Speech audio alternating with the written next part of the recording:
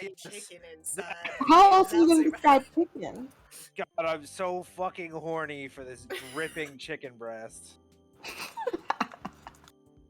It is fried to such a splendor. It makes me flush with colors. Why are you getting into the Bloodbeard voice? What? You started to turn into Bloodbeard at the end there. Arr! Ah, you ever ordered some fried chicken? It's just so good you can just fuck it. Bloodbeard been like, I'm about to fucking put my dick in this chicken. Yeah, it seems like something he'd do. I don't knock until you try it. Says Bloodbeard. I like how you just tagged that on the end. I was like, damn, Ian, alright. Does that mean he's put his dick in fried chicken? That means Bloodbeard, he maybe. hasn't not put his dick in fried chicken. Ugh. Oh no, Loki, did you erase something on the notes? Oh shit. Who changes the tokens in Roll20? That would be the only person who has access to that. That's you, right? So, The one and only Dungeon Master, Alex. Victoria. Alright. At some point, can you change mine, please? Yeah, next year when we play the next session. Okay. No!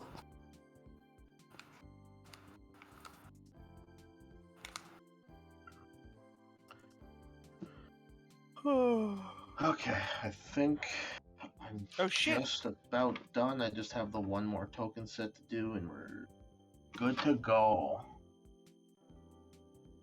I've never had so many freaking map tabs open. Oh my god. Oh, Arcane no! I'm out of the water. She just gets dropped in the middle of the lake, and we're like, alright, guess we're starting with that. Boy, oh boy, oh boy. She'll hang And out he just here. walks into the water and never comes back. That's how the campaign ends. Alright guys, let's go back to town. Agne's like, no, I don't think I will. Just walks into the water. Disappears. Oh shit, I didn't save this picture on my computer, did I? You saved it in your brain, and that's all that matters. No, I saved it on my iPad. I don't really move my art over anymore, which is really bad. Bad habit. Dylan, do you still have a little bit to do with the maps? Do I have enough time to make a coffee? Yeah, you're good, man. Alright, cool. I'll be right back.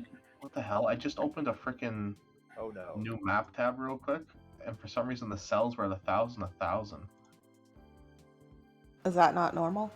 No, it's supposed to be 25, 25. Damn. Why is that 1,000? I had to keep zooming out so I could see how big this thing was.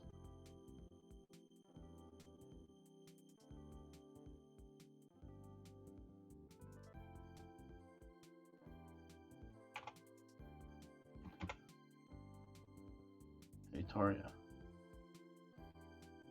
What do you want for dinner? Taco Bell. Oh man, I've been craving Taco Bell for years, and there's none in my area. The music's coming from the main Vic bot that somebody put in the chat. It's Kirby, so You it's have a fine. panic attack. Oh, what Kirby music is? I don't Where's this remember. Let me check. Kirby Mass Attack? Oh, I okay. didn't even notice that first, and usually I have them muted because you guys keep getting me DMC'd on YouTube. So I have to play my own I'm stuff. playing. We play royalty. I play royalty-free music. I thought if it was video game music, it was fine. Yeah. That's why I had like the Wii music, and now I have Kirby music. It's not.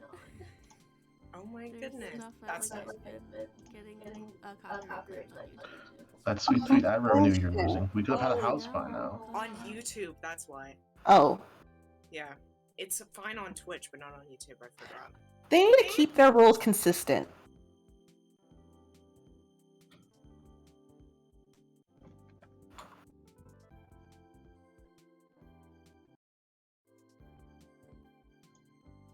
Oh, hi, Peter.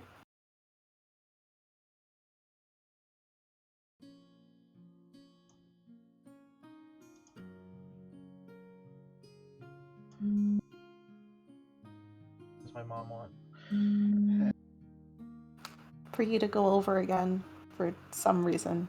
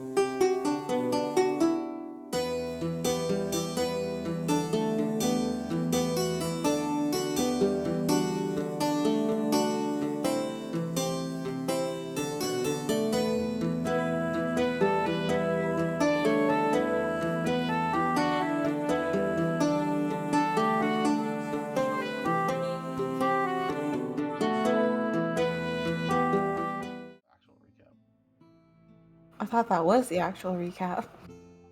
Oh, is it like the recap for stream? Yeah. Oh, The one okay. we always do to start. Oh yeah, shit! It's Peter's birthday. I was all excited about that earlier. Which Peter? The I would hope you would say it was your best friend, Peter. Pete doesn't even know my birthday. That's how this works. Too many Peters in existence. Yeah, which Peter are we talking about? the Asian Peter or Scottish Peter? Scottish Peter. Okay, good. Happy birthday, Peter. The across the pond Peter. You know the Peter that has like recorded voice content for this campaign. Yeah, the Peter that's a member of the town. AKA our favorite Peter. Sorry, Park. What was I gonna say? All right, so recap. We were in town. We were trying to figure out, like, we were basically trying to wrap up loose ends.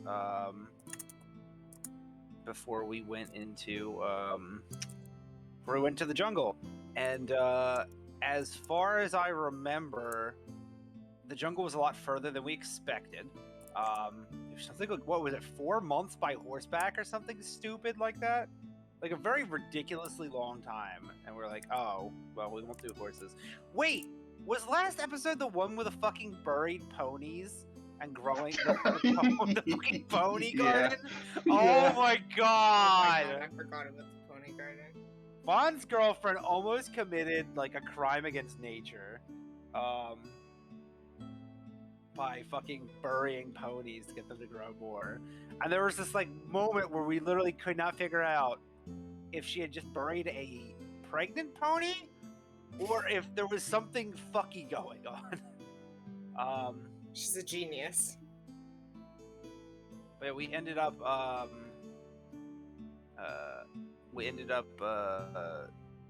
figuring out that we were gonna wind walking our way all the way fucking here. But it took us like a few hours to get to that point. We were literally like, there was a going away brunch, I think, and I believe it was awkward. At least I kind of remember it being awkward. It's not always. Yeah. It wasn't awkward. The food was amazing. We had a great time. Yeah. Well, anyway, we cloud walked. Whatchamafaceit. We cloud walked our way to whatchamafaceit.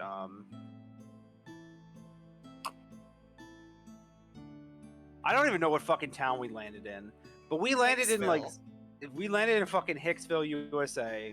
Vaughn made friends with a guy whose name I couldn't even remember during the fucking session, so there's no way I can remember this now.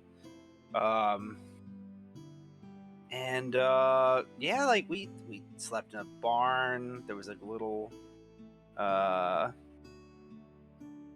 was some sort of little festival kind of thing we like interrupted, or maybe they just had a dinner because we were there and we were great. That's really all I remember. Apparently there was a druid who approached us at the end of the session, but I do not remember that at all. I'm trying very hard to remember this druid. It's so long ago. It was the last town you guys talked to. They mentioned there was I couldn't remember if it specifically mentioned they were a druid or not, but there was a certain member of the druidic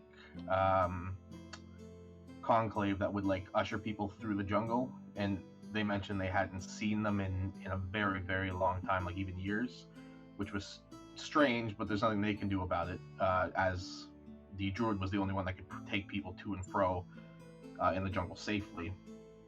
Before they wished you well, and you figured you guys could care for yourselves, considering like how fucking decked out you guys were.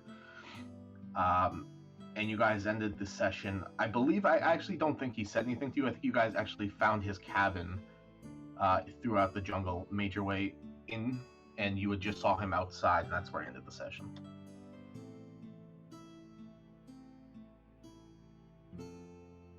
I believe that. Yeah.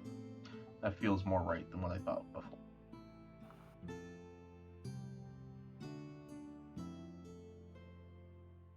So we're starting from there?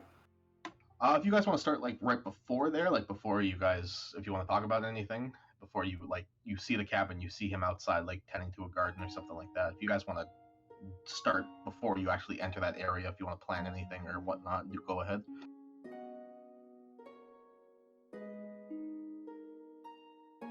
Maybe catch up with each other. I don't know. So how's everybody been? Like out of session, how's everybody been? I see Dylan and Adrian a lot. I see Victoria in the background every once in a while. Victoria, your hair looked lovely the other night, by the way. I didn't see it. I want to see Victoria's hair. Oh, she just walked through the background randomly when we were playing roll call like last week, and I wanted to say something, but I don't know. Pete was doing a bit, and I got lost. Well, thanks. You're welcome. I'm sorry, games are hard. I'm so tired. Well, I guess that's all the catching up that I have to do out of game. In game, Jesus. All right. In game, I'm gonna burn down this cabin. Why? Don't do that. I'm not gonna burn down the cabin. I like how Victoria just has to say, "Don't do that," and she's like, "Okay." Okay. I'm gonna Well, break in though. You guys are on the edge of the tree line in the jungle. You see a clearing that looks suspiciously formed.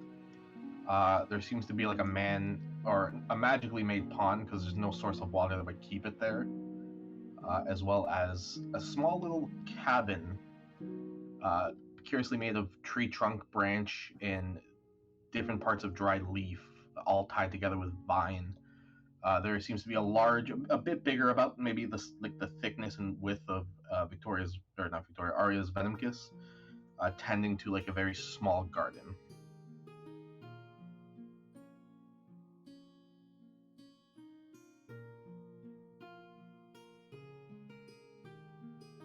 Where is this Okay. venom kiss?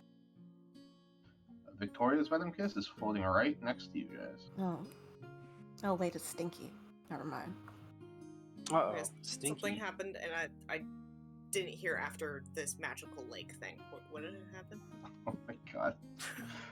I'm You sorry. guys, you see this strange-looking frog-type creature with a staff kind of stabbed into the ground next to him. Big boy over here. Oh. He is currently tending to a garden, not aware of you guys there, like in the tree line, kind of peering at him. Oh, okay. Well, I guess we're in the tree line, so Azra will approach and like offer up a hand, like in a little wave, and he's like, hello? I don't remember why we're here. Agony, back me up. Why would you just go out of fucking cover to talk to a stranger? If he kills you, that's on you. Well, I don't think he will, so it's fine. Hello? Dragon just walks away from that situation. All right. As you approach this frog humanoid-looking creature, it barrels up its thighs and kind of stands up from its squatted position and looks towards you. It lets out like a loud rivet that I'm not going to do. And it looks towards you, kind of cocks its head and says, "Hello," and then goes back to gardening. I deadass don't remember why we're here to talk to this guy. Agony? What are you up to, Frogman? Why are you surrounding him? You see it turns its head towards you, Agni. Its large, massive head kind of twitches and turns to you and goes, "Petunias." Oh. This is your garden and cabin in the woods? No. Oh. Whose is it? Mother Nature's. Okay. Do you live in it? She allows me to, yes. Am I like trespassing on Mother Nature's property right now? Are you gonna kill us? One sec.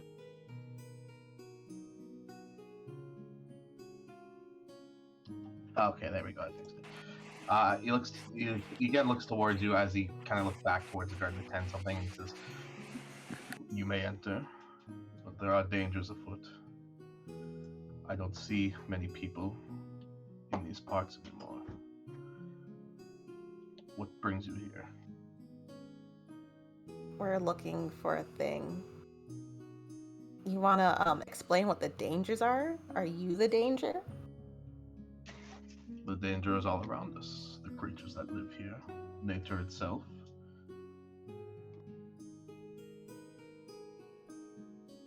You're interesting.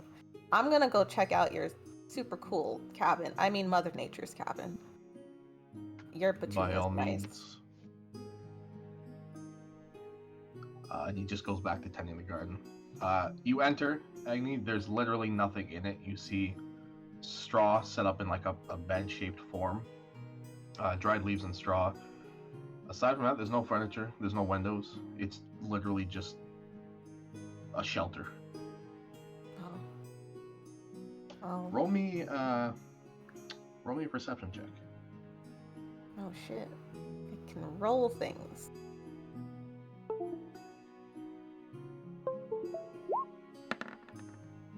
Terrible.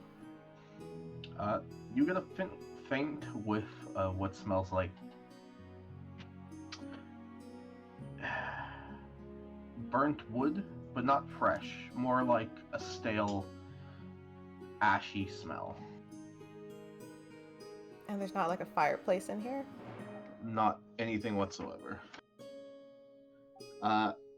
Also, since Azra's the only one here besides you, Azra, can you roll me a perception check with advantage? Wait, where's my fucking sheet?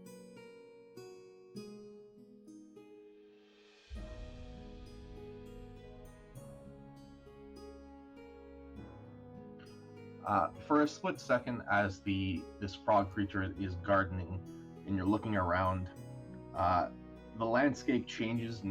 This is like a fraction of a second. Like you blink and it's gone. The landscape changes to just pure stone. There is no life whatsoever. You see a large crater, maybe 1,000 feet out, and you blink again, and the forest is back. Excuse me, sir. How long have you been here for? Sorry, I forgot to describe. Even with that, you see Agni kind of just standing there, not inside of a shelter, just kind of looking at nothing, at the ground, and your friends behind you, not surrounded by forest. Oh god, it would be so funny if she was taking a dump at that moment. It's literally just like an empty wasteland of no life or anything like that, and your friends are kind of just hiding behind nothing. They look kind of awkward. He doesn't even look towards you as he's kind of sticking what looks to be a wooden tool into the ground and lifting up soil to spread it out. He says, "Since I was born." Do you mind if I ask you how old you are then? Age ain't nothing but a number.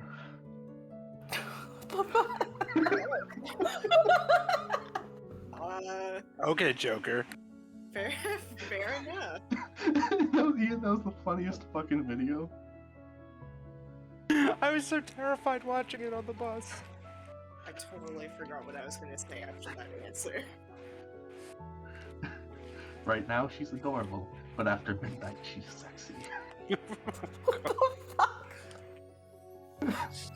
Oh my god. I'll have to link it over a break. Agni, as you're kind of like poking around, and Azra, you're kind of thinking to yourself, what's going on? What's everyone else doing? Oh, Vaughn's eating chicken. No, I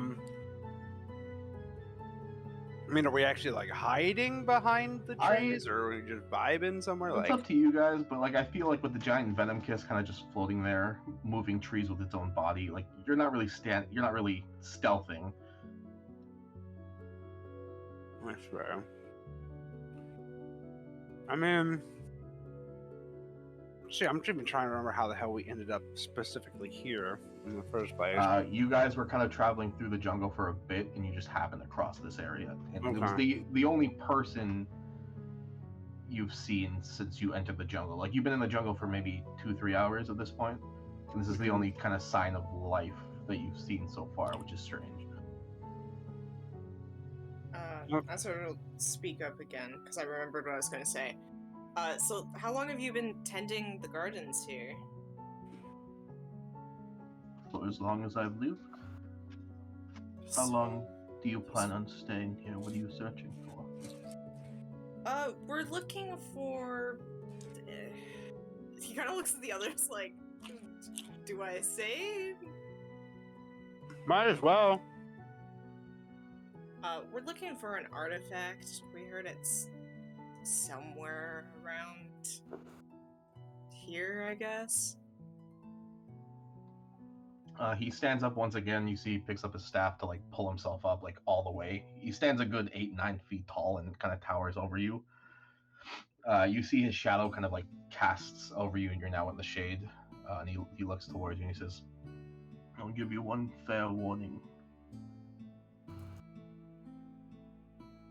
Things are not like what they seem.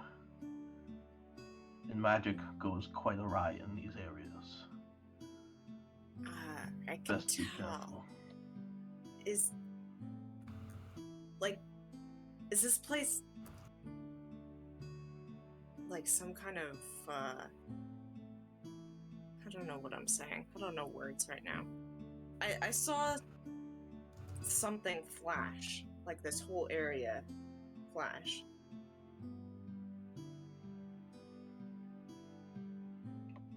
Is that your whole sentence? Yes, I don't know how to word today. Okay, that's fine. You see him look at you like dead in the eyes, catches like your eye contact, and his eyes flash from green to purple for a second. I need you to make a wisdom save. I need to pop up my character thing instead of opening it up every time.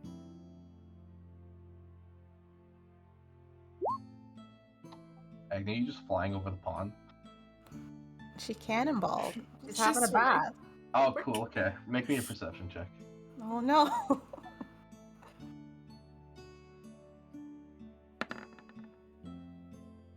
Okay, what's I need Azra's wisdom save to? That was.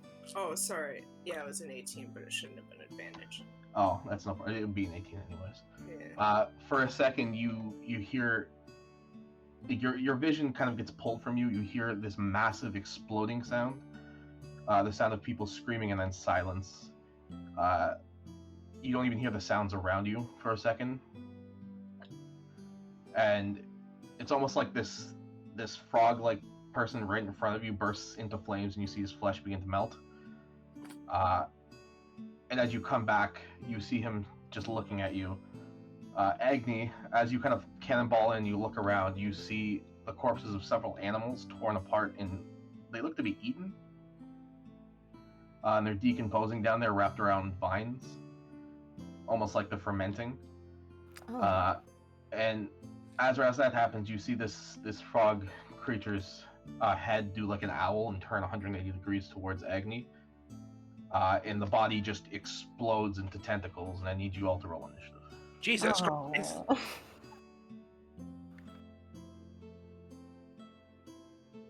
Agni decided to jumpstart this encounter. No, I just wanted to have a bath. I do really, really enjoy the fact, though, that we're talking to this person, we're being friendly, and then Agni's just like Agni's just like the NPC that's broken and wandering around everywhere. This is why she needs a baby leash. I also rolled a 6 initially. How was she supposed to know the pool was off limits?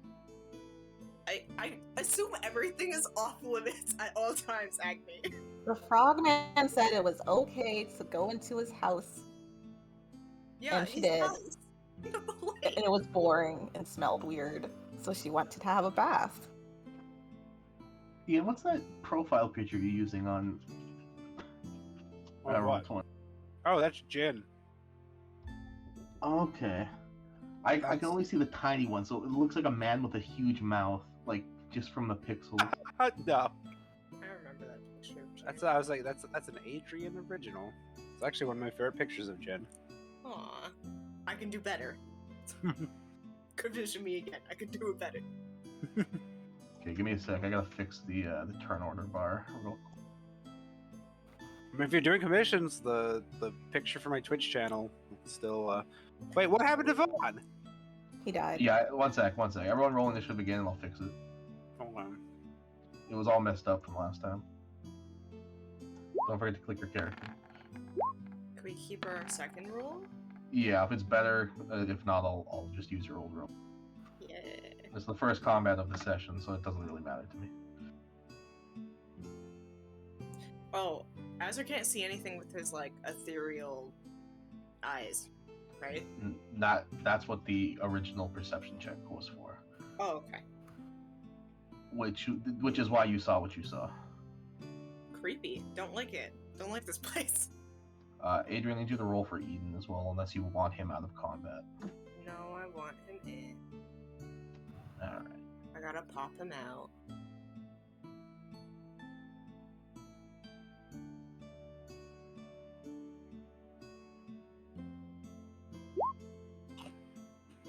Jeez, alright. Eden is first. Eden's kind of like behind you, just backing you up, not really saying much, as this thing burst into a massive form of tentacles. You want me to play him too, right? Yes, please. I don't remember how to play him, so give me a second.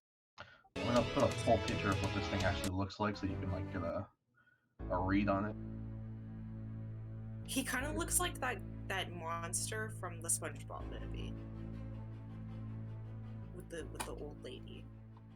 Ooh. Kind of looks like that.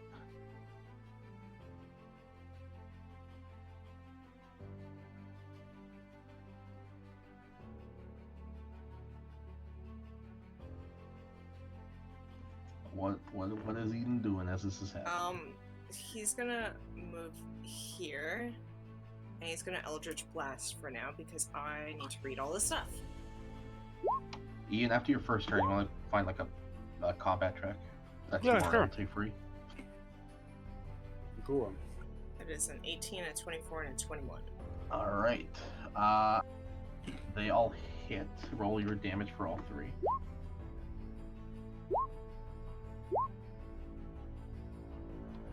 I don't think the sneak goes off, so it's a 12, a 13, No. and a 6. All right. 31 damage total. Nice. What can he do on a bonus action? He's got so much shit! He's a rogue. Just think of that. I know, it's the Warlock stuff that I can't remember. Well, end your turn for now, and then you Yeah, read that's about it. fine. Yeah. All right, Mr. Scallion. You see Azra kind of just standing there talking to someone that you can't really see because of the hut that's in the way. Before flesh just explodes and disintegrates, and this massive form kind of grows out of it, as it's looking towards Agni, who just cannonballed into the lake. Well, that's not great. Oh shit! I gotta wait. Snap to. Are there actual tiles on this map? Move like there are, like use the arrow keys or whatever you want, but I like can't. Yeah, you I can't can't. move your character. And when you move the arrow keys, it's literally like, yeah, I can't move them. Yeah, just like, Okay, one sec. Wait, I'll- no, I'll- I can measure out. I can measure out the distance. It says I'm 26 feet from the creature, so that's within my movement range. I just, thank you, sir. Oh god, Hopefully that's better for you guys. yes. Okay, so Vaughn, seeing this giant creature and having not fought, I don't know why I have a bunch of like athletics and unarmed strikes because I do not remember doing that. God, was Maybe that... it's for the bear form. I don't know. Oh yeah, it was from that. Thank you. Oh god, that was 2 sessions ago then. Anyway, all right. So Vaughn will bonus action rage, and he is going to go 5, 10, 15, 20, 25. And he is going to whip out his Giant's Bane, and he is going to recklessly attack this giant tentacly boy. He's not going to do Great Weapon Master yet. He's just going to do his thing, so... 1... Holy fucking shit. Jesus Christ! I'm going to need it to make a strength save. All right. Is this for falling prone? Yes. Is it immune to it? Yes. All right, then never mind then. It won't have to make a strength save. Instead, it's just going to take 57 points of damage. And then I'm going to do it again. All right. And that's a 23 to hit. That hits as well. All right, so that will just be another 25 points of damage on top of that. All right. So And, your turn, Vaughn? Yeah, I guess that's all I can do.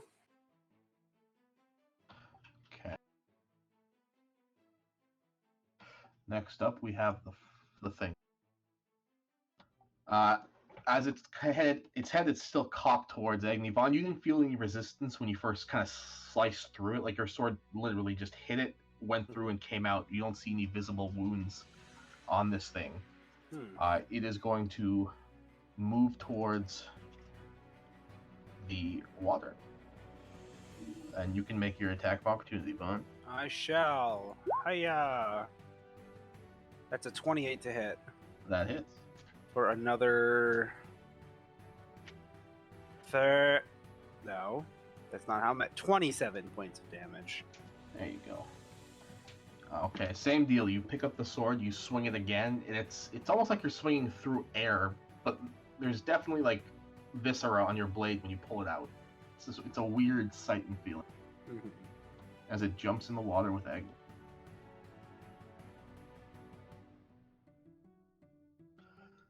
All right, Agni. At this point, you're still in the water because you've cannonballed in. So don't forget you have half speed and disadvantage on attacks and stuff like that. Does it feel like water still? Roll me on your turn. Roll me investigation, or roll me insight rather. Sorry, wisdom save. That's what it would be. On my Wisdom. turn, though, right? On your turn, yeah. Okay. As you feel the movement of water shake as this thing jumps in, and you're now alone in this dark, murky pond with this massive frog-like creature. It almost jets towards you with an open mouth and goes to take a bite.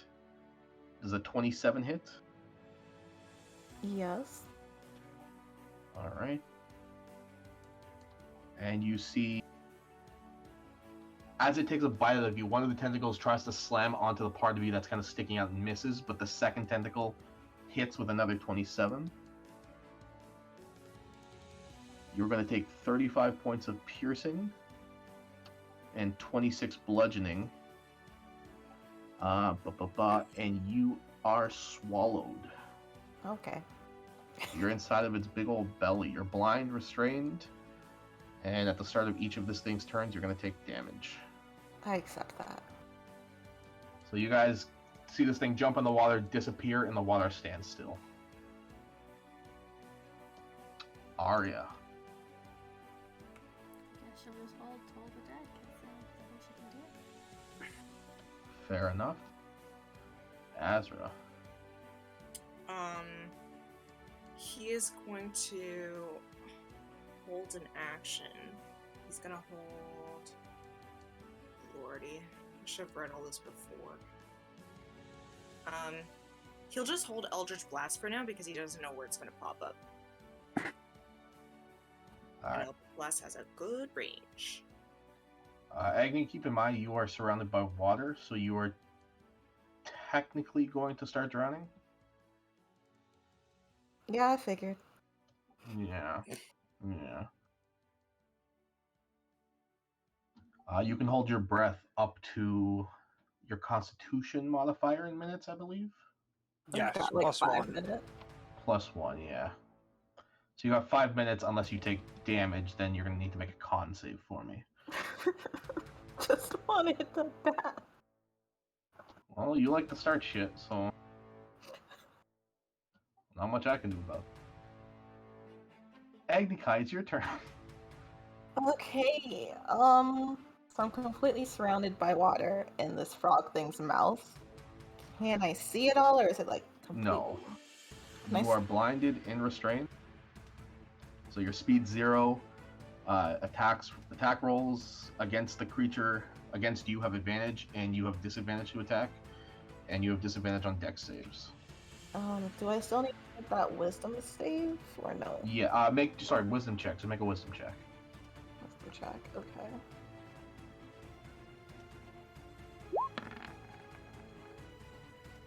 $19. It still feels like you're surrounded by water. Oh, I hate Like that. nothing. Like you something feels off, and you attempt to discern what's going on, but in the heat of the moment, in this thing's stomach, the light just disappeared and everything. You can't really sense anything at the moment.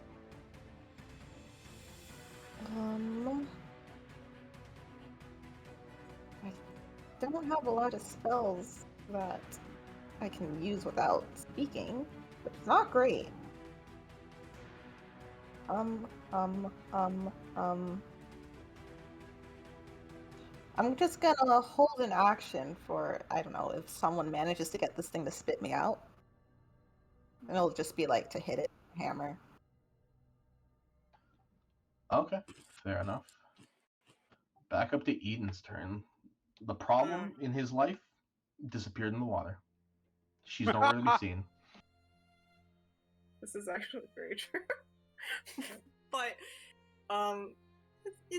she's Azur's friend, so he's just gonna move here and again hold Eldritch Blast for if it ever comes up. Because he can't see it. Alright, fair enough. You're holding that. Vaughn's turn. All right. Vaughn is just going to take a very deep breath. And he is going to run. So, like, the creature's, like, gone in the water? Like, Yeah, like it, in, like... strangely, something this large just disappeared into this pond you didn't think was that deep. Can I see Agni in there at all? Nope. Like this, it's kind of like murky pond water. Like you run up to it, you take a look. If you kind of focus, you can see like the light kind of piercing through suddenly, but you'll need to make a perception check to like see deeper in. Okay. Well, that's fine, because Vaughn's Vaughn. So he's just going to run 5, 10, and then he is going to leap. He's going to do a running leap to jump technically 18 feet before he touches down. But it'll be this square. So Okay. he's going to hit into the water. He's looking around down there. Is there anything jumping out of him? Does he see Agni, or is it just like obscured down there? I'll say with your passive perception, what is it, like a 16, I think? My passive perception is surprisingly a 16. Yeah, okay. You immediately see what Agni saw earlier, all of these different types of creatures, some you've never actually seen before, and some that look familiar, like swine and stuff, stuck to the walls and like the floor of this pond, wrapped in vine, kind of decomposed, and some of them like bubbles are coming out, like looking like they're fermenting. And with a 16 in passive perception, you see this large shadowed figure deeper in the pond in the center, which you can assume it might be this thing that just jumped in. Cool. So I can move another. That's 20, 30. Is the thing like in these squares? Like, Don't worry about the movement. I'll say this pond's small enough that you're already in there, so you're good. All right. Vaughn is going to recklessly swing at this creature, which is not going to be advantage. It'll just be straight. Jesus fucking Christ! Dang, you just want to end this encounter. Fuck. Apparently. Let me bust out the calculator real fast. I'll keep a running total for each hit. So that's 54 damage so far. Attack again. That's only a 16 to hit. That hits. Oh shit. I will re-roll the damage on that one. I don't like that damage. Excellent. So I will use the second damage instead. I do have Savage Attacker as Vaughn, right? I'm not thinking of a different character. I think you do. Yeah, you roll a lot of shit. Yeah. Oh shit! Fuck! No! What would I? Sorry, one moment. I hit AC on the calculator. I don't even know what that stands for. But now that I know that that does that, that is actually very useful, because I do hate that I couldn't do that before. And then I'll use a bonus action to attack since I got a crit. What's the total? 111 damage. All right.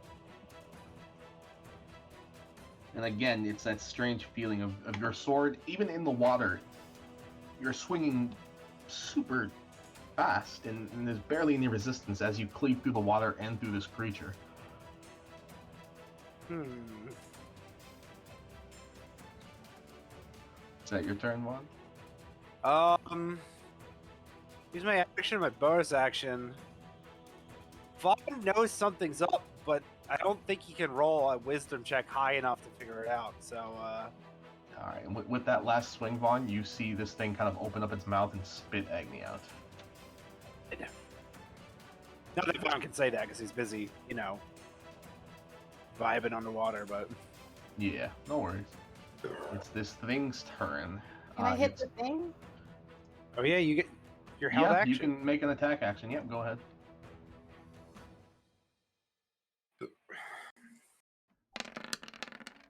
Oh, what happened? Nice. As you swing your hammer down, you manage to strike it across the beak, like where its like mouth meets. You did 23 damage. You notice the lightning off your hammer seems to stick around this thing, and its tentacles begin to like fray about sporadically, like it's having an extra effect to it. Nice. Okay. All right. It is this thing's turn. Vaughn, one of its tentacles, you see it kind of from the shadows fly up and towards you. As another tentacle flies up from underneath towards you, it is a 24 and a 29 to hit. Those will both hit. You're going to take a total of 59 damage, Okay. and you are currently grappled. I gotta half that in my head. Just do 29. Yep. You're better at math than I am. And then Agni does a 23 hit. Yep. All right, you are swallowed once again. No. As it grabs Vaughn with one of the tentacles and opens its jaw and lunges towards you, you are going to take, holy shit, 64 points of piercing damage. And you are, again, swallowed inside of its gullet. I don't deserve that. For those of you guys kind of on the surface, there is just a little kind of like somebody threw a pebble, and there's like a little, like, tiny ripple coming from this pond right now. But you do see kind of hot blood boil to the surface. Arya.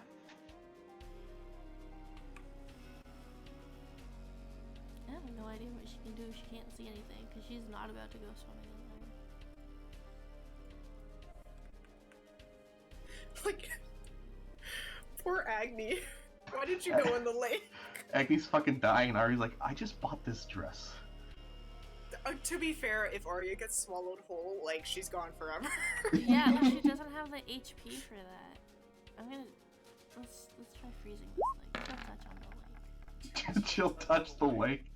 She'll touch the lake. The spectral kind of icy claw touches a bit of the surface, and you see a couple like patches of ice appear before they kind of spread and melt. Oh, there goes my idea. My mistress, as much as I enjoy what I assume is happening down there, do you want me to go down there, or shall we just watch? That's as far as he can get. So. All right, Azra. Azra's actually gonna fly up. I just want to see what his flying speed is. Da, da, da.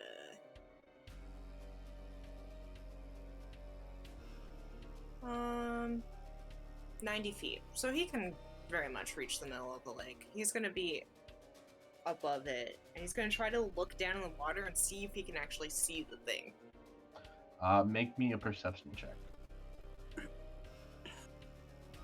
With advantage, because you're the thing you have now. His special eyes. 27, you are able to see the form of this thing under the water, like a big black form. You see long, outstretched, what look like blackened tentacles wrapped around a slightly smaller but large humanoid figure, which you assume to be Vaughn, but you do not see a third figure down there. Yikes. He's gonna shoot some Eldritch Blast at that big figure. Okay, roll. Oh my god. Only one hits. The first one? Yeah, it just hits. Why can't... Oh, that's because it's already rolled. 7. Alright. Force. Wait, do I get sneak attack because he's next to Vaughn? I don't think you can do sneak attack. I don't think that applies to spells. Okay. It's got to be a weapon with Finesse. finesse. Yes. How high up are you, Azar? Let's see. He was here, so 5, 10, 15, 20, 25, 30. He's gonna be like 60 feet up. Okay, fair enough. Agni Kai.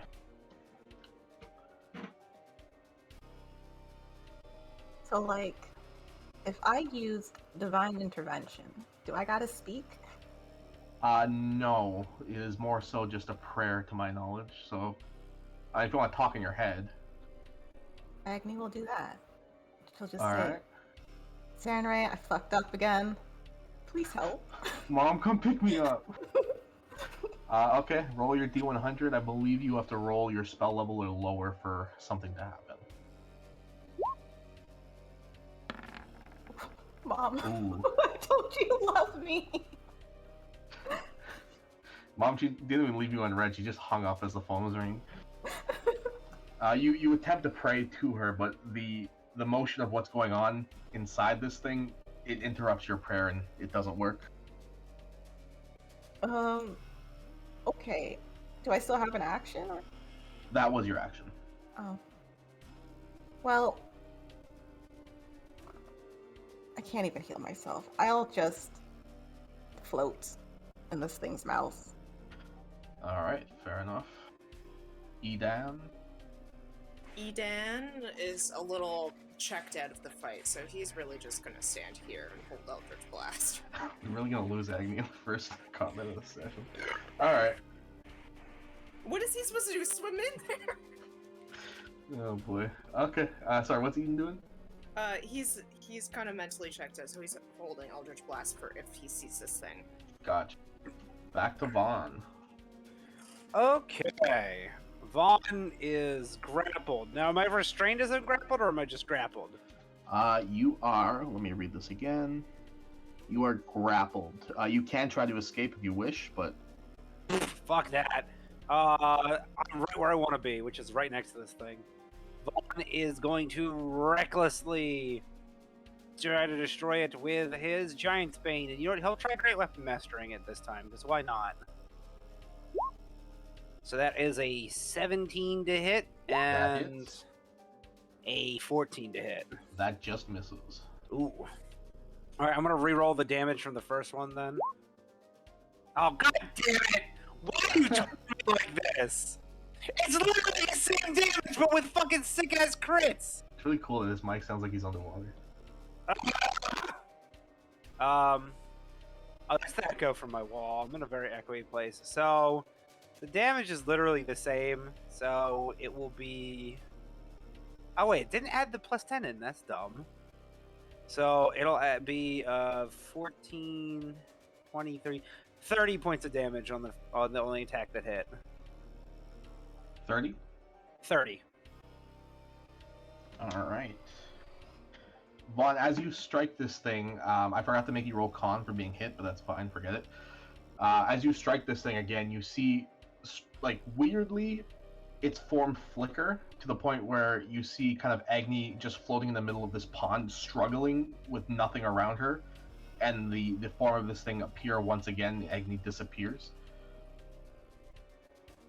Vaughn sure wishes he could talk to the others right now. Okay. This thing's turn. Agni. Ba-ba-ba.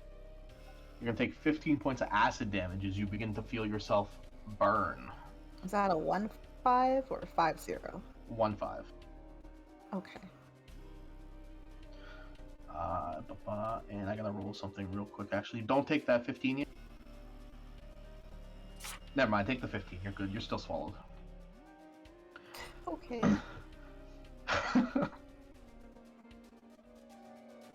All right, Vaughn. 2 more tentacles are gonna fly towards you. Is it 23 and a 17? 23 hits, 17 does not. That is 22 damage reduced to 11. 11. And then it is going to attempt to bite you. 28 to hit. Yeah, I think I'll let it happen. That is 28 damage, reduced to 14, and you are also swallowed. Blinded and restrained. Azra's, with that last perception check, you see like movement under the water, and that figure being held by a long blackened tentacle disappear.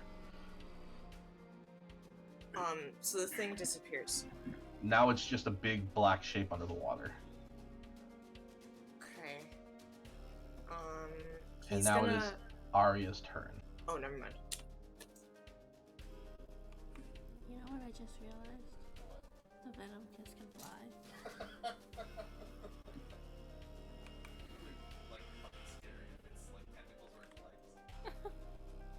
Alright, she's gonna hop on it and it's gonna fly.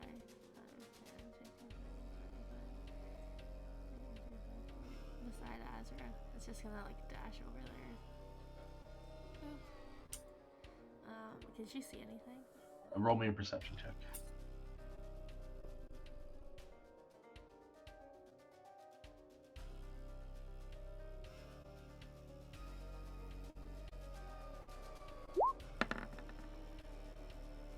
Yeah, you can see pretty much as well as Azra right now. There's just a big blackened shape in this kind of murkyish water.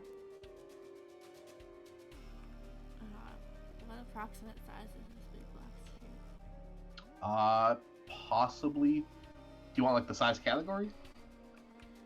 So like it's obviously not Vaughn or Agni.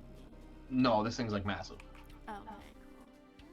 She's also gonna have it like float up a bit so that she's not like looking above the water. Okay. And we'll cast something.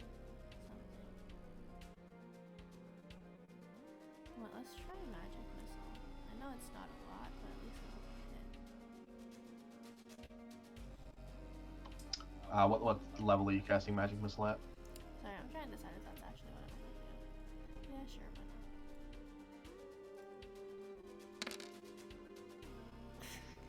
why not? Okay, so first level. I forgot how bad it is. Yeah. It's four. It's what was it? First level, three missiles. It makes me click like 5 million times.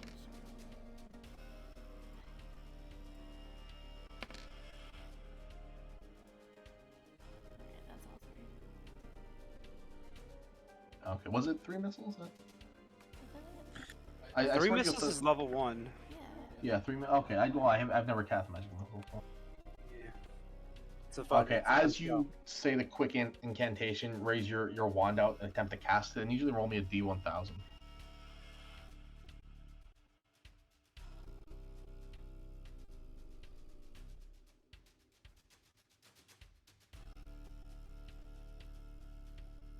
Ooh, 900.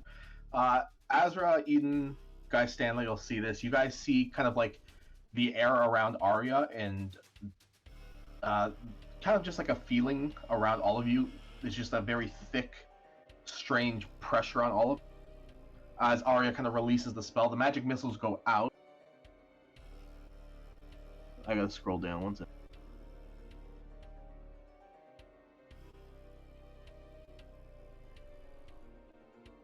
As the missiles go out, almost like a Terran reality appears above Arya, and 2 large stone tablets fall on top of her. Oh god. Arya, you're gonna take 8 bonk damage as the stone tablets kind of just like smack onto you and then hit the ground and shatter below into the water. But the thing is going to take the 3, 8, 11 damage. Okay. Guy Stanley's going for a little swim too. All right. Guy Stanley hops in. Whoosh. Can he see anything? Roll perception for Guy Stanley, which would be a wisdom.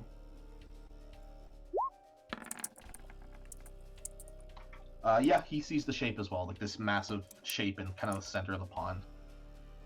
How far does it take him to get there? I'll say with his full movement in the dash, he'll be able to get to this right next to this thing, but he won't have an action. Okay. We'll do that. Just go, yeah, move towards Vaughn or whatever. Yeah, I can only do so many things at once. All right, is that your turn, Arya? Yeah. Azra, you see this like weird thing happen to Arya. These stone tablets just appear and smash into her. Does she look okay? I mean, two stone pieces of Probably a stone little just hit her. pissed. Yeah, she's a little bit pissed. Like, she got hit randomly. If she's pissed, then she's fine. Azra's going to... He sees the shape under the water again, right? Yes. Then he's just gonna fly down just enough to be within range. So he needs 60 feet, and then he's going to... he's gonna whip a dagger at it for now. And he's gonna whip this one. That's a 10. You throw it, not accounting for like the surface of the water, and it hits the water and kind of just skips across, and then slowly sinks and disappears back into your belt. I don't think he can do anything else. That was very anticlimactic. So he's just gonna fly back up to 60 feet. All right, fair enough. Agni, Kai, back to you. Agni is going to use Guiding Bolt.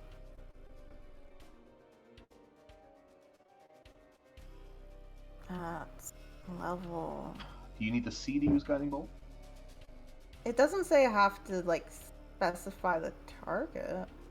Well, read the spell out. A flash of light streaks toward a creature of your choice within range. Make a ranged spell attack. Would I have to see for that? Oh, I think rules is written you would, but does it say a creature you can see within range? No, it doesn't. It just says a No. creature of your Yeah, choice. fucking within do range. it. Rip it and sip it or whatever. It does require a verbal component though, so you're gonna open All up your of my mouth. spells require a verbal component. I I'm mean- dying. If you want to, you'll drop to 0 hit points when your turn's over, but I'll let you launch the spell. Would it spit me out, though? Maybe out its ass when it's done with you.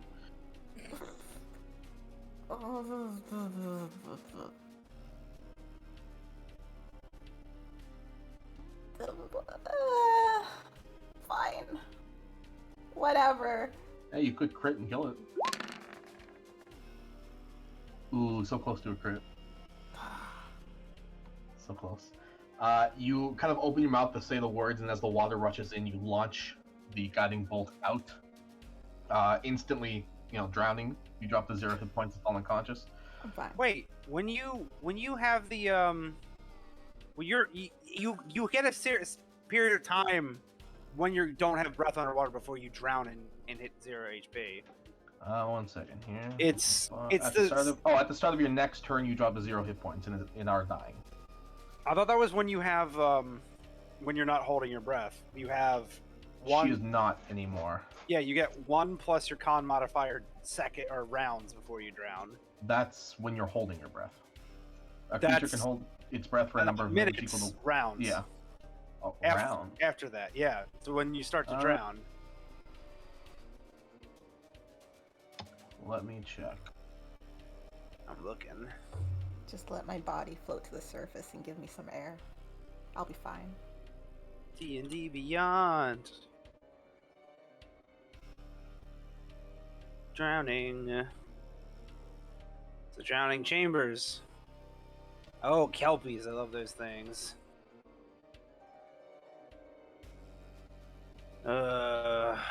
Underwater. Yeah, you're right. After 1 plus con modifier minutes of holding your breath in the water, you fall... Okay, no, that's something else. Your body... And you can then survive a number of rounds equal... Okay, so Agni, you have a couple more rounds before you drown. Yay. Okay, what's your con modifier? My con modifier is... Where is that? 4. 4, so you have 4 rounds before you drown. Okay. So guiding bolt, you did hit it. You did 39 points of damage. Or no, 39 points of damage.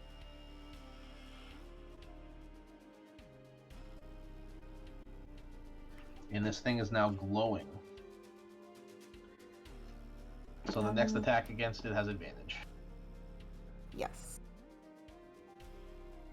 Is that your turn, Agni?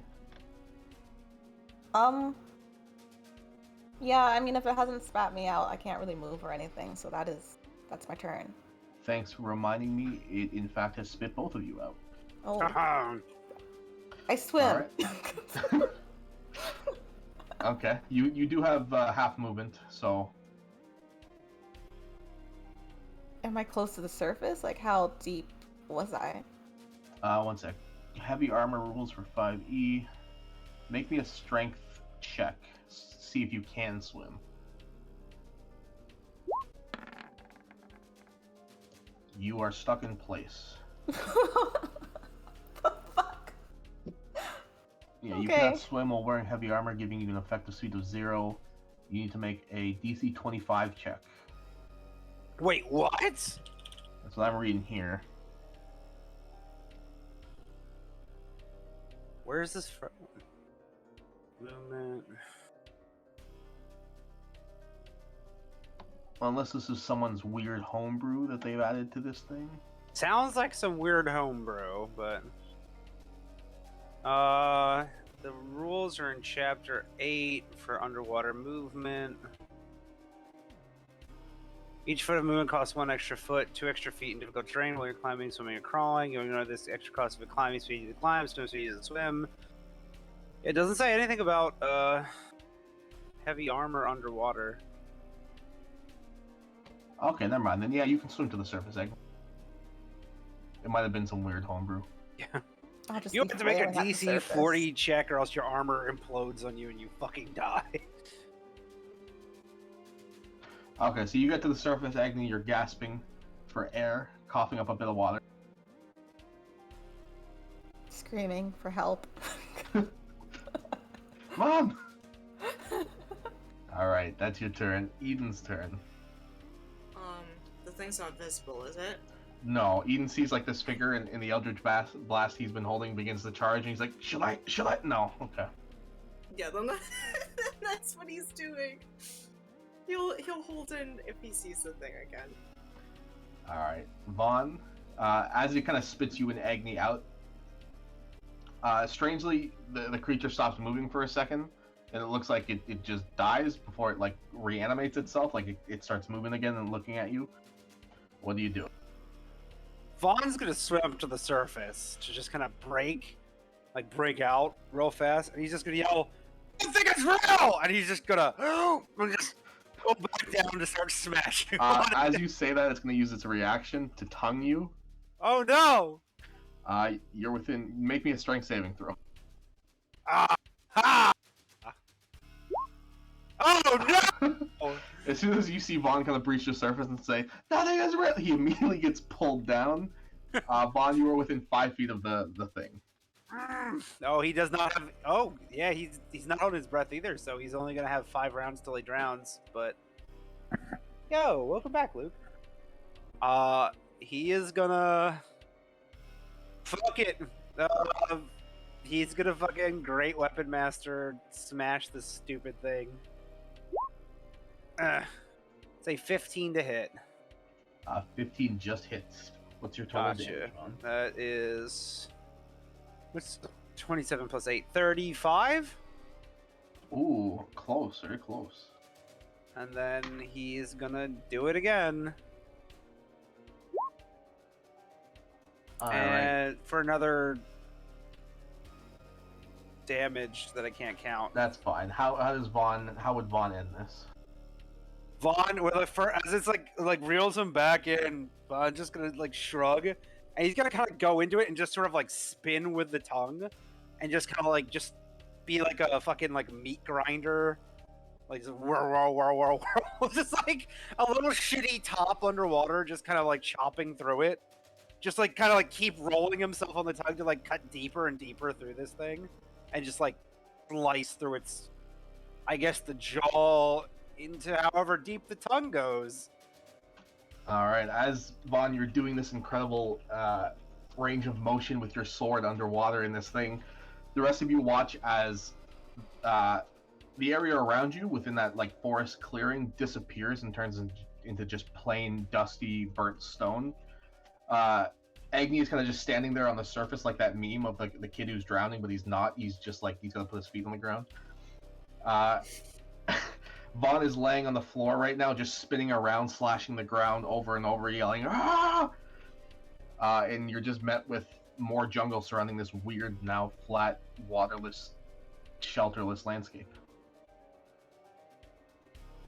So wait, the jungle around us is still there, but Yes, this perfect circle clearing on the map is just straight burnt stone, and there's like maybe small craters every so often, but the jungle around you is still there. Ah. Alright, well, Vaughn will stop raging after a little while. You kind of look around, notice like you're not wet anymore, you're not wet at all, and you're on the ground. Everyone's kind of staring at you. He'll push himself back up and like click Giant's Bane back into the pill form. He's like, guys, I don't think any of this is fucking real. Ezra will fly down and make sure Agni's okay. He's like, well, yeah, I kept seeing this flicker in and out, but I don't think it's not real. I just think it's maybe another plane? I don't know. This place is really weird. I think it's like, remember in the museum when the Deep were fucking with us, and like, we like, everything was, I don't even know if it was an illusion or a dream or what. But that's how I feel about this, because I kept hitting it and kept seeing like Agni floating in the air, and we kill it, and now this section's gone. How much, like, this doesn't make sense. Look at this. How is there this perfect scorched area of Earth, and then suddenly, boom, jungle?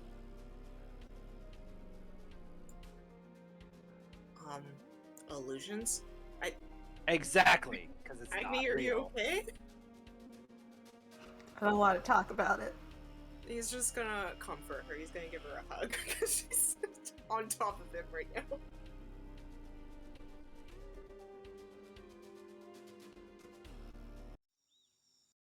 Alright, combat is over. You guys are still in this like weird burnt landscape around surrounded by jungle.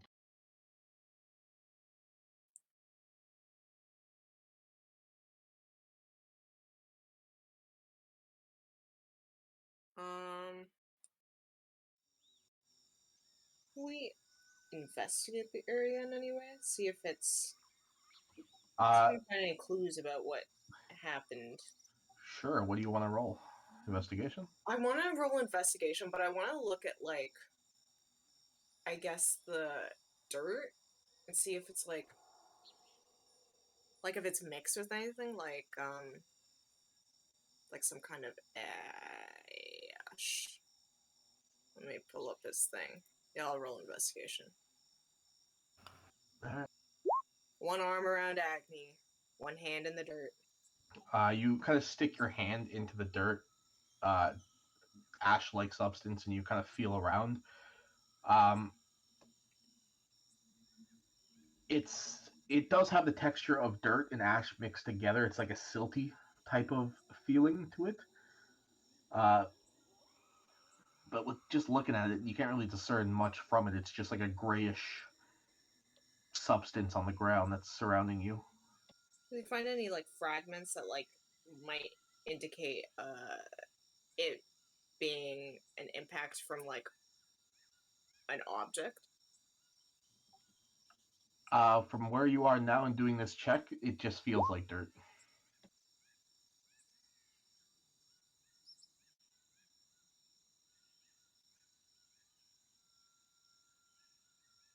Very silty gray, ashy dirt. Does it remind him of anything that he's seen in the past? Um, I mean, it feels like charcoal embers from like a fire, like that same sort of color and slight feeling, but nothing Azur probably would have encountered in his lifetime. Okay, nothing specific.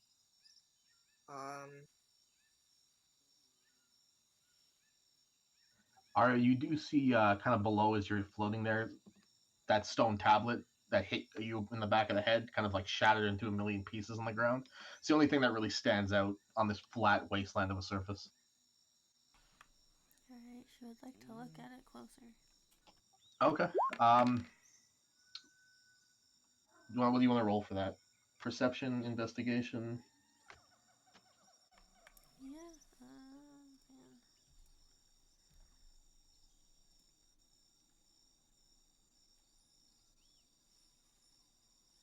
I'll do investigation. Okay. The larger chunks of stone itself that you kind of look at are made of sandstone, like a very carved. Like these were once carved out specifically. You see like the markings of carved stone here, and you're kind of. I mean, look where you are. Where the hell did these come from? Well, I'll say with the investigation check too, you kind of realize these things occurred at the exact same time you released the spell, the last word of the spell, and these things appeared and hit you. So you get that out of that too. Can she read anything that's on them or no? No, there was no actual writing on the tablets themselves, Oh, okay. or at least that you could discern with them into like 1,000 pieces.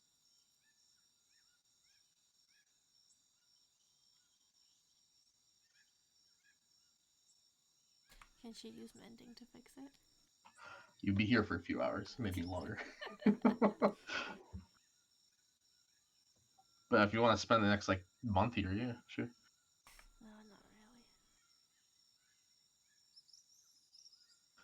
All right, well that's that. You guys are now kind of like in a weird wasteland surrounded by lush jungle and the sounds of creatures. Vaughn is gonna sort of check around, like he's gonna walk around sort of the perimeter of the wasteland. He's gonna see if there's any sort of like visual imperfections, like a crater that's like half there and then suddenly is like just jungle ground. Like he's basically inspecting the seam of this wasteland. Okay, you don't need to roll anything for this. Kind of, you spend probably as everyone's kind of recuperating and doing their thing. I'd say you spend about 20 or so minutes going around the entirety of the radius of this thing.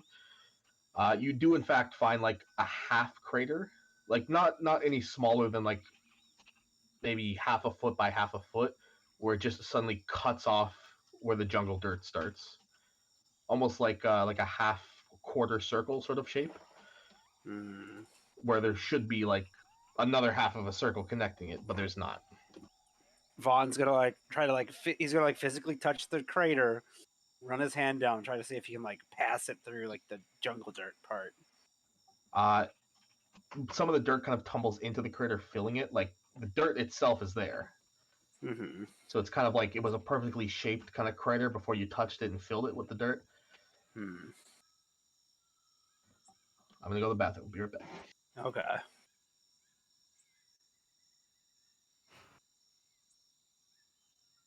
Everyone gets plus 19 HP. Except Eden. Yay! Except who? Eden. Not like he got hit, but you know, bitch.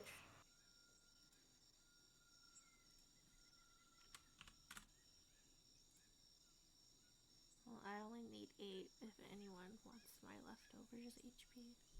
No. I don't think it works that way. I have no idea how. If you need more healing, you can ask. Except Eden. I'm sorry, I missed a big chunk of that because how many times can I say I can't listen right now? Or somebody gets a hint. What is happening?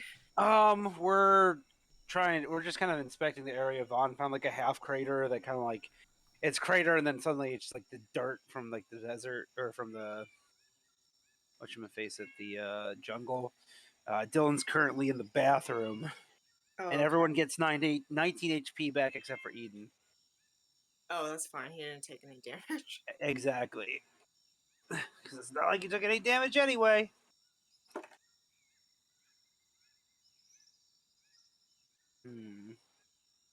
Where is? What the hell's that? I'm back. Yeah, he's back.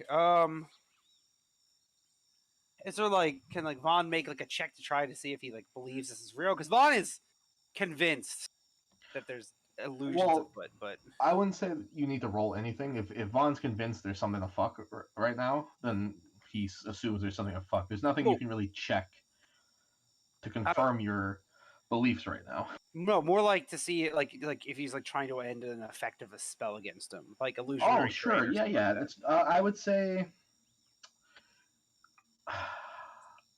I guess roll me an insight check for now. Okay. And then roll me just a wisdom check as well. Wisdom check or save? Just a check. Okay. Okay. Yeah, you definitely like Vaughn definitely is smart enough to realize there's something afoot going on right now, and nothing. It's too odd for this to be happening, especially with what just occurred. Mm-hmm. He can't really. He Vaughn closes his eyes, attempts to like. He's obviously been mind controlled before. He's been hit with spells. He's been charmed, and he goes back to that same place that he does when he tries to break through it. Like he focuses just on the inside of his mind. You open your eyes back up. For a second, the floor around you, like where you're standing, turns back into grass and a pond, and then disappears back into the wasteland area. Hmm.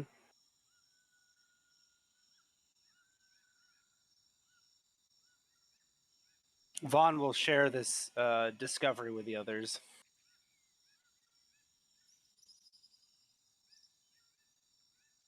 What does it all mean? I don't know.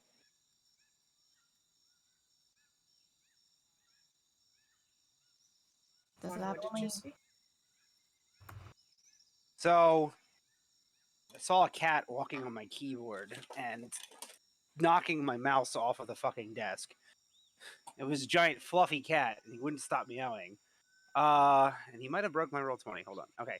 No, Vaughn would talk about how, like, he was walking around the outside, like the perimeter of the wasteland, and he saw like a crater that like hit right into like it was like a half section of a crater, like almost like it's not possible like what he saw, and then like Oh, he so poked the dirt.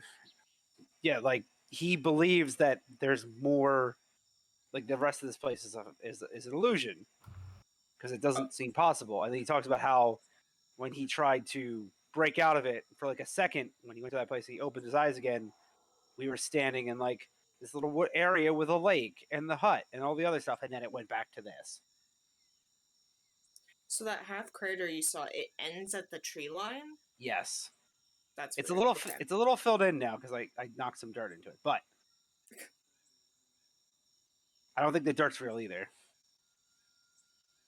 Azur's gonna try to look around and see if he can make it switch back to the way they found it. That means you can eat as much dirt as you want, and it's probably not gonna affect you. He's You know. gonna look real hard this time. Okay. Yeah. Roll me an insight check and then a wisdom check as well. Insight, wisdom. Okay. As you see Azra kind of like turn around and start looking around, and wander a little bit towards the tree line. As that's happening, you guys see the wasteland around you slowly begin to grow from the tree line to the center where you guys are, back with grass. You see water begin to fill in where you're standing, so you all kind of move away. The lake is back, and you see the form of like a hut appear once more around you. As you kind of like close your eyes and turn around and look around, everything's back to grass, and in your mind you're like, I did this, but it happened like as you were walking away. Okay. Well, I think this is the illusion, and the wasteland is the reality. Don't know why.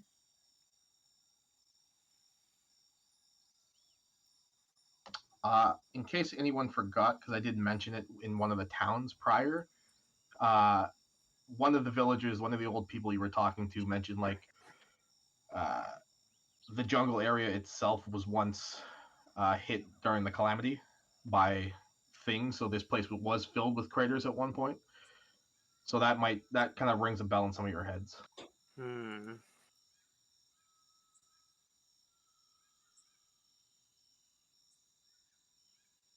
Is this a super cool crash site? Is there loot? Is there a rainbow sword around here somewhere?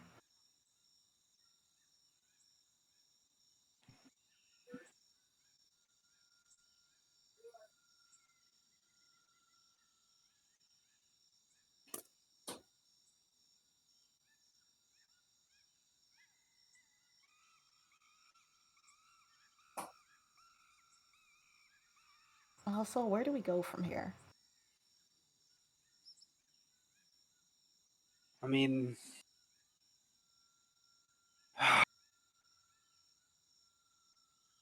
so,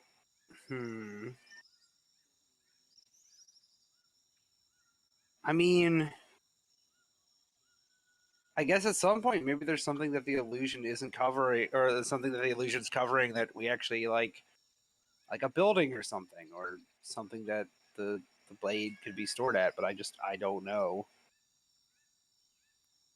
I mean, is the hut of any significance? Because it's not in the cratered version. I know Agni said there was nothing inside, but We could go check out the hut. I could go chop down the hut. Ezra's in the hut. Okay, you walk inside. It's pretty dark in there. There's no windows. The only light's coming from like the small entranceway. There is a hay bed in there. It's kind of soft to the touch. You push it down, it kind of like prints in your hand and forms back up. You crush some of the hay, so it's not as soft as it once was. I don't know why he would do that, but okay. He's actually gonna start to clear away the hay and see if there's anything underneath. You find like a small drawing of like a frog lady, scantily clad.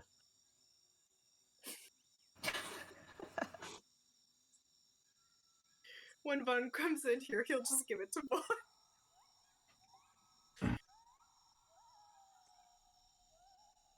Does any of the ground feel any different? Like if it's any softer or disturbed? The ground itself in the hut feels harder, more so like formed dirt has been packed here to make a solid surface for a house to be like grown on. Yeah. Well, all I found was this picture of this booby frog. Booby frog.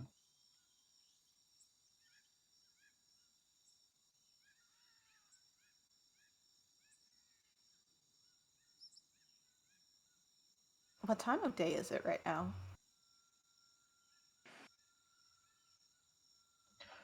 The sun's still out. You could probably guess it's maybe a couple hours before noon. Okay.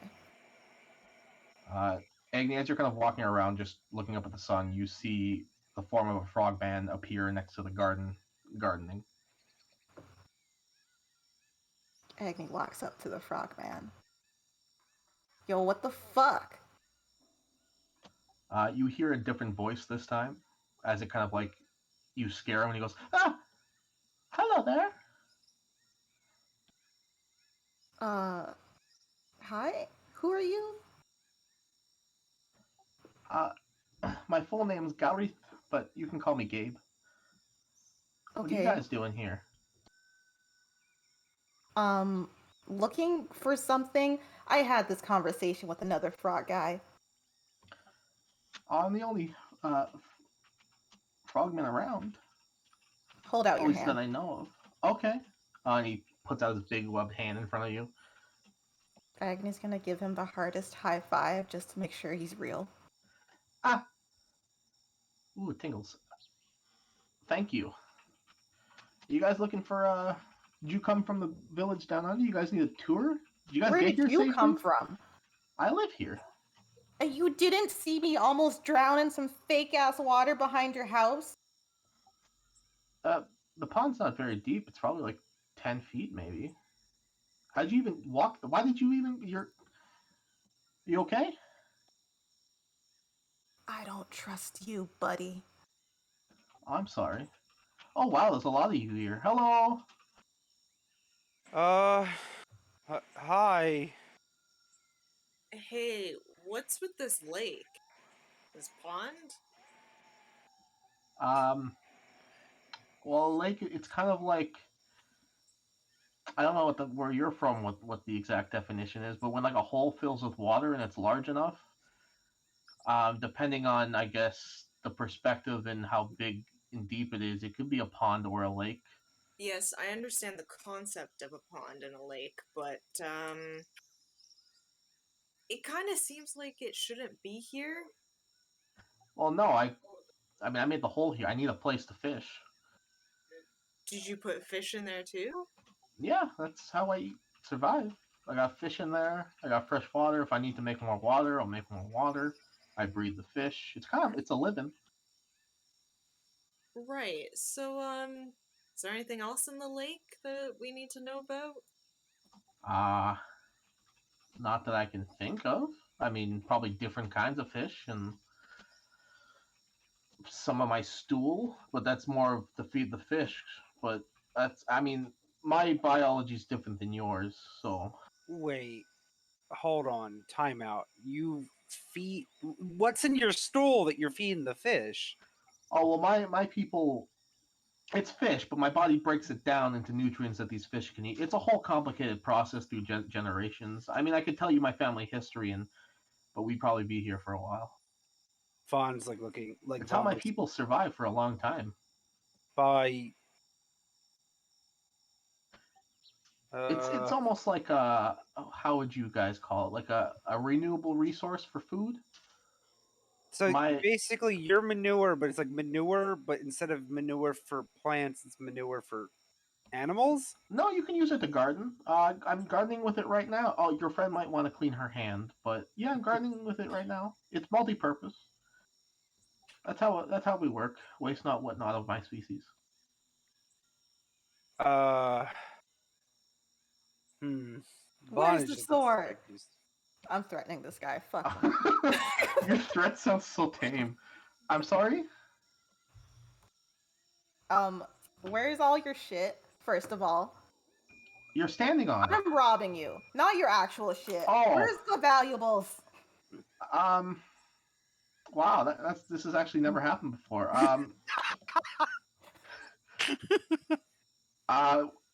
Agni, roll me a deck save, please.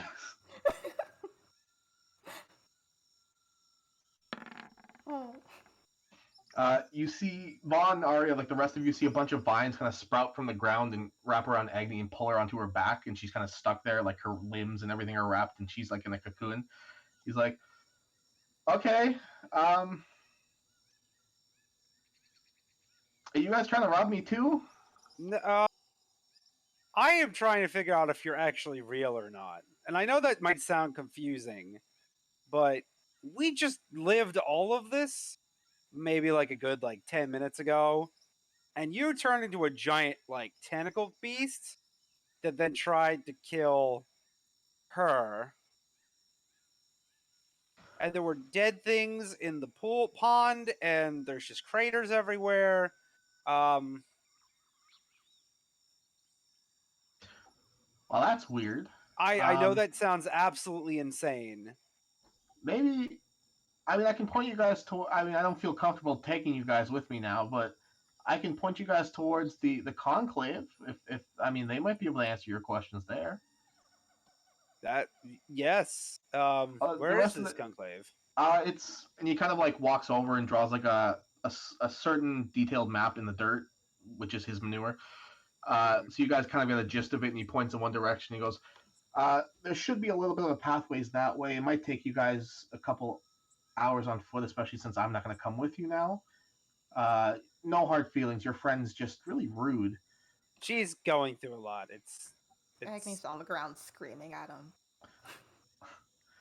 You see him turn around, another vine kind of wraps around your mouth, and it just cuts off most of the volume. Yeah, they might be able to help you there. I don't really live in there anymore. I tend to. I like living alone. This is more my speed, you know. yeah, I can get that. Just one quick second. Vaughn is going to do his best to memorize this map, and then he's just gonna run into the lake. Okay, you run up to the center of the lake, and it gets probably up to your collarbones in depth before you're just standing there. Agni, with your strength, you managed to rip through the vines at this point. He's kind of moved over here by now. Vaughn's gonna put it take a deep breath and put his head underwater and start looking for the dead stuff. You see all these fish kind of swim away from you at high speeds, and they're all kind of swimming on the out edges of the lake at this point, and you're mucking about, but there's nothing really dead under here. You find a couple dead fish that have just like died and either gotten stuck in the bottom or you've loosened them up and they're now floating to the surface, but that's about it. Okay. I'm gonna pop back up and wade his way back out. Okay. This. Whew. I officially have a headache thinking about this. Oh, by the way, are any of you guys able to cast magic around here? Yeah, what? I'd be a bit careful. I mean, a lot of stuff's happened.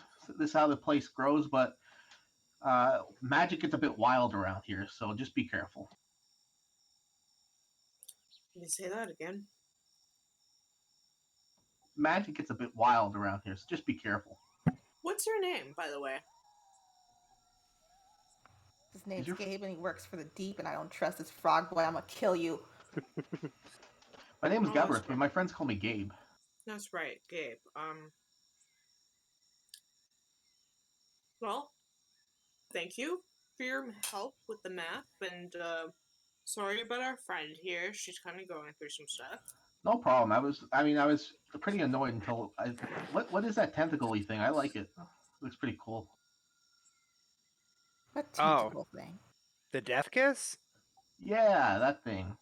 That's nice. I don't see a lot of new animals around here. Oh, it's not an animal. It's a well, I guess technically it's an undead at this point, but more aberration.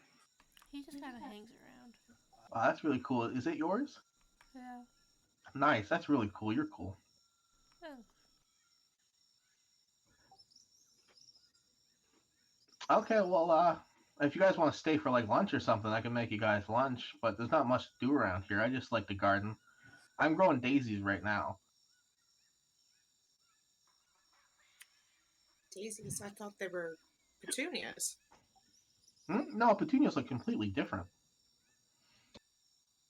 Plus, they don't really grow in the soil that well in these parts. You need more of like a drier, you know, the manure. My manure is too kind of moist. All fish diet, you know. Right. Been there. Definitely been there. Does this guy look like a poisonous frog?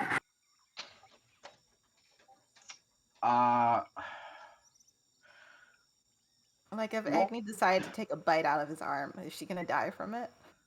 I guess roll me a nature check.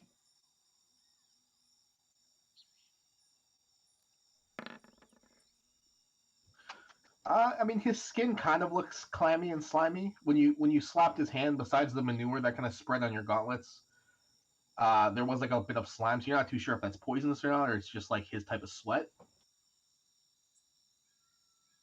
Eh. Okay.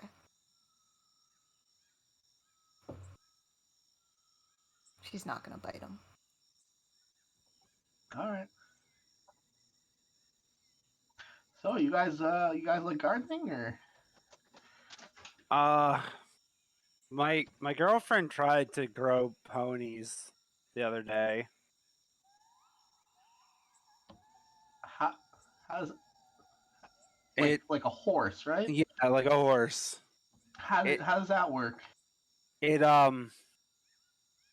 was gonna say it doesn't, but it kind of did.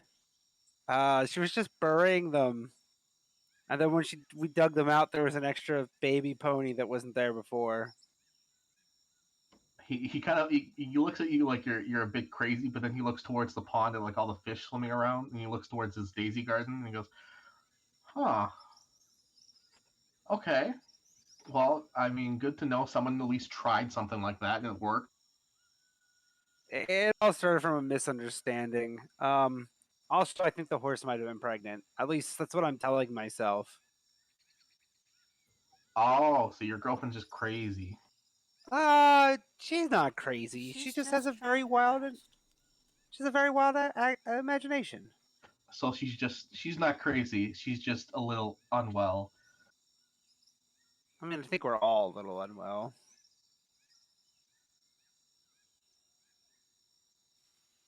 Hey, are you making fun of my girlfriend? No. Okay. No. Cool. Are you gonna try to attack me again? Oh, I didn't try to attack you. No, but your friend did. So like you're a group. I mean, if one person attacks me, it's like a pack of animals. One person one attacks. You know, you gotta defend yourself from the whole lot. It's like Do you want me to attack you? You gonna attack us? You have something to hide in there, buddy? I rolled a 26. Is he making fun of Anna? No, he's not. But he seems a bit concerned for his safety. I mean, he's a big guy, but you can tell he's now surrounded by people. Vaughn will show his stomach as a sign of. Just kidding. No, I mean, come here, Agni. Come on.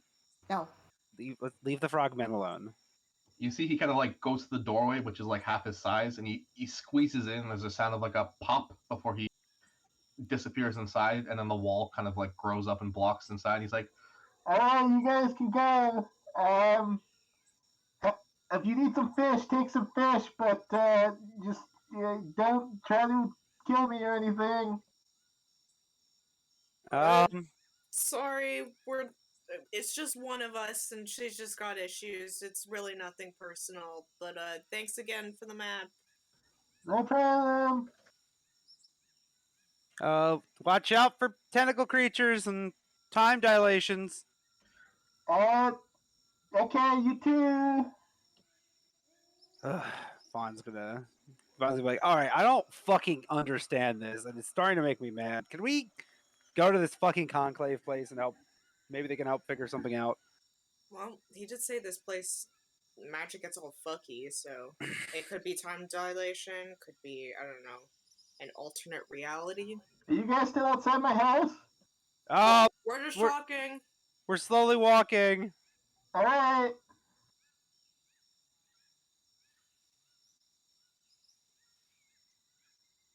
No, I guess we should go. We freaked him out enough. What if there's more frog people over there that turn into fucking monsters and try to eat me? Well, I guess we want to attack them first, now will we? I didn't attack anyone first. I just went into some water. And then I got attacked. How's that my fault? I will actually agree with Agni on this. I did not expect that to happen. Well, I'd say we don't touch anything that looks suspicious. It didn't look suspicious. It didn't look suspicious. It was a pond. It's like saying don't walk on the ground. It looks suspicious. I mean, you guys. That's right. You guys can't see what I see. It definitely looks suspicious to me. Why didn't you say anything? I'm sorry, I forgot. Oh, I forgot you guys with your peasant eyes. With your 420p vision. Anyone still out there? I've assumed we've walked away from this guy's house at this point. Yeah, you can just hear him. Like every so often, he's just like, "Hello, you still there? I'm gonna stay inside in case you're trying to trick me." And then, like, you guys get far enough that you stop hearing him. As you guys kind of progress further through the jungle, you note that it gets a bit colder as the trees get a bit denser, as the sunlight's getting kind of cut off, as the leaves are acting as like a sun shelter of sorts. You make your way deeper into the jungle. It's not too hard to traverse, especially with kind of Azra. Azra tends to be the faster one. Azra kind of leads the way, stepping over stuff and watching his step, so you guys kind of quickly follow. Arya just floating there, not a big deal. As you guys get further in, who wants to be at the front right now? Just want to know like what order you guys are in at the moment as I'm checking in. Azra will be at the I front. was gonna say, the guy with the fancy eyes who can see when things look suspicious. All right, so Azra's up front. I'll say Eden's behind you. What do we got next? I guess Vaughn can be in the middle because he can kind of he's a bit quicker than a lot of the team, so he can kind of get to the front or back to assist as needed. All right. Agni, Arya? Agni's gonna be at the back. Unless Arya wants to join her in the back. Does Agni want to ride on the Venom Kiss with Arya? No, the Venom Kiss is stinky. No, it's not. It's the dead thing. It's stinky. Maybe you're stinky. Oh. Why are you guys so mean? Why are you being mean? I'm offering you a ride, and you're like, no, it's stinky. It's kind of stinky. You're stinky. You're Fine then. bullying me. Oh my fucking god. You have two individuals here who could destroy an entire city with the wave of their hand, and they're arguing over this thing. Okay. Whoo, boy. Okay. I'll put you both at the Stinky. back. As you're kind of heading forward a bit, you begin to hear the sounds of like rushing water. You can assume there's like a fast moving river up ahead. Vaughn, you're kind of like giving direction as best as you can with like the hand drawn copy of the map to Azra. And as you guys kind of venture a bit forward, Azra, you're met with what looks to be the first thing you see is a very large river, and then maybe about 30 or so feet ahead of you, you see what looks to be a tiny kind of bipedal kind of like creature that you've never really seen before. It looks vaguely similar to that form Eden took one time, but much smaller, like probably up to your waist in height, and it's kind of like letting out like a cry every so often as it's kind of standing there looking at the river moving and it's pacing back and forth. You hear the sound of like chittering across the river as you get a better look, and this is what you're met with. Let me just move you guys on.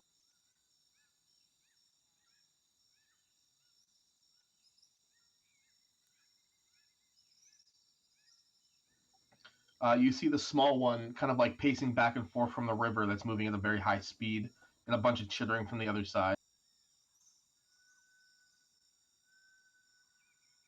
Oh, okay. He's gonna stop and like hold out a hand to stop the others, and he's gonna be like, "What the hell is that?" I don't know. What is that? It's pink and popping. It kind of looks like that thing that you turned into, Eden. What did you call that thing again? Like a pteranodon or something like that. I don't know. I saw it in a book one time. The Tyrannodon. Okay. Yeah. Well, it looks like that. I guess it's really little though. They're like little dragons without wings. And you guess. see, like it seems to be attempting to like try to cross the river, but it's moving far too fast, and it's looking for any avenue to do it. Ooh, I can fix this. I'm gonna throw it. Wait, Agni. Excuse me. As you get a bit closer, Agni, you see it kind of turn around and look at you for a second, and then just runs up to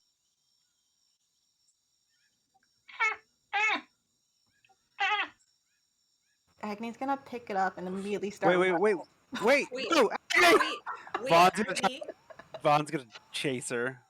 Agni. I'm just gonna do a football throw, okay? Ezra's gonna cast fly on her because he really doesn't want her to throw it. roll me a Dash me D1000, down the Azra. field. How do I do that again? R. No wait. Slash. R D Space. Yeah. R slash. Wait, hold on. Where's the space? /R space. /R space. Okay. What are you trying to do?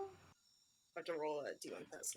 All right, Agni, you begin to slowly kind of float in the air a bit. You now have the fly spell cast on you. You're in complete control. Oh. But 1 second here. Here, I'll also put it in the chat. As you cast the spell, Azra, you guys notice one of Azra's legs begin to lift up as Azra falls face first onto the ground.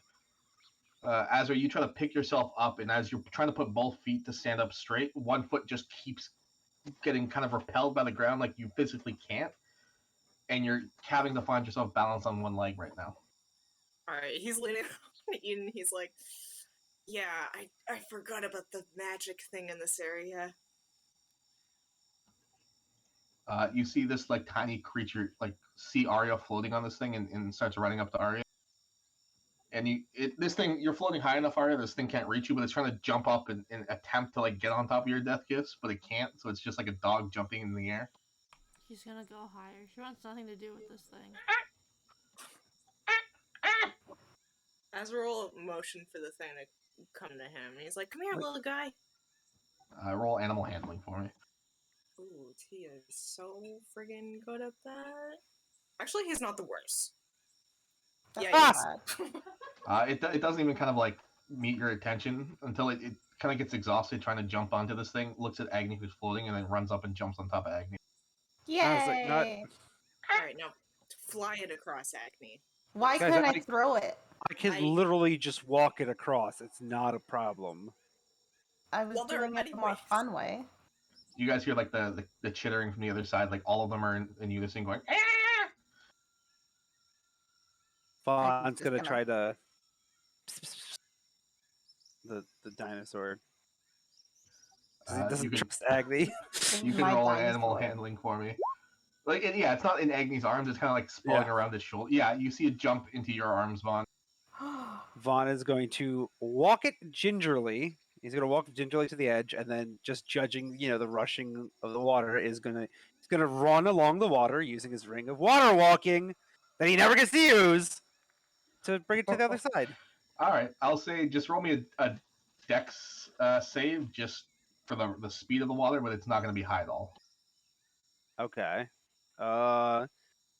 Is this like a danger sense thing or no?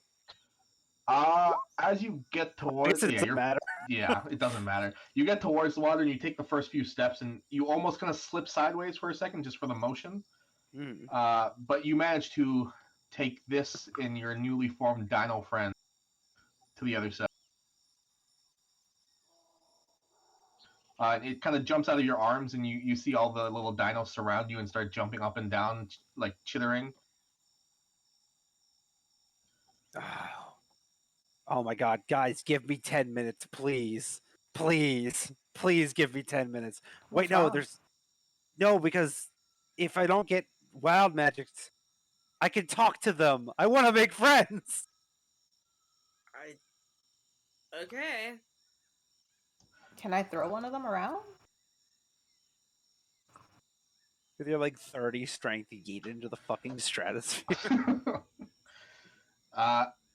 As Vaughn spends the 10 minutes to do this, Agni, you manage to make it across with your strength, but you get knocked over a couple times, and She can fly. oh yeah, She you're flying. I loves- forgot. All right, yeah, you fly over Agni, and they're all kind of like surrounding Vaughn, like a small group of animals looking to its pack leader for a second. Vaughn, you finish the spell. What are you doing? Hi, Vaughn's gonna say to them.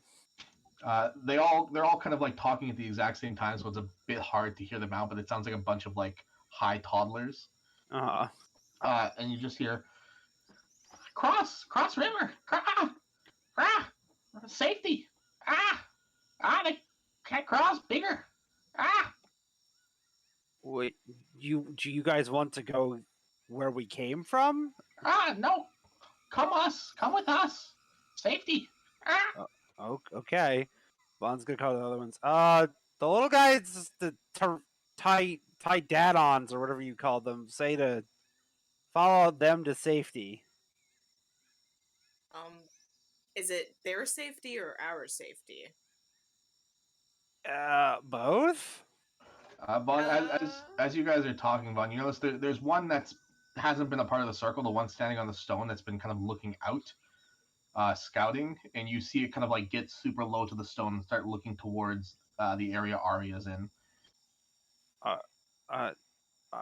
Guys, Arya, there's something by you. Unless it's the death kiss.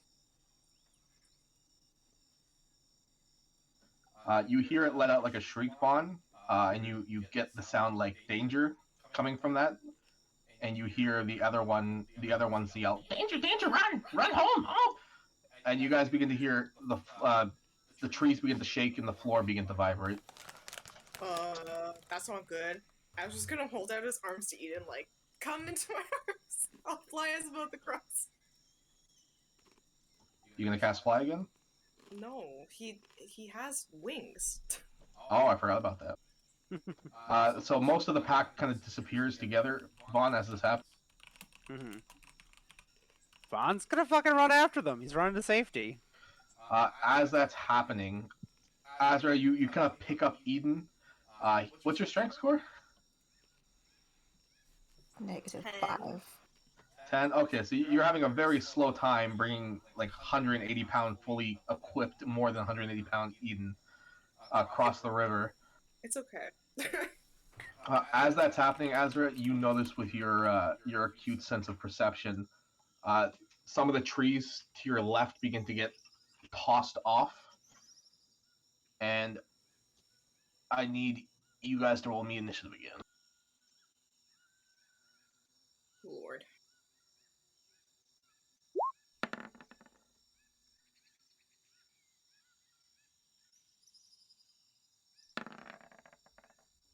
It's Dino Time. Oh no.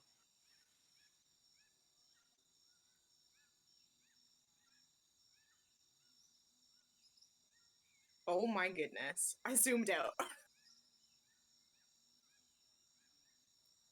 How long does the fly spell last? An hour. Oh. Yeah, it's... Or no, 10 minutes. 10 minutes. It's in chat. So yeah, it's concentration up to 10 minutes. Don't you also have wings, Agni, that you can use sometimes? When I walk them out, they're not just out and about all the fucking time. Well, when fly ends, you can just use your own wings after that. At least give Agni like a heads up if you suddenly stop concentrating and drop her into Well, the abyss. that's more if he gets hit and loses concentration. So keep that in mind. All right, let me roll for these guys.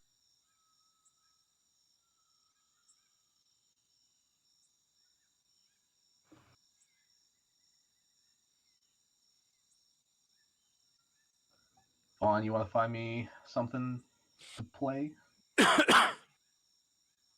Dinosaur fight music. D&D Dinosaur Tribal Battle Music 1 hour loop. What the fuck? That's very specific.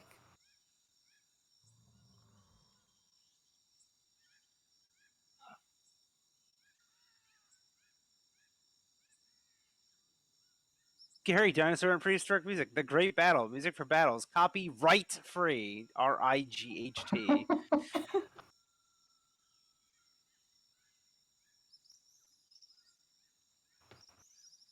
Isn't that how you spell copyright, though?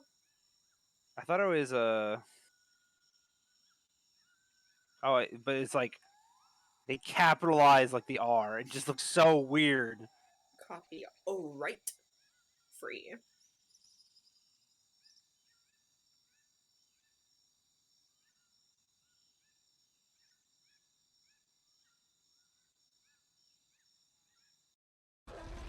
What if we all just ride on the dinos? I mean, you guys are on the side with the dinos, so you probably can. Though they might be too small. Yo, I mean, the big so ones. small. Oh. Yeah, you can try to tame them if you want. Vaughn can still talk to animals right now, right? Oh yeah, Vaughn's gonna be shit talking these things. Or I guess trying to imitate them.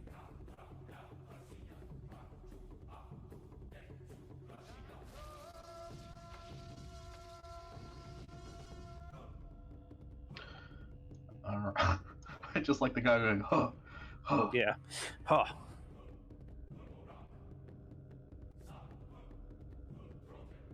All right, Eden's starting off the initiative order right now. He's being carried, so the only thing he can do is Eldritch Blast from where he is. All right, go ahead. Let's just hope we get across the river in time. That's a 19 and a 26. Those two hit. That's Which 6 one are you and hitting? 14. The closer guy. All right. All right, they both strike into this creature, and you see it kind of like. It doesn't seem to phase it as much, but it does hit its like chest area and cause like scorch marks across from the force damage. It lets out like a loud. Anything else? No, because he's being carried. All right. You see the one with these weirdly long finger tentacles. Runs up like about here, and you see it look towards you, Azra. I need you to make a Constitution save for me. Alright. So good. Now make me I'll say a Strength save. So good. Eden falls into the river, and you feel yourself get pulled into this tree here.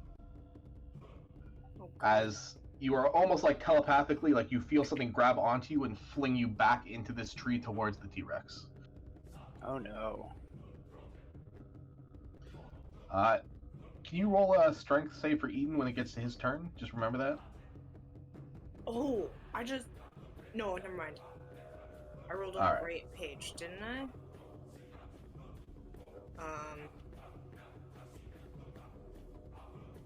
No, I didn't. I rolled on Eden's page instead. Well, too late now. That's okay, I think his scores are better. Alright, this Yeah, thing's they gonna are. run up here. Vaughn, I think you're within reach of this thing. Should be. Yeah. It is going to unhinge its jaws and attempt to take a bite out of you, Vaughn. 25 for the bite, and it's going to try to whip you with its tail. 18 with its tail. 25 hits, 18 does not. Alright. It manages to take a bite out of you. It pretty much engulfs your arm in the front of its like snout, so you are grappled by it. Mm-hmm. You're going to take 27 points of piercing. Okie dokie, and I'm not raging, so I take it. Alright, that's its turn. Vaughn, it is now your turn. Vod is gonna look at it, look it dead in the eyes, and like while it's still, speak with animals, it's gonna be like, "You really shouldn't have done that!" And he's gonna rage as he whips out Giant's Bane. Is going to reckless Great Weapon Master try to beat the fuck out of this thing. Do it. That is an 18 to hit, That hits. and the 10 part didn't translate in for some goddamn reason. I don't know why he doesn't do that on the first. And that one is a 19 to hit. They both hit. Cool. Tell me the separate damage for each slice. Okay. So it needs to make a strength save unless it's immune to prone. It is not. Alright, so I'll need a strength save for the first attack. 24 and 17. Okay, it does both. So it is... I'll use Savage Attack to try to reroll damage, just, to fish, because why not? Huh, alright, I'll take it. So, it is 11 plus 14 plus 10 plus... So the first damage is 35. The second damage is also 35.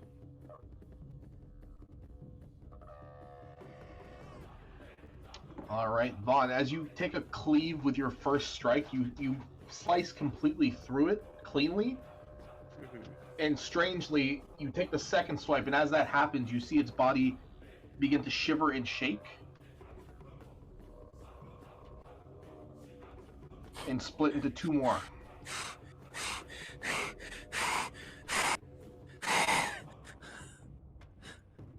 Am I still grappled by this thing?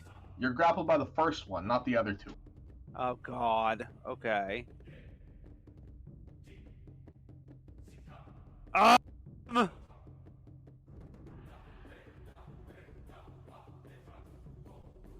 Do you think it's smaller in size? Nope, they stay the same. But Vaughn, you hear kind of in your animal speak voice go, "Ah! Ah! Run!" Guys! Someone save Azra and Eden! Is that your turn, Bob? Yeah, I have no movement speed and I've used my actions. Alright, Azra, you are released from control when you hit this tree, which I forgot to roll damage for, so 1 second. It's 31 points of bludgeoning for you hitting the tree. Okay. But it is now your turn as well. Let me put that in. Okay, so he's gonna brandish redemption. He's gonna swipe at this thing. Make me a wisdom save. Okay. You go to lift up your weapon and swing, and for some reason your body doesn't want to go in with it, and you waste your action just standing there. Okay, cool, fun. He's gonna bonus action disengage then. Alright. And fly. Oh, and I need my ruler. Whoops. What the hell just happened? He's gonna. She bad. disappeared! He's gonna fly between this thing's legs and get on back to Eden and try to get him out of the water. Alright. Eden's kind of roll the strength. I guess since you're moving him, he doesn't need to make the strength save. I need you to make a strength athletics roll because you're trying to pick him up out of the water. Athletics. Yikes. You managed to grab him, but you're not going anywhere. You're currently just kind of floating above, holding him in place. E, more like F.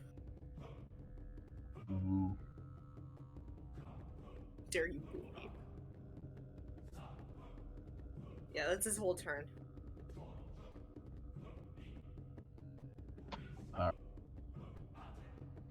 Arya. Arya's hopping down. Guy Stanley, however, is still with the venom kiss. They are going to. Whoops, wrong screen. 10, 15, 20.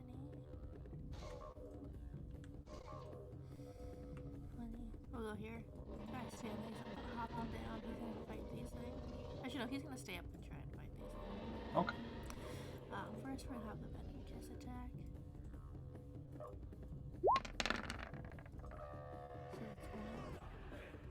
26 definitely hit.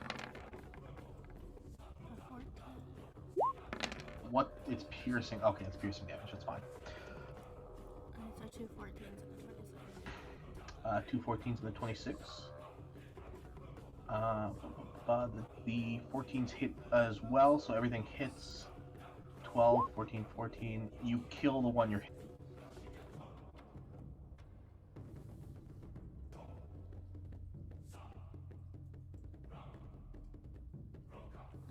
I messed around. Okay. Oh, it's dead? Yeah, you did enough damage to the one T-Rex that it just died. You see it kind of fall over, it splash into the river, and your venom kiss kind of lets go because it'll be taken with it downriver if not, and it just disappears downriver. Alright, now Guy Stanley's gonna go. Once I find his sheet. No, he hopped down. He hopped down into the moving river. Oh, never mind. No, he did not. Okay. He's gonna hang out over here. I changed my mind. That's the end of her turn. All right. Actually, she's gonna hide in these trees. Okay. Anything else? Do I have to roll stealth if she's hiding? If you want to try to hide, yeah, you can use your action to hide. Roll me a stealth check.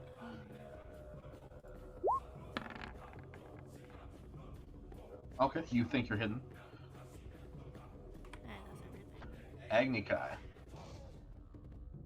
Agni is going to fly just above or next to Eden.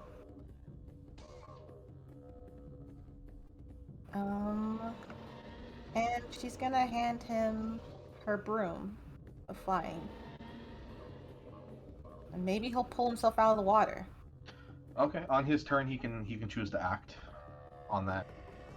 Okay, and then she'll just go back over the ground in case the spell wears off. Alright, no worries. Oh yeah, Azra, I should have had you make a concentration check on that fly earlier. I'll forget it for now. Eden's turn. Eden is he? How fast is this thing sweeping him away, or is Azra like at least holding him in place? Azra's barely holding him in place. Okay, he's gonna use one hand to Eldritch Blast these things. Man, that's all he can do right now. What about the fucking broom I just gave him? Did you give him a broom? I'm sorry, I was taking notes. I gave him the broom of flying so he wouldn't get swept away. Oh, okay, thank you. He will actually use that. Okay, so he uses his action to pull himself on top of the broom, and now he's hovering over the water. Yeah. That was his action though, so. Mm-hmm. His bonus action. Is this a one? Is Hexblade's Curse a once per day thing, or is it like? Hexblade's Curse, I believe it's once for long rest. Yeah, you're right. Okay. Short or long rest. Sure, why not? Bonus action, Hexblade's Curse, and he'll use it on this guy here, the one closest. All right. I'll just give him a little icon. Sure. And then he's just gonna fly somewhere that isn't over water. Alright, fair enough. Just move him wherever you want within the distance. There. At the end of his turn, what's the radius on it? Huh. Okay, 1 second.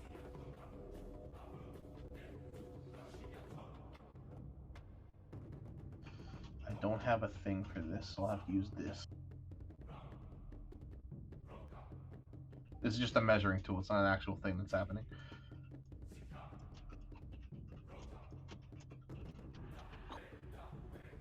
So I need everyone. I don't think there's a save for this, actually. 1 sec.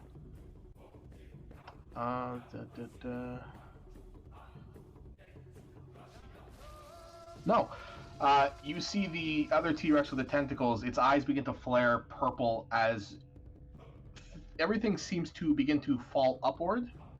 And all of you begin to float upwards in a cylindrical fashion into the air. So you're all kind of just floating there at the top of this, whatever gravity well this creature has just created. Is the other dinosaur in there too? No, he is not. Actually, Does yeah, Vaughn- let's make it more fun. The other dinosaurs in there too. Okay, I was just curious because Vaughn was grappled by it, so I was curious if Vaughn. Yeah, so you guys are now 100 feet up. It's a 50-foot radius, 100-foot cylinder. All creatures and objects that aren't anchored to the ground in the area fall upwards and reach the top of the area. A creature can make a dex saving throw to grab onto a fixed object it can reach, thus avoiding the fall. I guess that means fall upwards. Okay, so everyone can make a dex save, actually. Oh God. Wait, Wow. hold on. Vaughn, I don't think it matters with you, because if this T-Rex fails, you're going up with it. Yeah, I know. I was like, wait, but Vaughn's really strong, so would it be like a T-Rex is holding on to Vaughn as he's holding on to something else? You're Captain Americaning the helicopter right now? Pretty much. It's a fucking dinosaur. It's like a little baby dinosaur. No, not Okay, the so- big one that's fucking biting him. Everyone except for the Dex twins and Vaughn end up flying up in the air in this gravity well. I have to roll something real quick, so 1 second. So 1 sec. Agni, Arya passes. Venom Kiss passes. Okay, so both Agni and Guy Stanley end up getting hit by debris on the way up. And they are going to take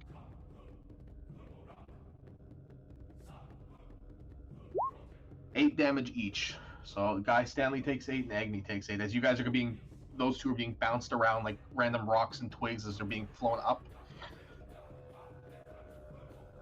Alright, that spell's gonna last for a bit. Is now the one that's biting you, Vaughn.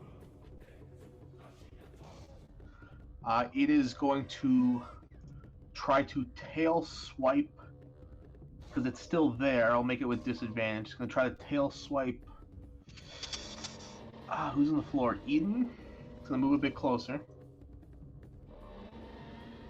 Tail swipe Eden. Does a 20 hit Eden? I believe it does, yeah. That's 29 points of bludgeoning damage to Eden. He's gonna uncanny dodge that because it's one he can do. And then Bond, he's going to attempt to bite harder onto you with a 21. That will hit. That's 34 points of damage. Right, I will take half. The one that Ian took was 29, right? Yeah. You said 34 points of damage from the bite? Yep, 34. The other dino, seemingly with enough intelligence as it probably hunts with this other dinosaur, is going to run around the gravity well and pick off the ones on the floor. Runs up to you, Arya. It is going to do the same thing, a bite and a tail swipe. I'm sorry, I'm so well hidden he doesn't see me. With a 9. Yeah, The bite is a 28 and the tail swipe is a 17. for sure they both hit.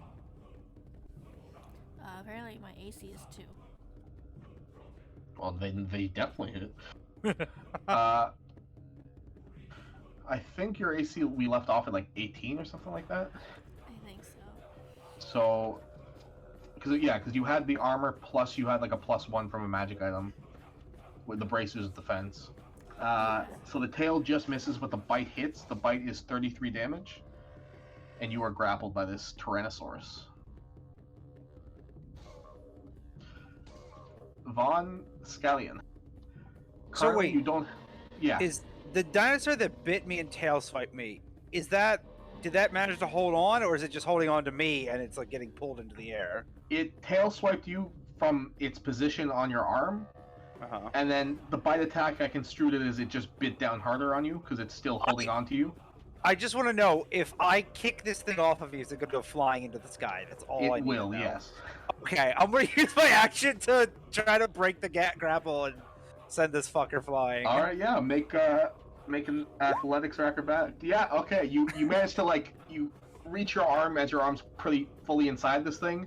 You dig your nails into the roof of its mouth and you drag out. As it lets out like a scream, you see it go whoop, whoop, whoop, and fly up 100 feet into the air. It's like flailing like a cat in space. Doesn't know what's up and what's down. Alright, Vaughn's gonna use his action. He's gonna, like, crawl along the ground from, like, where he can climb. Like, or I'm assuming he's, like, holding onto, like, a tree or, like, I don't know what he's holding onto. Like a root, I assume, or something like that. Yeah, he's gonna, like, slowly crawl along the ground to try to get out of the gravity well. 10, 20? I don't know. Yeah, that's fair. That's about the distance. All right, and once his body like thumps on the ground, he's gonna use half his movement to stand back up. As he faces at this other dinosaur, he is going to beast hide shift. All right. Just remember, you don't have a weapon in your hands right now. Yes, I know. All right, is that your turn, Vaughn? Yeah, that's all I can do. Azra. He is holding on for dear life to something. How high up is that other dinosaur that's closest to him? It's 100 feet, right? 100 foot from the ground, yep. And it's kind of incapacitated right now. How far is it, this other one? It's on the ground, right? Yeah, that one's on the ground. Okay. He will, he'll whip a dagger at that one. Oh shit, I forgot about this guy behind him. Are you whipping it through the gravity well? I forgot about the guy behind him, so I'm actually gonna attack this guy. Okay. Roll a hit. I'm gonna attack Salad Fingers. Ew. God, I hate how their sheets look exactly the same because I'm always on the wrong sheet. First one, 17. 17 hit. Alright. Rolled a nat 20 on the concentration check, okay? Wait, what? Keep going. Oh, okay. And the second one. Alright. Nat 1 on the concentration check. Everybody falls from the sky. Haha! The di- 1 second, I gotta do math.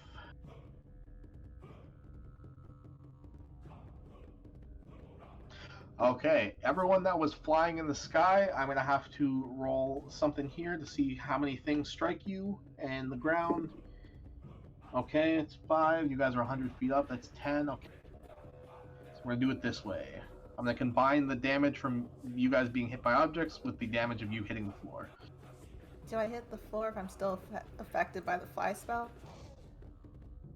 Let me check. Or I guess you could have If- Asda roll the concentration on that, because I don't think he did.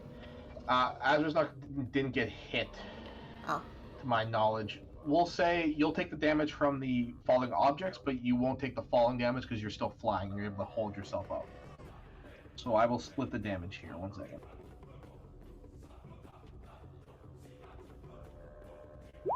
So everyone who is flying and hit by objects will take 24 points of damage. And everybody who hit the floor will take 32 points of bludgeoning damage. That first one's for everybody, though, right? The first one's for everybody in the gravity well that can fly, plus everyone who hits the floor. The first damage is the falling objects hitting people in the gravity well.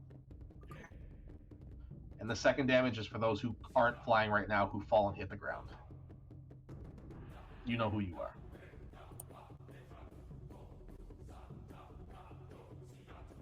Aria, you passed. Both of your servants failed, but your Venom Kiss can fly. Guy Stanley can't. So the Venom Kiss will take 24, and Guy Stanley will take 56. Oh no! In the river! Well, the thing was holding him. Is it still holding him? Yeah, sure. We'll say it's holding him still. It would be funny if Guy Stanley just got lost down the river forever. I mean, he'd come back. Came back to the town like a year later, like, my mistress, I have returned. And you're like, oh, I got a new one now. Alright, it is now Arya's turn. If you're done moving and stuff, Azra. Actually, he's gonna try to fly across now. He wants to get away from that thing. He'll fly there. Alright. Sounds good. This dinosaur is actually now dead.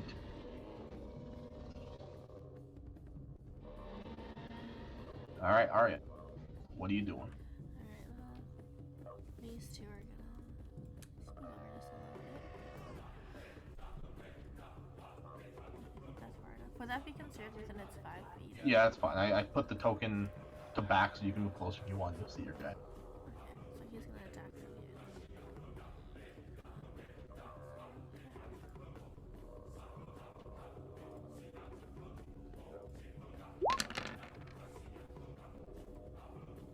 23 hits. 31 definitely hits. 27 definitely hits. Alright. So that's 22, 29 damage.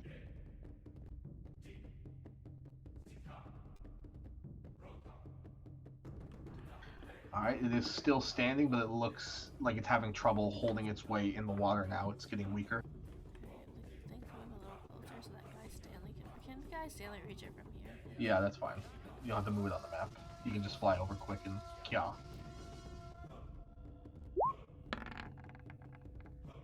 27 hits. 10 damage. 1 second. As Guy Stanley swings his sword across it, you see the creature begin to wiggle.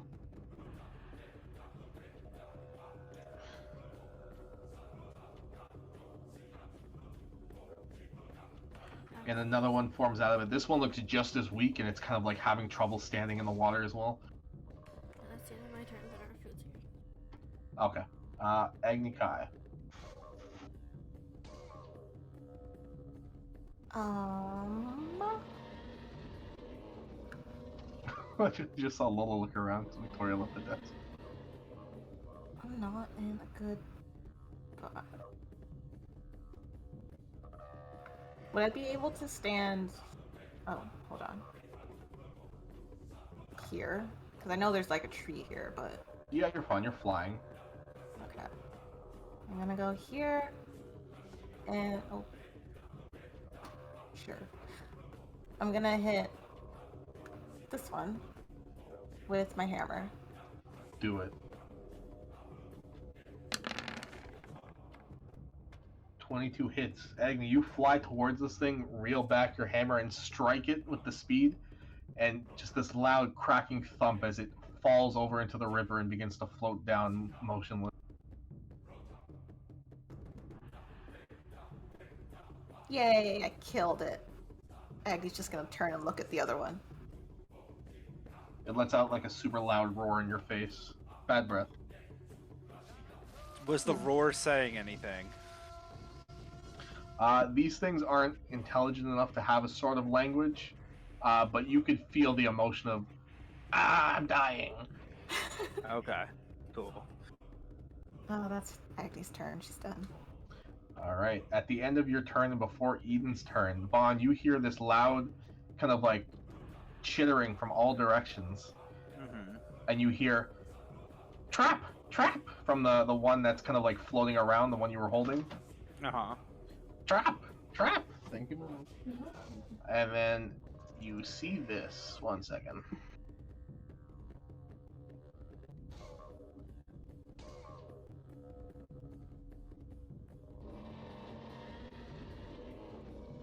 As the entire swarm of these things begin to pile on for their next meal. Oh yeah. Go, guys, go! And they all just jump on these things and begin devouring them. You see the one in the river gets its throat ripped out, and these things kind of start devouring it like piranhas. The psychic one starts throwing them like psychically all over the place, but there's far too many before it's overwhelmed, and they just pile on top of it and they start eating. Combat is now over.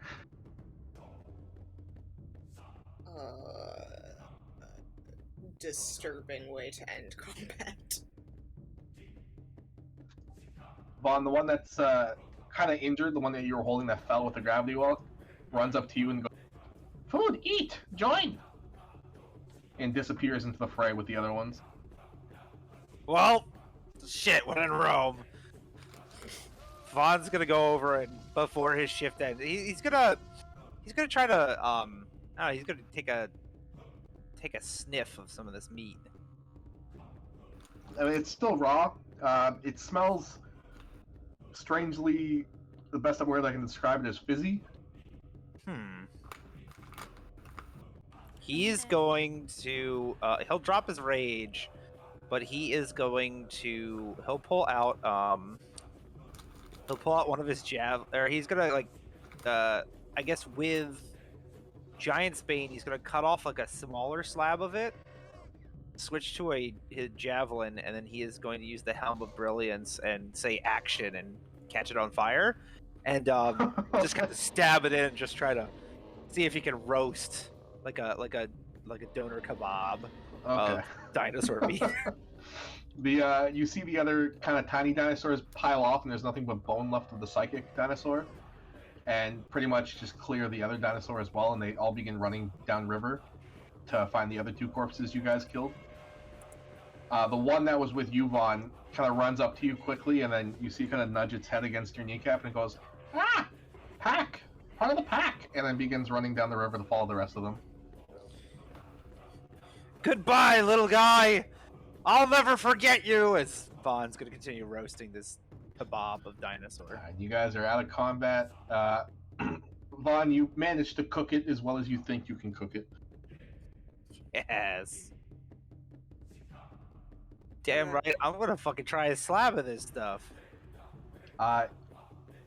You kind of take a huge bite of it. It's the most like iron tasting meat you've ever tasted. It's very tough. It's kind of like the physical embodiment of drinking sparkling water at the same time. Weirdly, I kind of love that. Guys, this is the weirdest thing I've ever eaten. You want to try? I'll pass. Thanks. Also, can we take a quick break so I can feed the cats? yeah, sure. Oh, I should probably feed Loki too.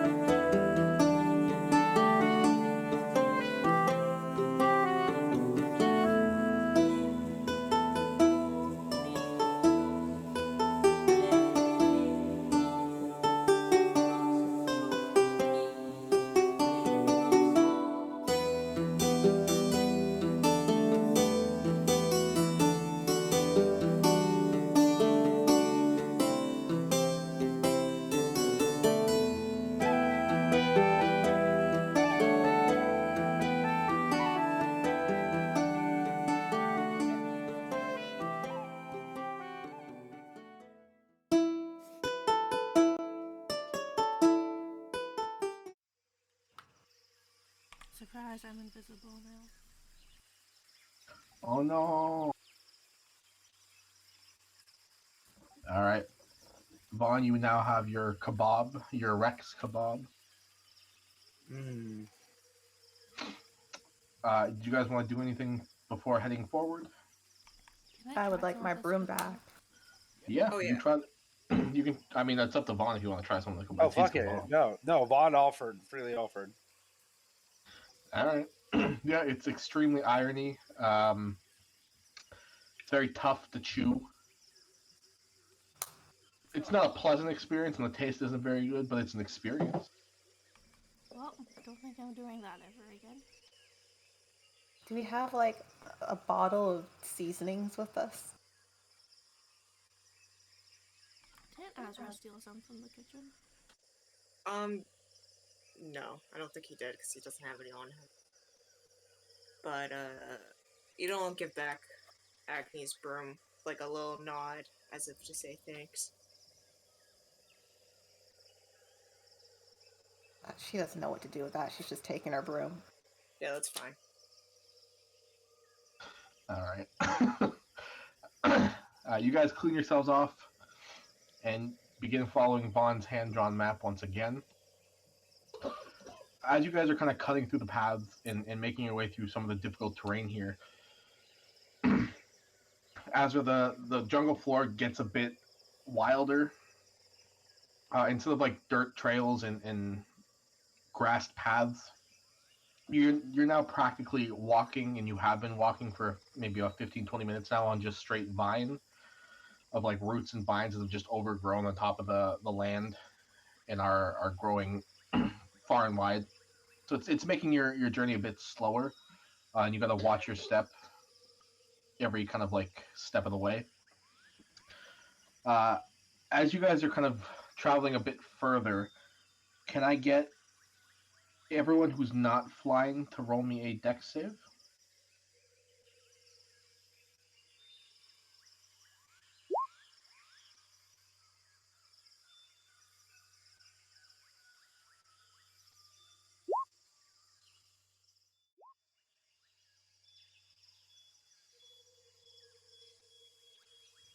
Okay, so Eden, Vaughn, and Azra.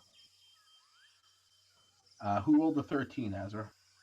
That was Azra that rolled the 13. Okay, surprisingly, out of everyone in the group, Azra, as you're kind of taking a step forward, like in front of everyone leading the way, you take a step into the vines and you feel the vines collapse as you fall straight downward. And the vines pull away. The rest of you that made your way out of the way or are flying see that these aren't vines at all. It's the top of a carnivorous plant. As no. Azra, you fall kind of feet first into its like acid belly sack and are currently floating in acid. Ugh. Do we have to roll initiative? No, this isn't like a thing you can. This will be more of a just a get the fuck out of here. It's not a battle.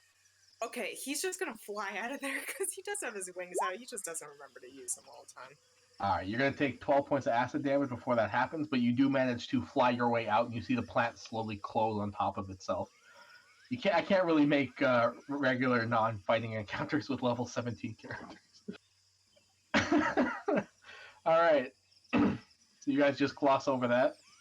Continue forward. We're 16th level. Yeah, pretty much the same thing. Eh. Azra is kind of What? looking worse for wear, though. What if that was the last encounter we needed to level up, and that was what Dylan was implying? Oh yeah, you guys level up because you avoided the plant. Imagine if we just leveled up from, like, one little plant. Oh boy. As you guys continue forward, making sure to stay off the ground at this point, Eden being very, very careful, and Vaughn watching every step and just watching out your danger sense. Vaughn, you as you're kind of walking because Azra's slowed down a bit because he's a bit injured. You hear the sound of like a small monkey, uh, standing under a tree, and you now see it. It looks too small to actually climb the tree or reach what it's trying to reach, but there's this tiny little monkey. I have a picture. I saw this monkey picture and I just wanted to include it, so it's going to be here. I love that. That's such a good reason to include something.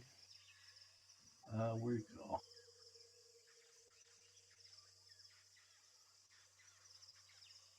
That's the monkey. You see it's kind of standing over a banana tree and it's jumping up and down and it's just out of reach of this banana. But it keeps trying and it's having a hard time and you hear it getting frustrated. Is the banana is it close enough that like Vaughn can just walk up and grab the banana? It's only about like 6 feet up. How tall is Vaughn again? Oh yeah, Vaughn's definitely that tall. I play a lot of short characters. Vaughn is not one of them. Yeah, Vaughn will help out.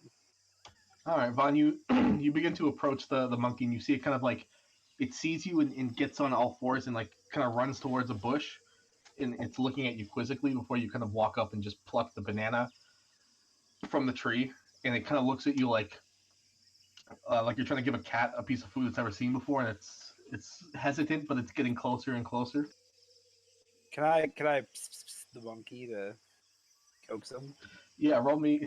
Do another animal handling for me with advantage because you're holding the banana. It's a skill I'm good at. I never get to do it. This is the best adventure ever. 21. Jungle music. Oh, all right. I muted Maidvic because people were making a lot of noise and was messing with my ears. My bad, guys. 21. Yeah.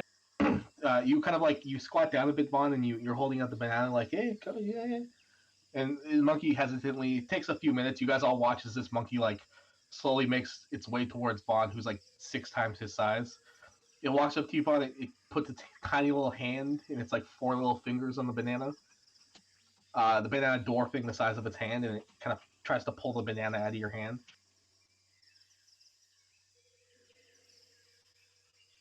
Oh, but yeah, Vaughn will give them the banana. Okay, you see it kind of rip open the banana and just shove it down its mouth, like eat the whole thing super quickly, and toss the peel away. And then it kind of looks at you and starts like pointing at its mouth and its stomach, and like giving you like grabby hands. Are there more bananas nearby?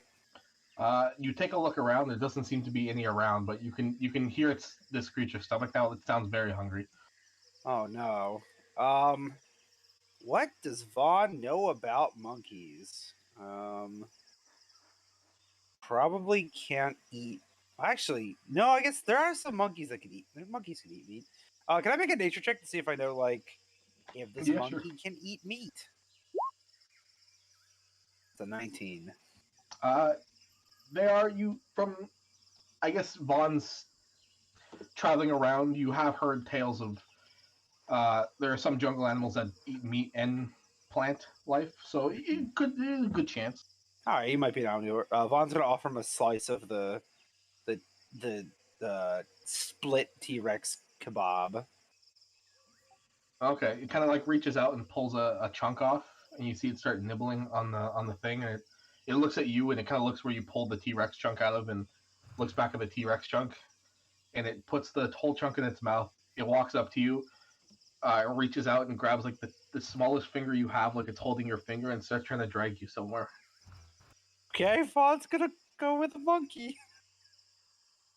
All right. You guys see this like little monkey trailing Vaughn off into the jungle. Just all 6'4" Vaughn, just like, all right, monkey, take me somewhere.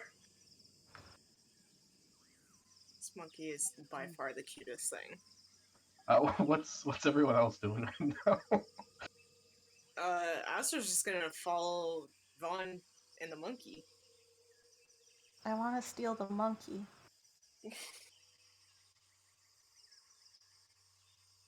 But after it leads us to wherever we're going.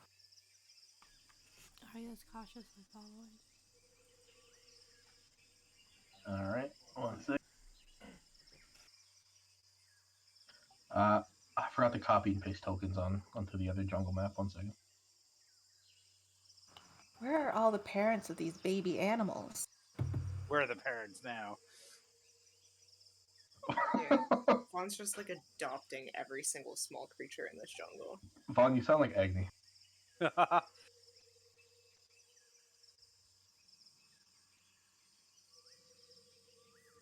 As this thing leads you through the jungle, Vaughn, with your friends in tow, it takes about 5 to 10 minutes of kind of like walking you through the jungle before you guys end up over here. You see like a small set of ruins as the monkey is like dragging you guys over.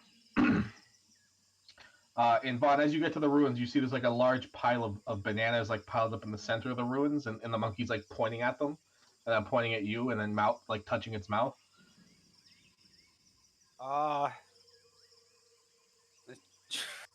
Are those the bananas from like Donkey Kong Country, just like piled? Maybe. I swear to God, if a gorilla in a tie comes out and I have to fight it, I'll do it. I'll do whatever this little monkey wants. The monkey lets go of you and runs inside. Okay, Bond's gonna follow the monkey. Don't want anything bad to happen to him. You see it like rip off one of the bananas. It rips it in half and then like hands it to you so you can start eating with it. Oh, okay. Vaughn's gonna eat half a banana. As that's happening, Vaughn, your danger sense goes off as you kind of look around and you see a bunch of like larger monkeys like hanging out on the top of this thing begin to climb their way down. Vaughn's gonna stand protectively over the little monkey and just go woo woo and start beating on his chest and kind of puff himself out. You see the two that look like the the bigger one begin to approach you, and the tiny monkey kind of like runs in front of them and starts shouting in monkey. Runs to this one, says something, and then they stop moving towards you, and they all kind of look towards you. The big one with the 4 arms kind of gives you a nod, sits down, and starts eating bananas, and then they all start having a little feast.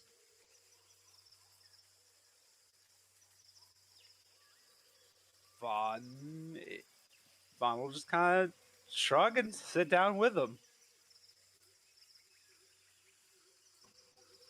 As the rest of you begin to approach Agni Kai, first off, you see one of the smaller gorillas looks towards you, Agni, and is about to say something when the bigger gorilla slaps him and throws a banana your way, Agni. Like aggressively throws it my way, or like, here, have a banana. I don't think an ape can not aggressively throw a banana at something. She'll try to catch it. Alright, it shouldn't be too hard. You do manage to catch the banana. And it just seems like they're having a family meal, and Vaughn's been invited, and so have you. Yay. Should we just take a short rest while they eat bananas? Let's relax and have some bananas with the monkeys. Excuse me, monkey, is this your child? I guess while he's like resting, Vaughn will probably speak with animals, and maybe chat with the monkeys a little bit. Okay, yeah, you guys can treat this as a short rest. Those who are eating the bananas, these are not ordinary bananas. They are bananas of temporary hit points. Ooh. So you get to roll a 1d10.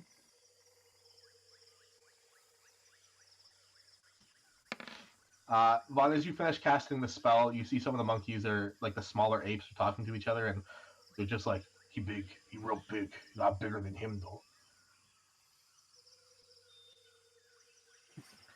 You see another one kind of point out towards Arya and goes, small monkey make good bride. She's actually seeing someone right now. Polygamous? Oh, Vaughn's actually gonna shrug on that one. She lives very long. Should me introduce? Uh, maybe. I Vaughn's gonna look over. Arya, are you into polygamy, perchance? No, that's just Agni. Okay. Vaughn will turn back. No, but, and he points at Agni. She's into it, but grieving now. Lost mate.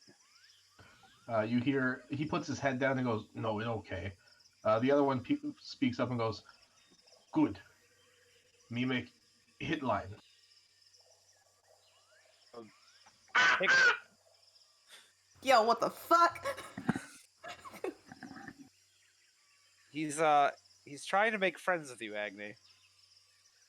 By screaming at me? What Does he wanna fight? what was the pickup line, Dylan? Uh, it wasn't that good of a pickup line. He just, "You look hungry? I give banana."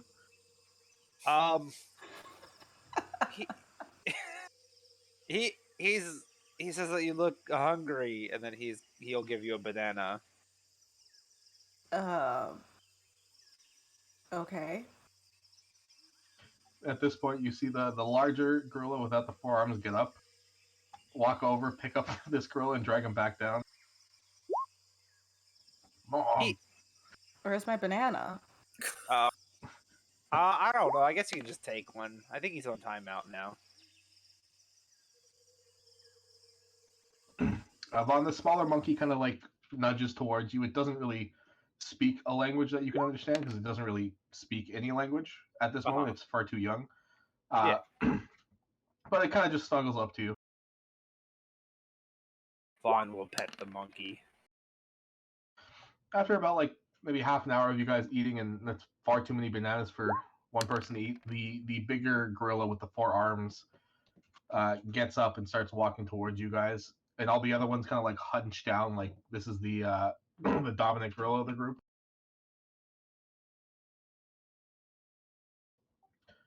Vaughn, you might have to recast the spell, but you have time. Yeah. So Yeah, I assume Vaughn probably would have recast it as soon as it went out. yeah, it looks over to you, Vaughn, because it kind of senses you're the only one that understands it, and it goes, "Why here?"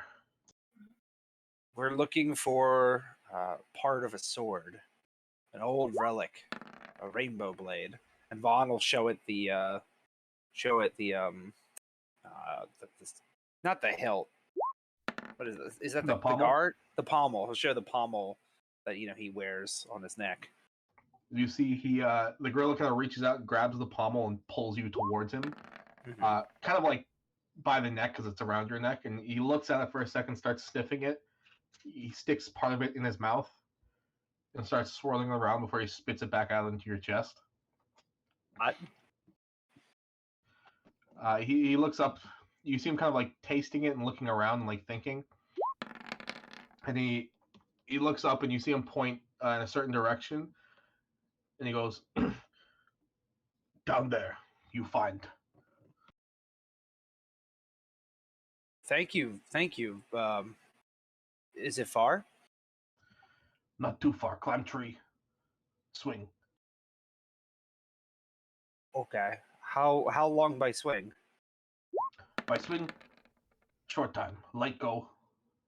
You'll make it. Okay. Thank you so much. If don't come back, bring bride for sons.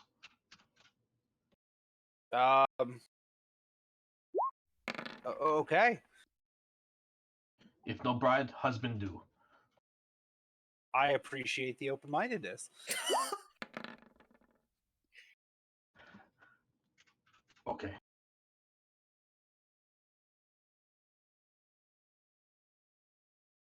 Well, guys, the head gorilla says he knows what we're looking for is. It's the way he was just pointing. It's a short trip by swing. Should get there either right after nightfall or right by nightfall. Do we have to swing to get there? You guys can fly. I mean, I might be a little slow going, but And if we don't come back, something about brides for the sons or husbands if we can't find brides. You know, they're not picky. I think they're just lonely. They don't know how to talk to people. Oh, they're socially awkward. They don't know how to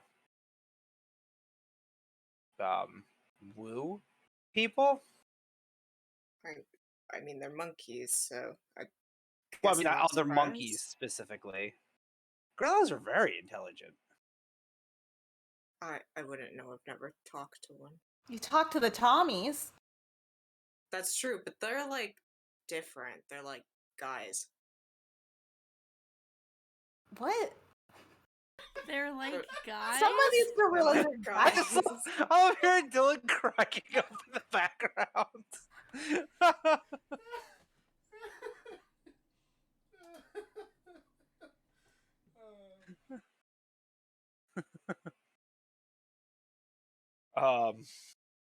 Hmm. Well, I guess if any of the Tommies are lonely. Wait, what did Victoria say? I said even God laughed at you for that one. I know. I'm like I'm done. I'm beyond this now. I don't know what was so funny about my statement.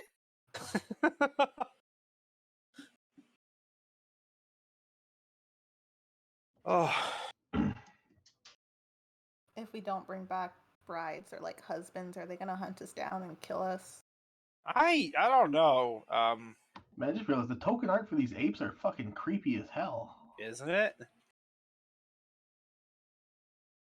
They're like horrifying. Ew. Kind of spooky. I can understand why they have trouble finding brides and husbands. Yeah. I need to like. There you go. That's better. Yes, a perfect little monkey. Does he have wings? Yeah, it's a flying monkey, Oh. but he hasn't learned to fly yet. Is it for sale? Oh my god. You buy, son. You make good bride. Only if you're gonna marry the monkey. Oh, no. What? Ew. No offense. Just not my thing. So You you're grow not into tall. gorillas? He gets bigger. He does get bigger. No. No, thank you. I'm sure they're very snuggly. Big, strong arms to hold you at night when it's cold. Yeah, didn't you say you wanted to steal one? Higby starts crying. Oh no. His name Timmy. His name is Timmy! He's so cute. Timmy the little guy.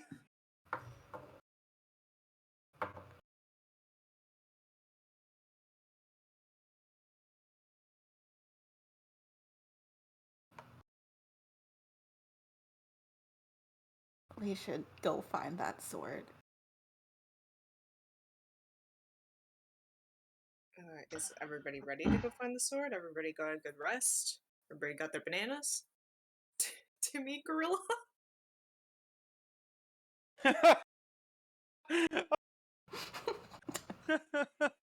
Oh, Timmy girl, he's so tiny.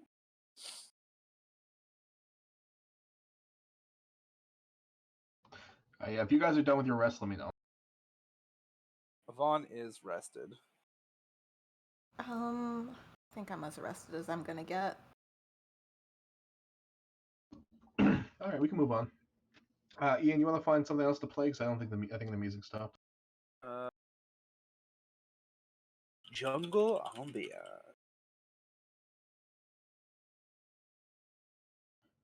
All But right. not the one that you literally just. Jungle Natural Sound deleting soon. New link below. What?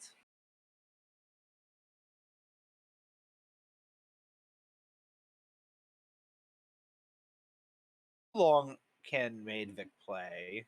This is 11 hours. Maidvic just plays the entirety of a YouTube video. I think Okay. you can only do a 3-hour video though. That was the last one. Oh. This is a new bot. I had to because they got rid of the old bot. We're gonna see.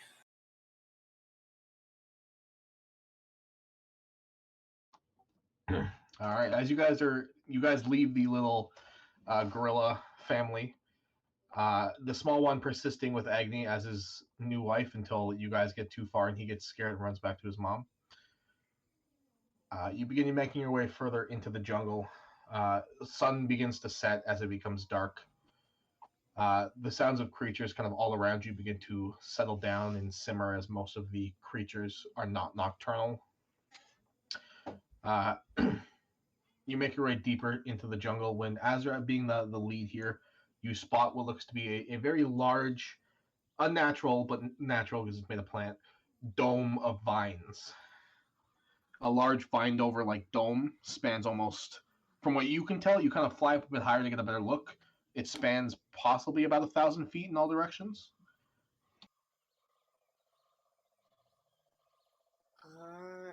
He's gonna point that out to the others. All right. Soon after, you all see, you don't see the scope of it, but you do see a very large, kind of like dome made of vine, almost in like a roof type of manner, covering as far as your eye can see. He does not feel very good looking at this dome of vines, so he's just gonna point it out and let the others decide if they want to get closer to it or not. Hey, Azra. Yeah. Remember that time your arm turned into a vine? It tried to kill you? Yeah. This place reminds me of that. Kind of Yep. funny. Yep, me too. We should go inside. Yeah, you lead the charge then, Agni. No, thank you.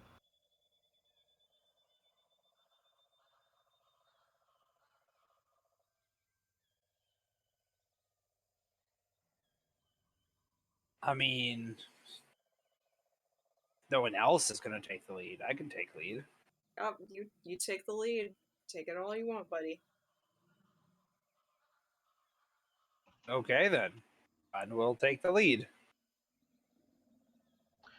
All right, Vaughn, you begin to approach this large vine dome to try to get like a better look at it. The vines seem to be like intertwined and overlapped and tied with each other, almost in like a almost like in a protective manner to make it as dense and as thick as possible. You kind of look around, seeing if there's like a way through this at the moment. You don't really see anything at the like as you're looking at it right now. But there is perchance you could probably look around and see if you can find something else to get some other way to get in. Yeah, he'll try that. He'll wander around and try to figure that out. Okay. Roll me investigation. Fun scallion investigations. Oh no. You walk the perimeter of about maybe like 60 to 80 feet before you come back. And in your head, you're just like, man, this is far too much to walk through. I don't see an opening. We're never getting in. Guys, I can't find a way in. What if Hold we burn on. all the vines? I was thinking about that, but there might be another answer. Give me like 10 minutes. Can I burn some stuff in those 10 minutes? Maybe don't, because then everything else is going to catch on fire. And what about Timmy Gorilla's home? You gotta be, Who's Timmy? The gorilla, the little guy. I didn't know it had a name. I literally told you his name was Timmy. Were you not paying attention? No. Yeah. I he's was Timmy. crying in a corner. Oh, well, his name's Timmy, and he was too scared to come with us.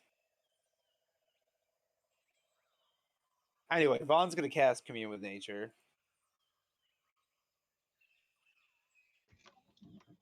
As you're concentrating on the spell, let's see here.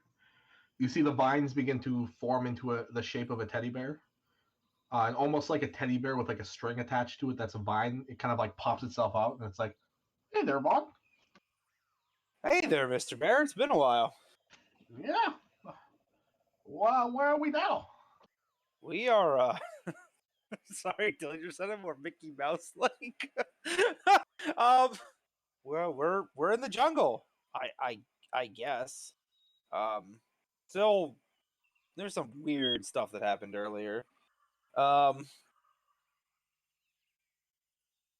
you try to figure out if you are trying to if you or what to ask you, bud? How have you been? Ian, sorry, real quick. What level's Communion with Nature?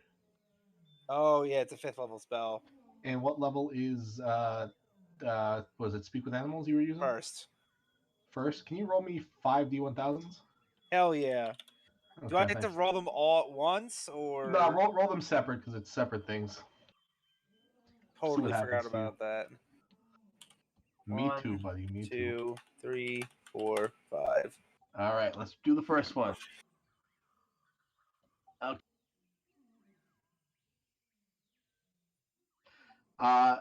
So for the first one, Vaughn, this is back when you were talking to the little dinosaur guys. Uh-huh.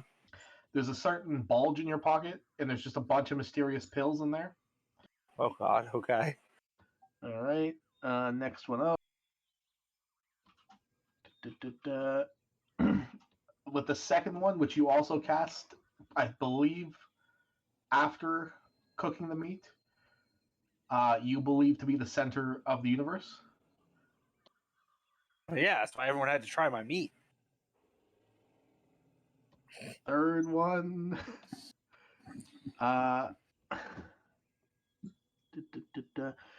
everyone around you can't really think of anything to describe you other than extremely furious all the time. Fair. Next one up. And the monkey's like, oh, he big, but not as big as you. He mad all the time.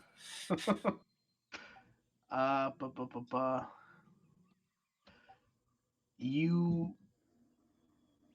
during your short rest, you found a notebook that wasn't actually in your bag to begin with, but it's written in your handwriting, and it details the journey of you being built by a scientist in a lab, and that's how you came to be. Oh no, the timelines are converging. And the last. Blah, blah, blah.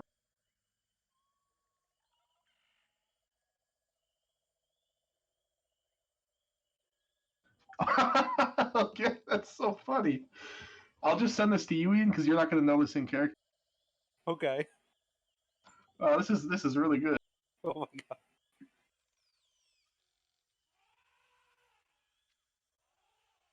Let me take a look. What is this?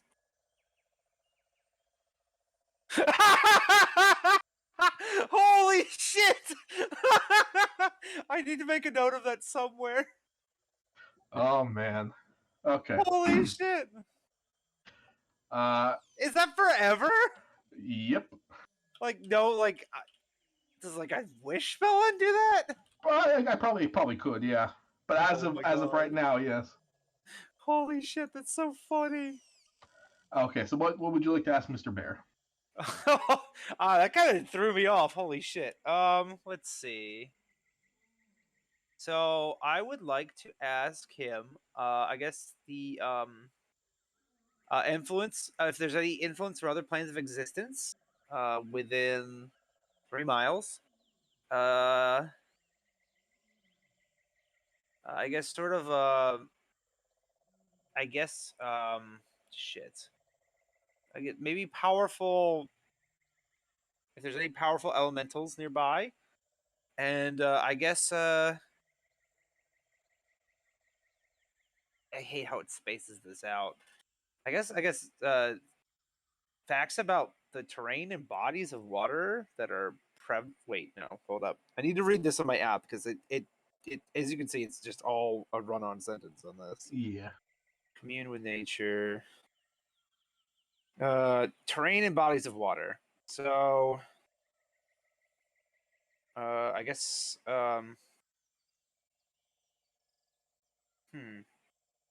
Oh wait, maybe how about instead of this? How about prevalent peoples in the area within 3 miles, if any such exist? Okay. Okay. List those out for me real quick in the chat. All right. So, in the chat, that way I can just look at them. Oops. Influence other planes. Elementals. Prevalent people. Like that. Oh, okay, thank you. Mr. Bear kind of like takes his thorny hand and rubs his thorny chin with it as he's walking back and forth, and he goes, "Oh, I don't sense any other planes here, Vaughn. Uh, no, no elementals, and I mean the only prevalent people are you. I mean, and your friends, of course, but mostly just you. Oh, thanks, Mr. Bear. Anytime, Vaughn. Well, I guess there's no people inside this, behind this dome. Mr. Bear, can I just give you a squeeze for a second? Yeah, sure. Vaughn's gonna give it a little squeeze of the vine, Mr. Bear. See how hardy he is. Not like he's not trying to actually damage Mr. Bear, but just like get a sense of how strong these vines are. Okay. You kind of grasp them. You are going to take 3 points of piercing damage, but they just seem like regular vines.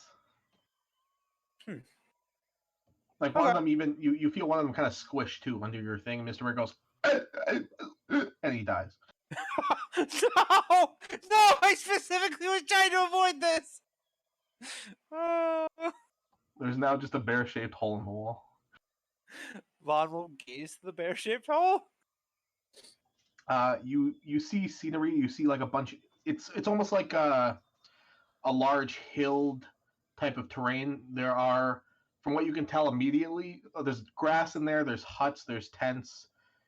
You swear you see like livestock and stuff like that, but it's hard to get a look through this bear-shaped hole. But it looks like there's a full, maybe community in there.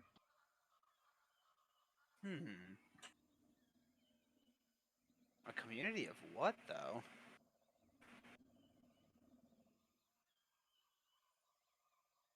Well,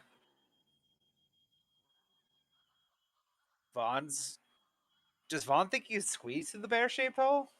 It's the size of a teddy bear, so Azra could squeeze in there. possibly, yes. Hey, Azra, get over here. Azra and Eden are talking, like, quietly. Azra looks very upset about having to be in this area right now. And Eden's just kind of, like, talking him through it. And he is not responding to you right now, Vaughn. Well, Vaughn is going to, with Frostbrand, I guess, try to widen the hole a little bit and, not like too big, but just, big enough that he can sneak in. Okay. Your sword is magical, so you kind of take it, and as you touch to the vines, you see the vines beginning to slowly ice up a bit, and you kind of carve through it like butter and make like a little shaped hole enough for you to fit in. Vaughn will look back at Agni. Ta-da! Literally the exact opposite of burning things. It worked great. And I thought you wanted me to go through the hole, then burn it or something. No. Vaughn's gonna enter. Okay. You kind of crawl your way through, and you find yourself at like the top of a hill that travels down. There's a fenced off pathway leading downwards further into the hill. The rest of your friends are still outside, kind of like standing there.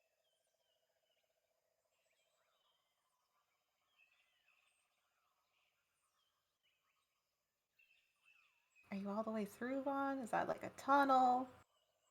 Are you okay? I'm fine. Are you guys coming, or Can you make it a bit bigger? I literally was big enough for me to sneak through. It's just like a little bit bigger. No. Please. Agni, you're like 2 feet tall. Just get in here. First of all, I am over 5 feet tall. The second, fuck you. Agni will walk through the hole. I'm pretty sure Vaughn cut a hole he could crawl through, but it makes sense that Agni can walk through it. If it's big enough for him to crawl through, she can probably walk through it. Okay. Is everyone else joining? Yeah. Vaughn, you might need to make the hole bigger for the venom kiss. Ah, shit, that's true. Can we just, like, get it to, like, lay on the ground and we just drag it through? I could... just make it, like, pretend like it's dead again. I mean, it's dead, but, you know, like, not animate, and then we'll just drag it through. Yeah, Does it have bones? Like it could squish through, like a jellyfish or something? I can't imagine this thing has bones. It's just fatty mass of horribleness. That's a great question. Do beholders have... No, no, they have to have bones because death tyrants are a thing. It's just a big skull. It's just a big fucking skull.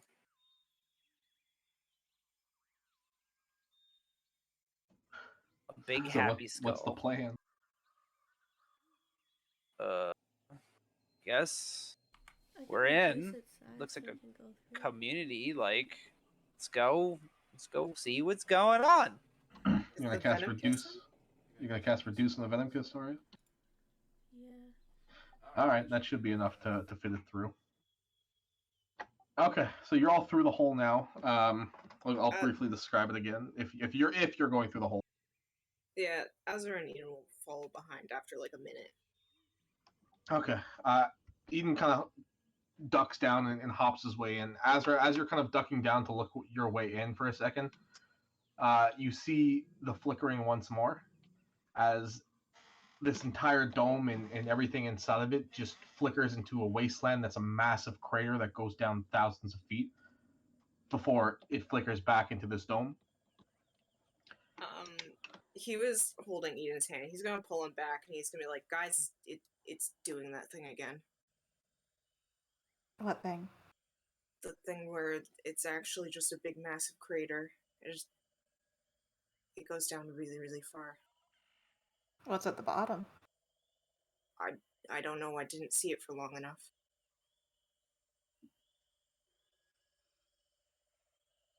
Are your eyes okay?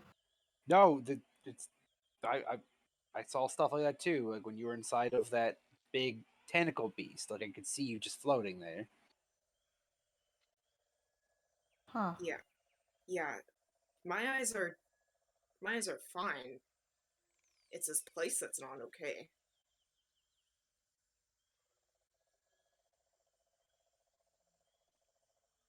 So, don't go into the crater? Do go into the crater? What do we want to do? I'm not going into that crater. If something happens, I don't know, maybe people that can fly? I guess I could go in there. You can fly.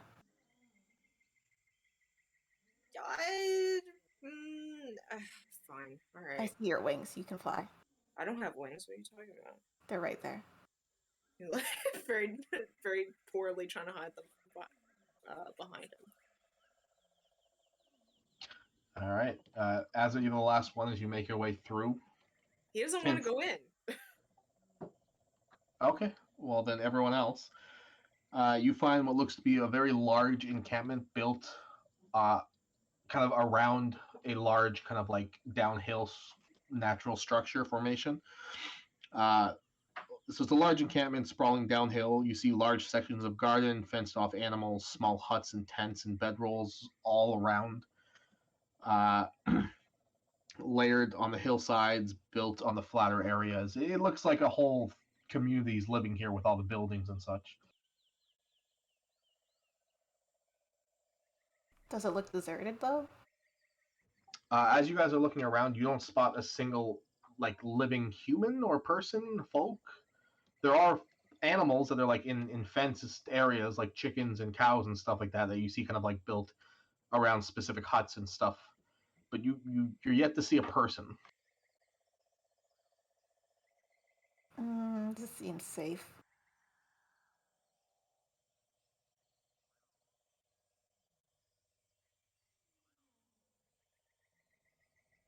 Can I go inside one of the huts?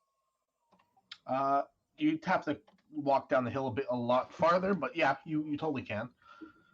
Is Agni going alone? I'm gonna go on my broom just in case it does, like, the ground drops underneath me. I don't want to just, like, fall. Fair enough. So as you're flying through, checking out the area for everyone, Agni. Uh, bu- bu- bu- bu- bu- bu- bu- bu- bu- bu- As you're kind of scanning around, Agni, you notice a few kind of strange things. You're flying closer to the huts. Some of the huts don't really have a foundation connecting them to the hill or the ground at all. They just seem to exist midair.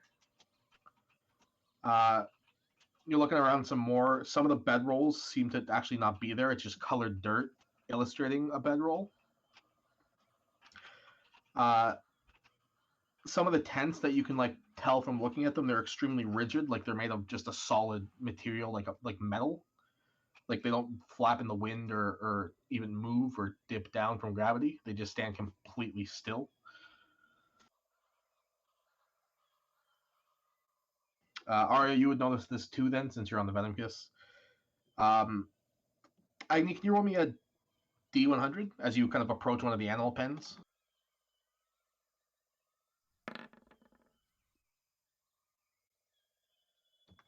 14.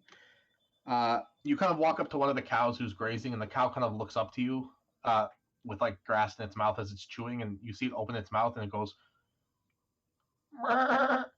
and goes back to eating grass. That's not the sound a cow makes. Or is it? This is a weird cow. He's gonna reach out and try to pet this cow. You reach out, it's soft, it's fluffy. It's one of those like fluffy, hairy cows. And you kind of put your hand on its head and begin petting it. And like a dog, it keeps like putting its head further in to get more pets. Do you want to Okay. roll me another D100?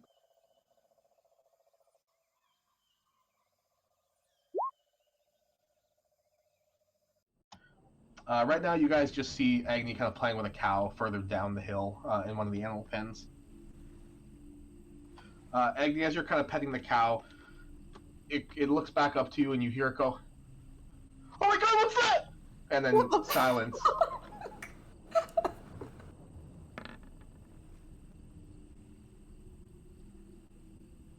Is it okay? Yeah, it's still chewing the grass. Nothing's changed. Why did it yell at me? I don't know, but like its back leg is now like moving because you're petting behind its ear. It's really having a good time. She's going to slowly back away. All right, you slowly float away. The cow looks pretty sad. That was all kinds of fucked up. Arya, you begin to like approach too with your venom kiss with Guy Stanley and possibly Vaughn. Agni's kind of just floating there, looking a bit distressed. So did you learn anything interesting? This cow sounds like a sheep and a person. What? See, like I was petting it and it fawed at me like a sheep, and then it yelled at me like a person. What did it say? Agni just looks around and behind her. I don't know, man. What do you mean you don't know? Did it just go like, ah? Or was it words? It said words. It said, "Oh my gosh, what's that?" And there's nothing else here except us. Right? It's just us here, right? Yeah, well maybe it saw like the venom kiss and got scared of that. Agni's gonna look back at the cow. Does it seem scared? No, it just looks like it's eating grass. You want to roll me a D100 again?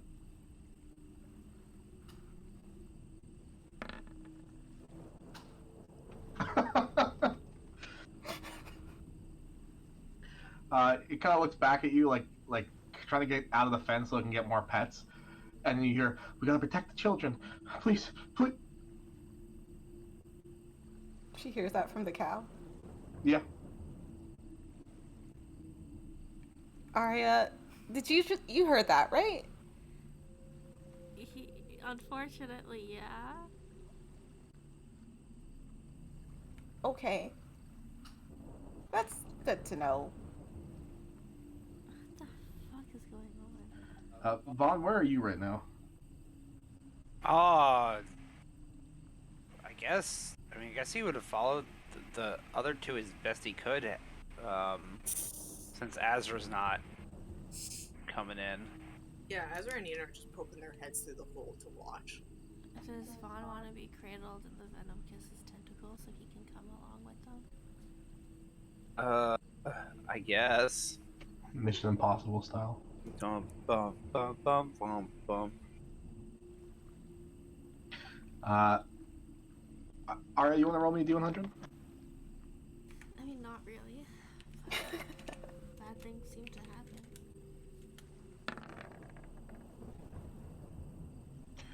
51. There's a chicken that kind of like flies up and flies down and starts like walking down like the pathway you guys are on. And not even looking at you guys, it's just walking away. You just kind of hear it open its mouth and you hear, "Man, Ted was supposed to bring beers last night.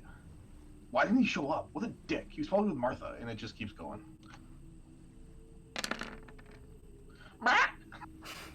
Did I hit turns it? into a pile of burnt electrified feathers. Holy shit. Oh, that was a chicken. It was just a talking chicken. Surprisingly, it's cooked. I'll save that for later. It's like a perfectly plucked, headless roasted chicken. It's just like a rotisserie chicken now.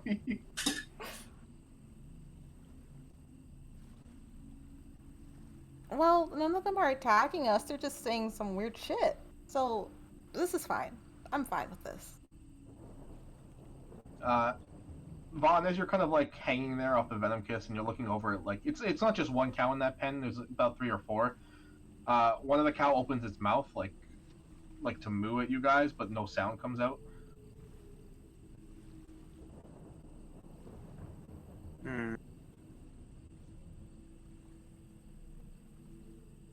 What the hell is going on here?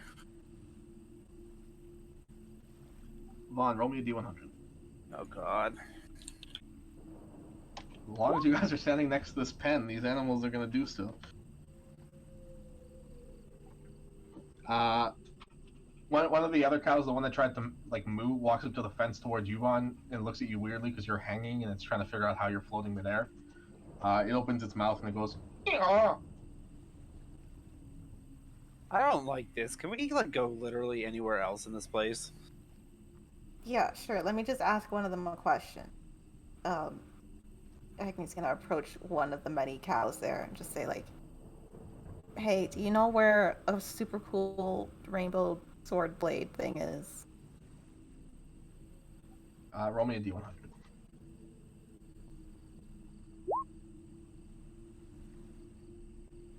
Dang, using the 90s. You hear, as the cow kind of opens its mouth, you hear, "If we don't complete this ritual, it'll kill us all." Okay, thanks for your help. Bye. Agni's just gonna walk in a different direction. Ah, you're walking now, I see. Yep, off the broom. Alright, yeah, you're on solid ground. It's a bit steep because of the hill, but you're able to hold yourself. She's just gonna put her broom away. Is it the magic? Are you doing this? We're gonna put that in my bag. What, the chicken?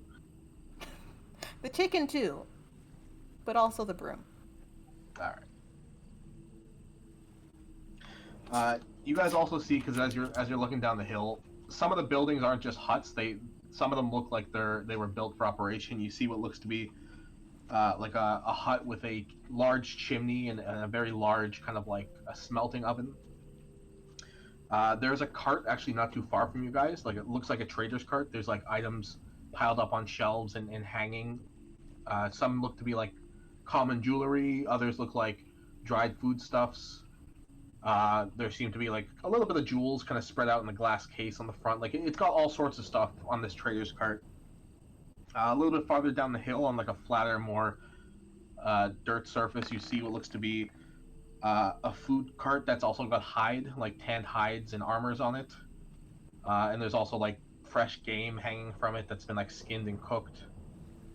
There's some like raw animal parts. Like it looks like a general cart you would buy food from. Um, even further down, I need whoever's in the dome right now, kind of like studying the hill. Roll me perception.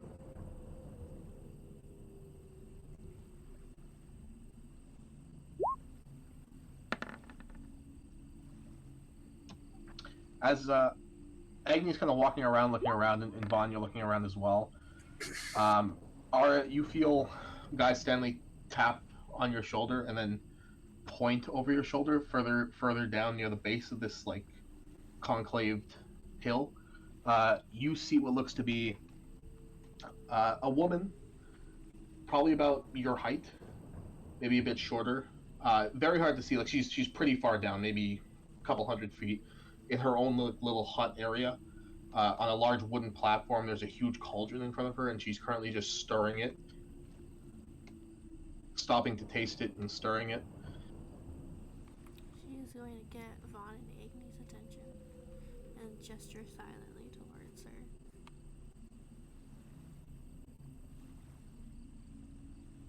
Oh, a person. We should talk to the person, Should right?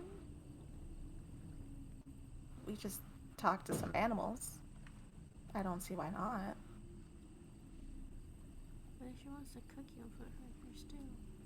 She's an old lady. What's she gonna do to me? You don't know. What if she's not actually an old lady?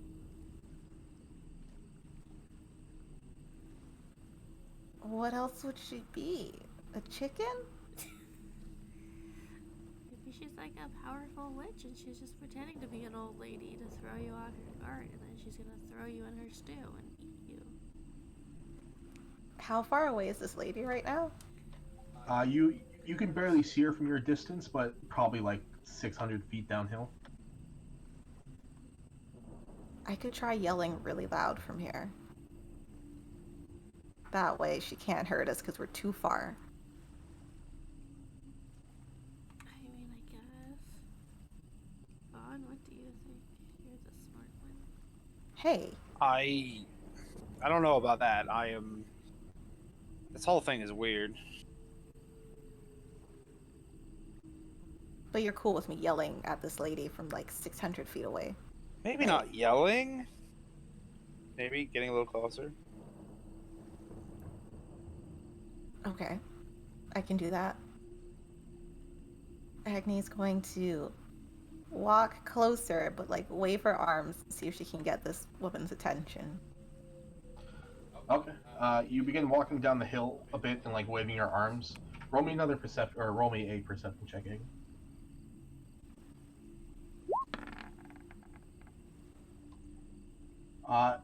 It's hard to make out if she's like waving back at you or stirring the cauldron.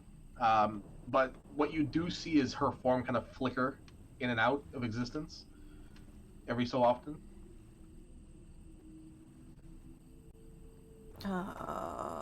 That's a ghost. Which is okay. It is fine to be a ghost. I can talk to a ghost. She's gonna keep approaching the lady. And maybe, like, try to introduce herself. When she's, like, maybe 200 feet away? That's appropriate talking distance.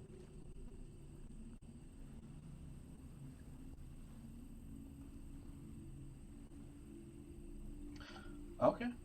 You get a bit closer, but not close enough that, like, if she starts sprinting, she's gonna catch you. Unless she's super fast, and that's pretty creepy. But you do get within 100 feet of her, a couple 100 feet of her, and she's still stirring the pot. Every so often, stops stirring it, walks over to a table that looks like it has some sort of ingredients on it, and starts putting it in the pot. Roll me one more perception check.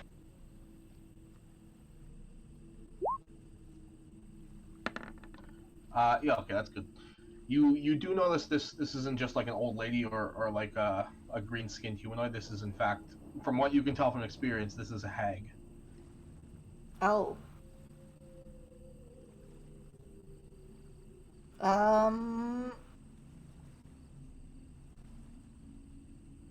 Huh. Agni's just gonna stop where she is. You hear like a distant voice come from below where she's standing here. I won't bite, dearie. You know, I've had problems with hags in the past, so I don't really believe that, so I'll stay here. I do have some questions for you, though. I'm not gonna harm you. I don't even exist. Are you sure? You sure you don't exist? Because I see you right there. I know you, like, disappeared for a little bit, but you're there. Right? I'm as here as ever. What's going on?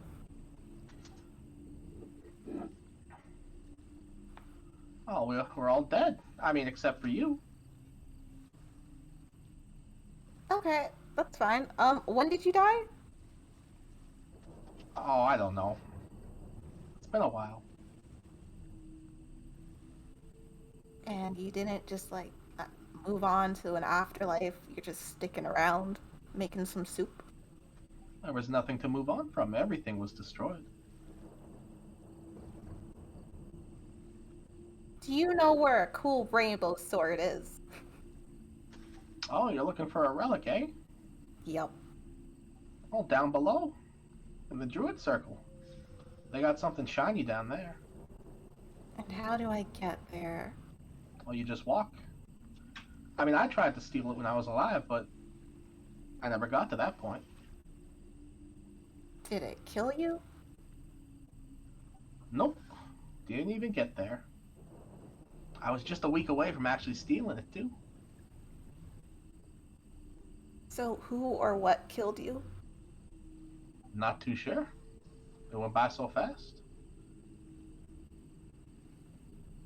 Okay. But just to clarify, you trying to steal the relic isn't what got you killed, right? Oh no, I died right here with my pot. Oh.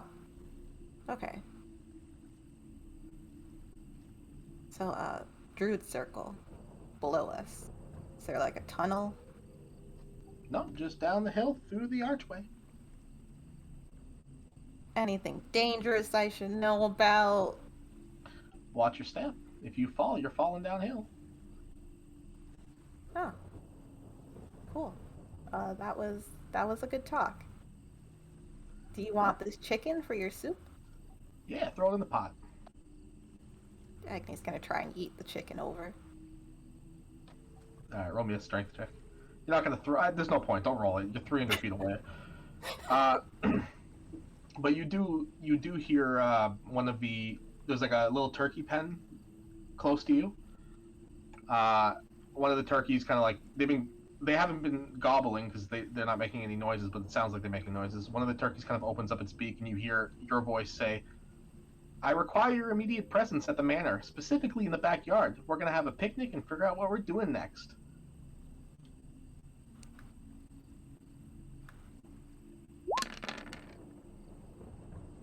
Boom. Cooked turkey. Whole cooked turkey. She's gonna look at the rest of the turkeys. Don't fucking use my voice again. I'll kill you all. And she's gonna take the cooked turkey. Alright. You pick up this whole, like, 30-pound turkey.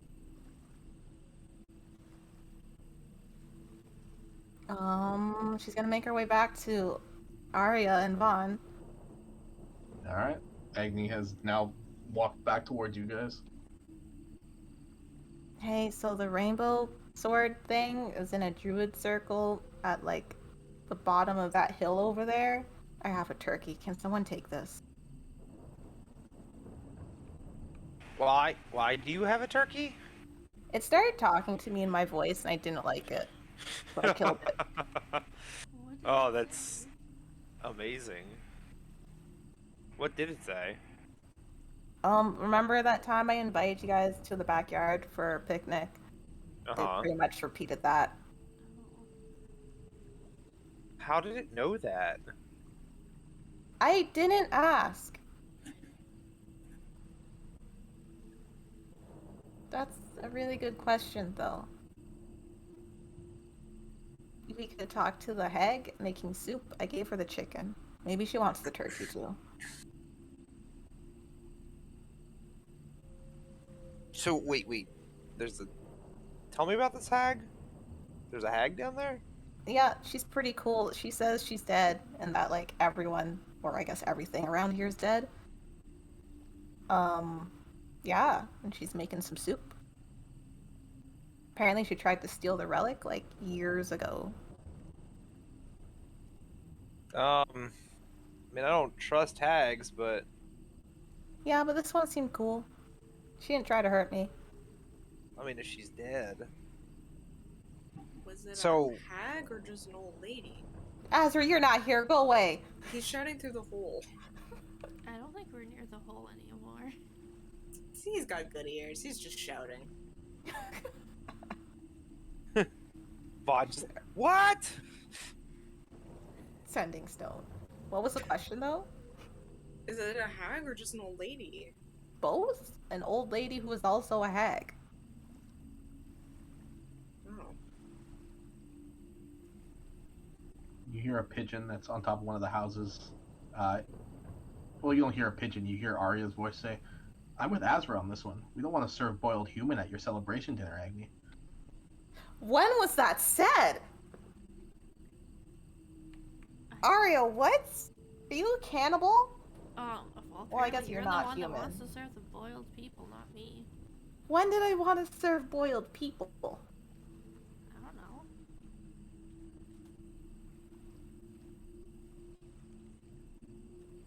Hey, bird.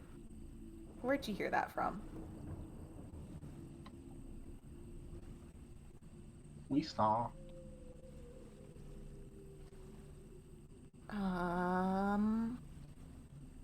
We should go. Maybe we could talk to that hag a little bit more as we head down.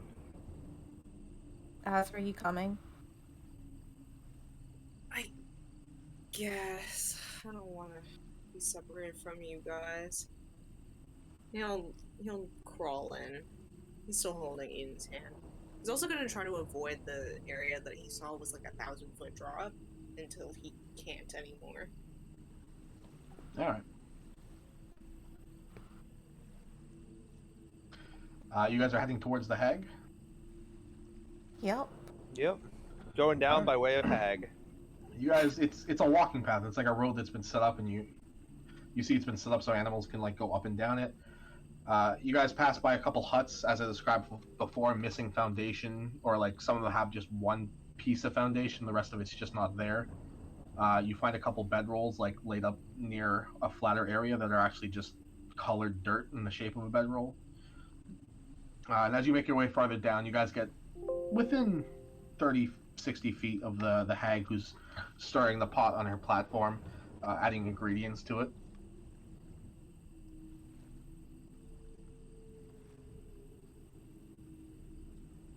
I brought a turkey. And we have more questions. Well, turkey for questions. So like some of the animals or things here have been saying things in our voices from, things we've said weeks, months, years ago. Where are they getting this information? Oh, probably from you. I don't hear them speaking. I don't even see them.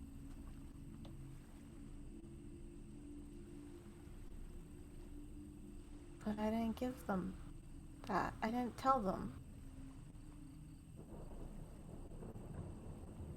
Can you read our minds?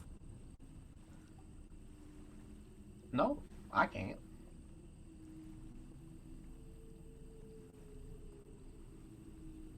Still can't tell if this is an illusion, time dispersion. If it's an illusion, I mean, maybe our minds are whatever the spell is, their enchantment or whatever it is, just kind of projecting our thoughts into reality to fill in the blanks. That doesn't explain like some of the things the animals have been saying. One of the squirrels kind of runs past you guys, laughing in Vaughn's triumphant laugh. Okay, that's pretty cool. That is the creepiest thing I have ever seen. That is awesome. If I ever got turned into a squirrel, give me a giant sword. It's gonna sound just like that.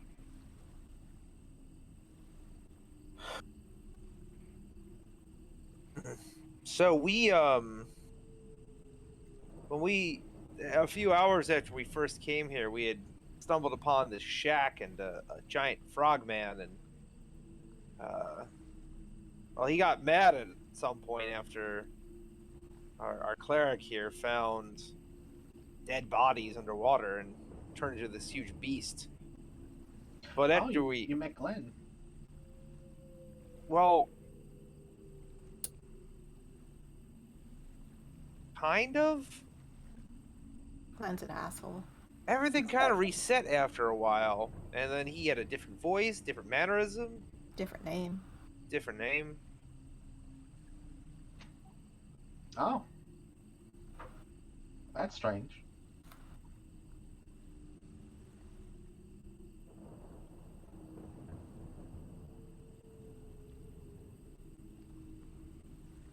I wonder if the cycles have something to do with it.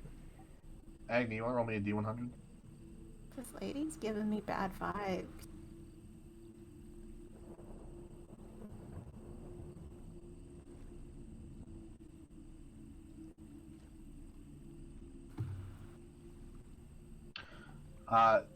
You hear she's about to go say something when her mouth opens and a different voice comes out. You hear, Miss Aria, would you care for a spot of tea tonight? I know it's been a long night of you studying, but I feel...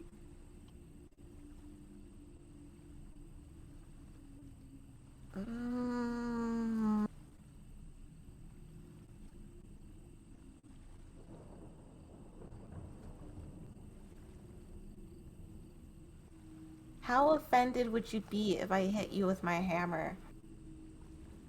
Go ahead. Not gonna do much. I don't exist, girly. Agni's gonna, like, gently tap her just to see if she's solid. With the hammer. Yeah. You tap her with the hammer. You see the electricity arc out of the hammer. Her body just explodes in gore and viscera across the platform. Ugh.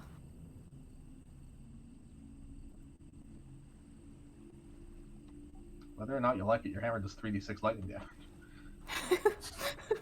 Jesus fuck, Agni, you couldn't have just touched her with your hand? Like, I mean, that would be fire damage. I have gauntlets on. Okay, you couldn't have just tapped her with your toe? I guess. You see the that. viscera flicker, disappear, and the hag is back standing there. The cauldron itself is now completely empty, and there is a large, multiple jars of stock on the table behind her and fresh spices, and she kind of looks up and she goes,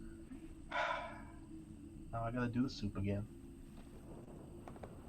Not bad. Wait. Hold on. So, has this happened to you before? You got like hit by something and then you came back to no soup?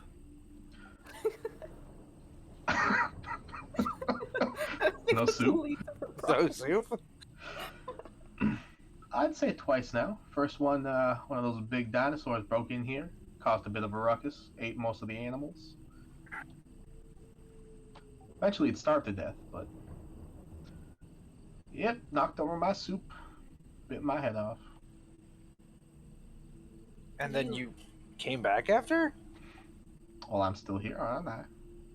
Fair. But do you have to stay here and make soup? You can't leave? I can't leave. Nothing exists outside this platform. I mean, aside from you. They're all just standing there. I wonder if Glenn just turned into an asshole over time, and when we killed him, he reset into a nice dude.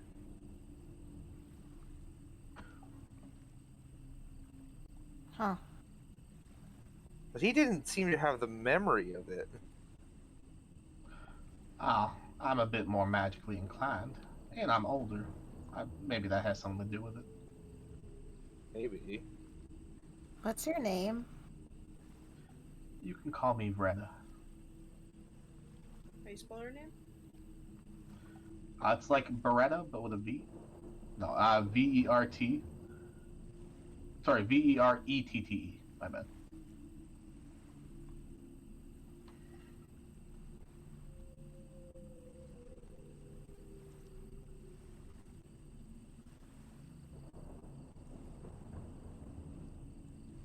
So, Vaughn, roll me a D100. Sure.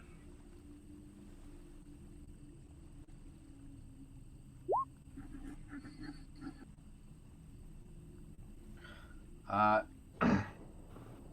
one of the other turkeys in the pen not too far up the hill, you hear. I mean, she just teleported us. She could have killed us. We could have ended up in the floor.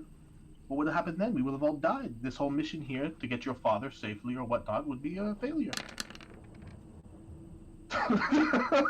unacceptable. You scorch God. half of the hillside. That was the saddest flame strike I've ever seen. 3 of the huts are on fire. 2 of them are just complete ash. 1 of them's just completely gone.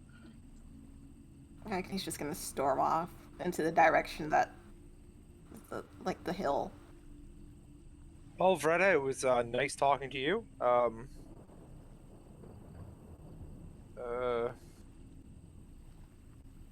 Do you think if we gave you a theoretical knowledge of what happened to you, you'll be released from the cycle, or do you think you'd go mad and explode?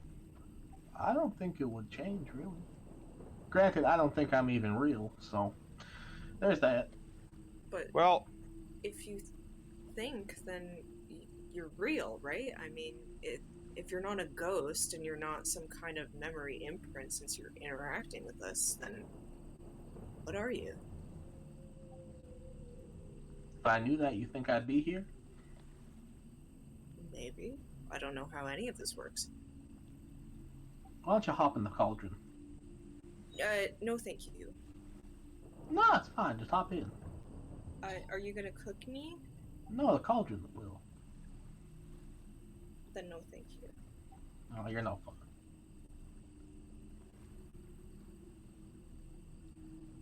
alright, well, Vaughn will just continue on his way then. Alright. These pathways and roads downhill lead separately uphill and downhill to different areas, but the main pathway you can see that's a lot larger leads further downhill past a waterfall that seems to be rushing upwards into a stream flowing backward. Down the hill further, there is a set of arches, like stone arches that were set up, and they look like they open up into a very large flowery area with, you can clearly see a magical platform and glowing.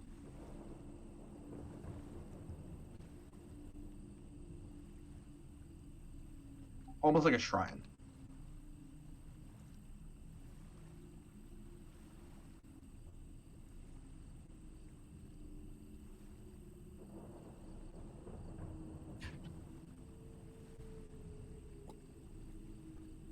Wait, so it's just like a glowing magical platform? Yeah, at the bottom of this hill in the direct center, in the middle of this entire downhill community thing, it looks like an area that's been built out into a specialized kind of druidic shrine thing. Agni's gonna get back on her broom because she wants to hover over it and not really touch it. And she just wants to see if there's any markings or text. Yeah, symbols. I have a map for it, so I'll show you that.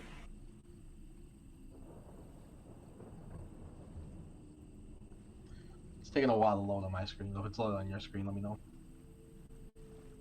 It's loaded. Yeah, it's just. I see it. Okay, hopefully on pixels.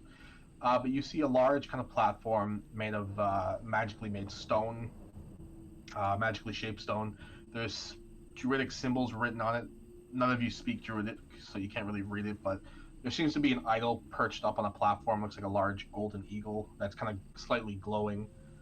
But you don't really see anybody around.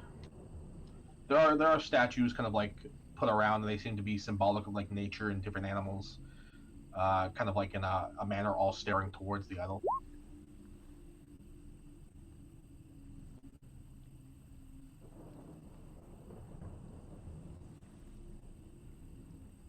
comprehend languages. 1 second. Are those giant dead dogs? That's only for. Oh, you also understand any real language you see, but you must be touching the surface on which the words are written. Okay, you have that spell cast on yourself. I wanna go read the stuff. You're gonna walk up to the altar and touch it. That seems bad.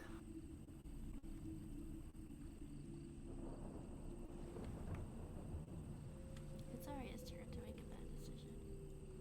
True. I support you. Thanks. All right, move your character.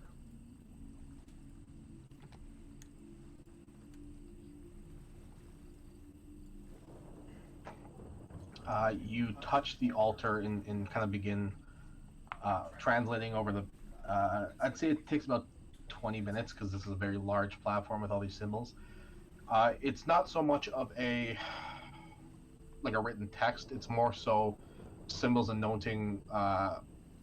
Shit, I can't remember the god's name now. Ian, what's the freaking nature god? Starts with an M. Melora? Is that it? I'm so bad at I'm pretty sure it's been a while. I think it's Melora. The god Melora. Melora, D&D, the goddess of wilderness and the sea. That's the one. It's some good. It's a critter lady in the freaking critical role. Okay. Yeah, so it is a shrine to Melora. It's more so from your understanding of your magical knowledge and what comprehend languages is giving you. It is a protective shrine. You're not 100% sure how this magic works, being alien in nature to you, but you get abjuration vibes off of it. So this most likely is probably the thing keeping the dome vined up. It might be protecting the land and the nature inside of here. And the idol might be a power source, or the idol might be being protected currently, and it has another purpose by the shrine. But the shrine itself around the idol seems to be like a protective shrine, something to keep the things in here safe. Well, I definitely want to keep something safe in here. Like a relic. What if it's a person? Do you need a whole shrine for a person? That seems a little excessive. All right, roll me a d100. I would want a whole shrine.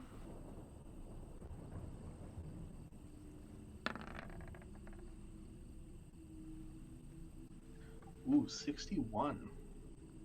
You hear, as you're kind of like studying, and you finish translating as best as you can from the shrine, you look at one of the butterflies flying around, and you hear, "Babe, I broke the window trying to climb in.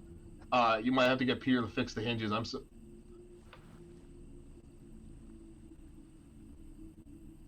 God damn it, not the butterflies, too.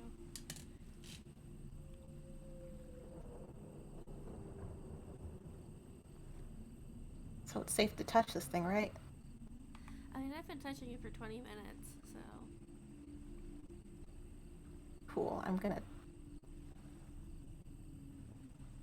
just gonna be me.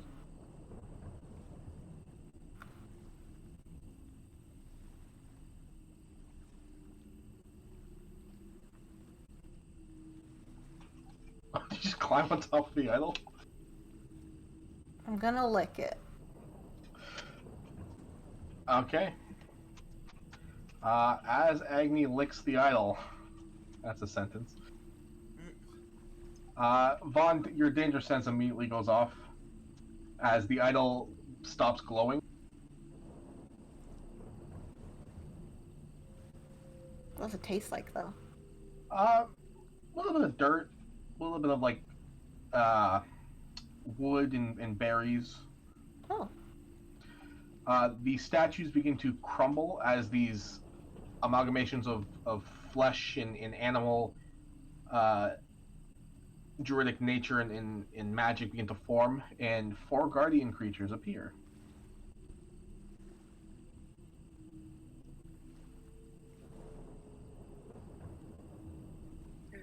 This is why you're not supposed to touch things.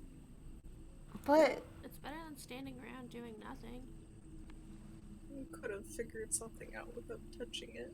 Arya was touching the thing and it was fine. Arya knows what things to touch and what doesn't not to touch.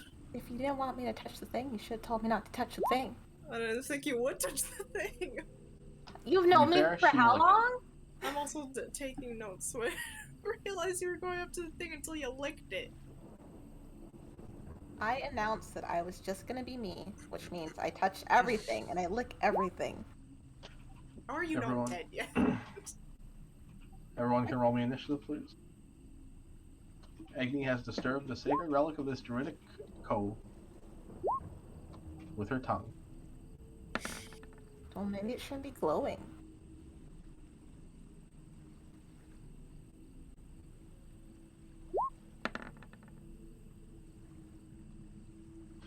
I believe that's everybody. Vaughn, you see the last of the stone begin to crumble off of these creatures, or off of this these statues, as this kind of green druidic energy begins to float and condense and expand into flesh and bone and sinew, as these large alien creatures kind of stomp onto the ground, shaking the floor. What are you doing? Searching for a battle music, but I'll look for that later. Well, 45 feet away from me. So Vaughn is going to do what Vaughn does best. There will be bloodshed. He is going to use his bonus action to rage. And he is going to whip out Giant's Bane as he springs forward. 5, 10, 15, 20, 25, 30, 35, 40. And he is going to recklessly swing at it. Say 27 to hit. That hits. And then he will Great Weapon Master on the second one. It's a 23 strength for the first. Okay.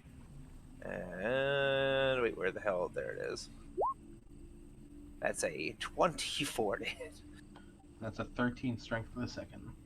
Got you. It is knocked prone. It's gonna take it. It's total. So 24 plus 28, 32, 52, 56 points of damage.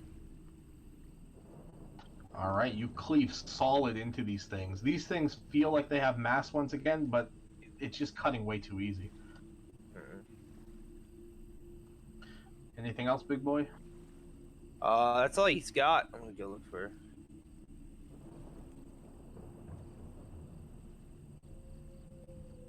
Well, of course, there's Breath of the Wild fight music when I look up Guardian Battle. All right, Azra, what are you doing?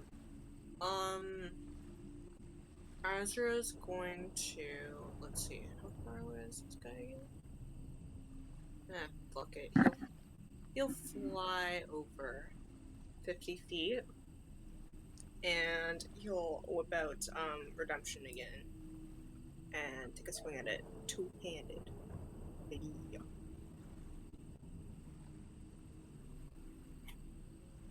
That's it. 26 hits.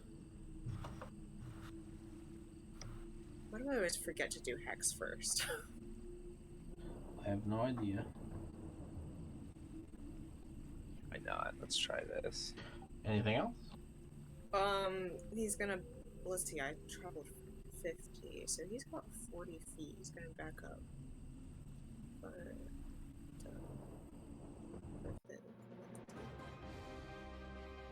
he'll go back there, and he doesn't need to disengage because of his mobile feet. All right, Eden. And he'll bonus action hex this thing too. Because why not? All right. Eden is going to. It's further from him. 60 feet. He'll bonus action dash up to it, and smackaroonie.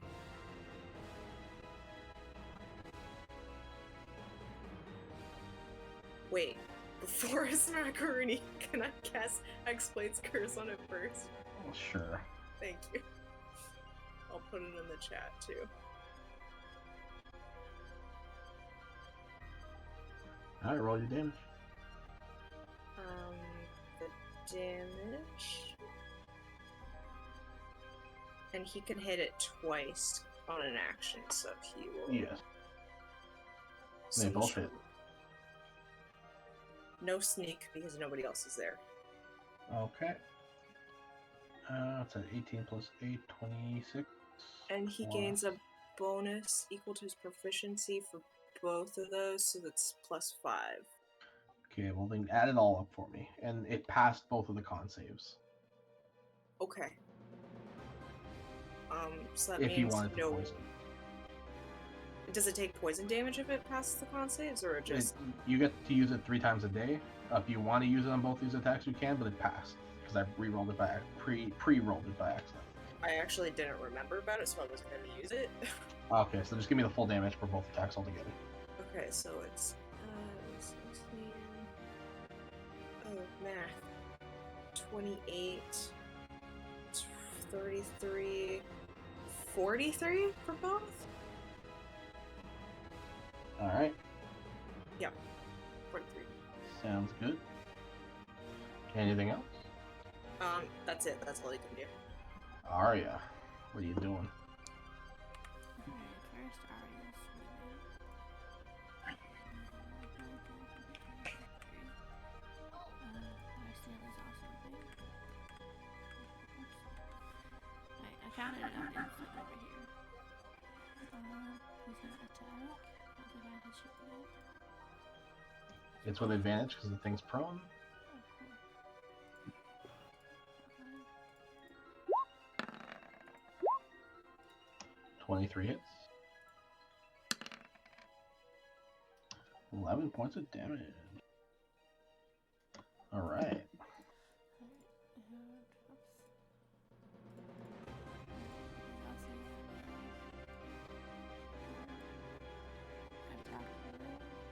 All right.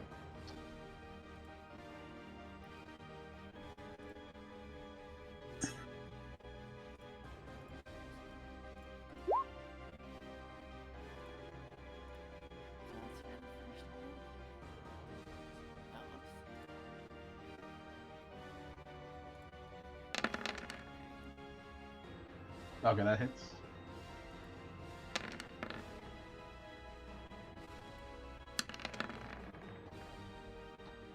15 hits. Should I re-roll see if any of them are Yeah, if you want. You do have advantage.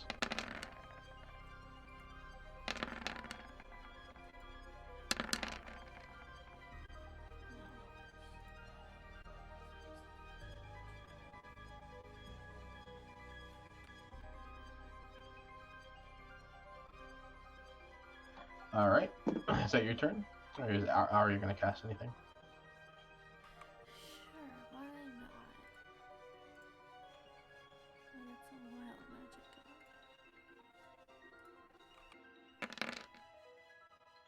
going. God damn. 39 damage on a con save. That's a 10 con save is going to die. All right, the one Vaughn had felled, Arya killed. Good job, Arya. Teamwork.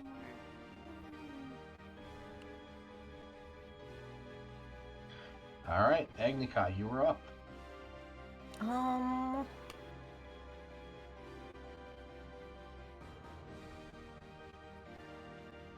Closest person Eden's over there.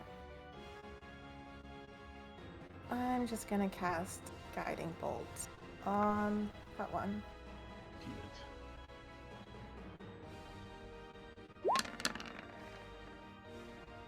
That definitely hits. All right, you strike the creature with the guiding bolt. You see its whole body explode into a shimmering light. It is still standing, but barely. Oh, is this bird statue thing I'm on moving at all? I mean, are you standing on top of it? Sort of. I mean, I crawled up here to lick it, so. Okay. I mean, it's moving with your weight. Like, it's on like a small pedestal, so like if you lean on one end, it'll kind of lift off on that end. Oh. Okay. But it's not like come to life and it's trying to kill me. No. I'll just have a seat. All right. The first Terra Stomper is going to run towards here. is going to attempt to bite the Venom Kiss. Does a 20 hit? Yes. Alright, the Venom Kiss is now stuck inside the mouth of this thing. It's going to take 26 points of piercing damage.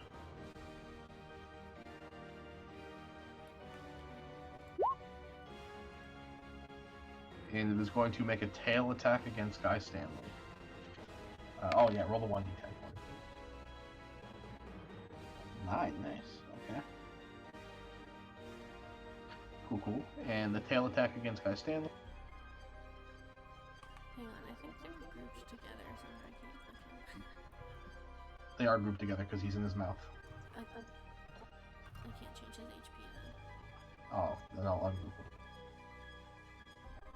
Okay, go ahead. And Guy Stanley, he has higher armor than 12, so the tail swipe just misses Guy Stanley as he kind of jumps back out of the way. That is that Stomper's turn. It is this Stomper's turn. It is going to attempt to bite, tail swipe, and then bite in. That is a nat 1 for the tail, and a 21 for the bite. Bite hits, he'll uncanny dodge it. Alright, it's 29 damage, and he is grappled in the mouth of the Terra Stomper. Is it 29 halved, or that No, is it's it? 29 full. Oh, okay, so I'll have that. Last but not least, Terra Stomper number 2. With a tail swiping, misses with a 12, and misses with a 12 for the bite. Von Scallion. Here comes the angry man, Vaughn. He is going to... Oops.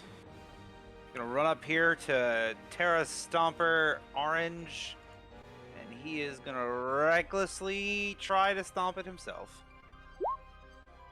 Nice. Oh, Very nice. oh my god. Strength save, please. Yes, sir. That's a 10. It's prone. Jesus Christ. I don't even know what to say. So that's 68 damage from that. Alright. He's going to try again. That is a 23 to hit for an additional... Well, okay. Additional 28 plus 6 damage. So that's an additional 34 damage, so it's up to 102 damage altogether. 34 from the second? Yes. Okay. If it's still alive, he's going to use his bonus action to attack. Do it. Oh, that's only a 12 to hit. That just misses. Oof. Okay, that's Vaughn's turn. Alright, you run up to this poor creature, hook its back leg with the back of your blade, cutting its Achilles tendon as you trip it. Lift up the blade and just start trying to chop into its hide. The third strike, you end up hitting its ribs, and you can't break through the flesh. Roll me a D100, Vaughn. Sure. Oops.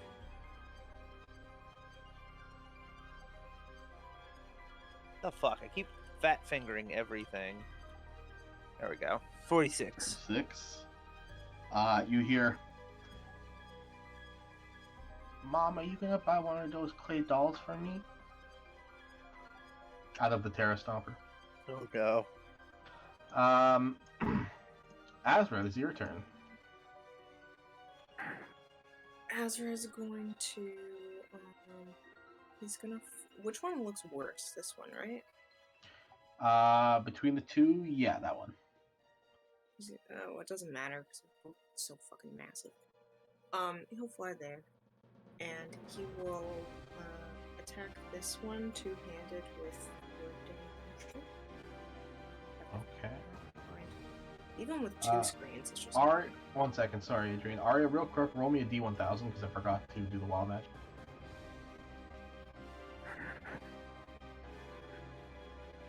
Sorry, Adrian. I'll get right to your turn.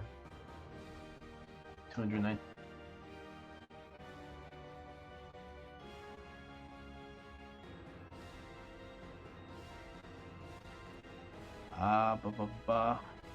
I'm just gonna send this to you, Victoria. Roll me 2d6, Victoria.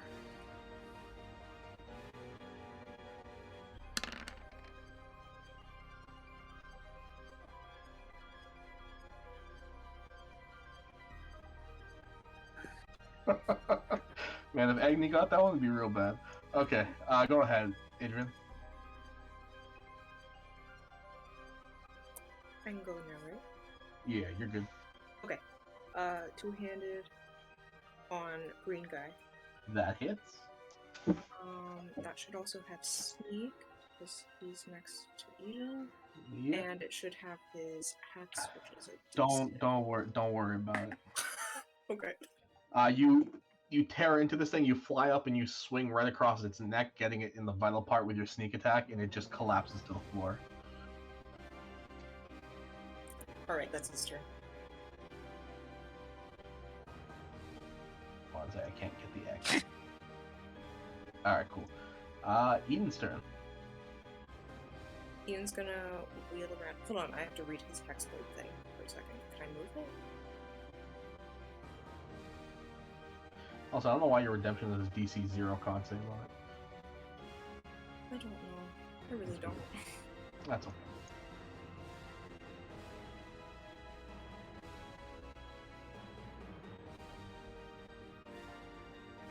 Okay, so he doesn't get to move the Hexblade's curse, but he does get hit points equal to his warlock level plus charisma mod when it died.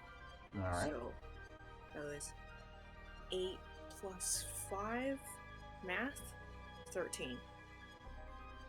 I think that's almost exactly what he needed. Actually, it's over what he needed. He's back up now. Now the temporary hit points from those bananas are still on, right? And they just reset every round? The temporary hit points from the bananas are one set of temporary hit points. So if you got 10, you have 10. That's it.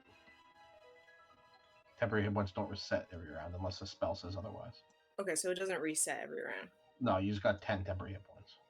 Okay, then that's all he got. Then he's going to attack this guy behind him. Do it. That hits.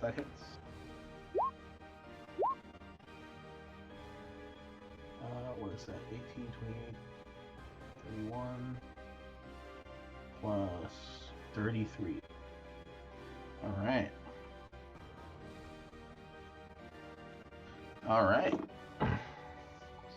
Eden runs up to it, slashes one of its legs twice, leaving like a big seeping wound that's dripping poison.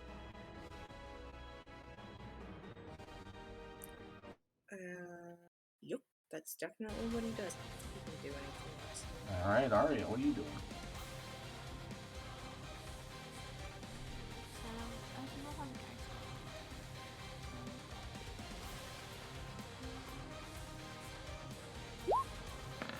This thing from. Yeah, it's fall. If you can roll again with advantage.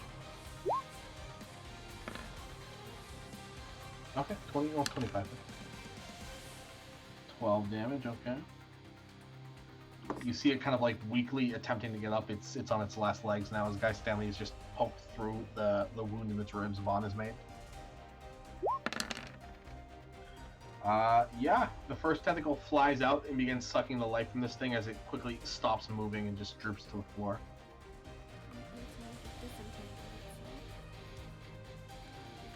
Alright.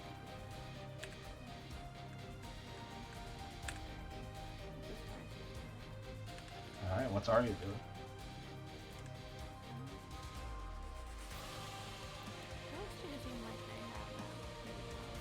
She's not gonna do anything because she's not gonna. Alright, Agni Kai. Wait, no, I don't. What's Oh. CR? 8. Alright, Agni. Agni's gonna do another guiding bolt on that one. Do it.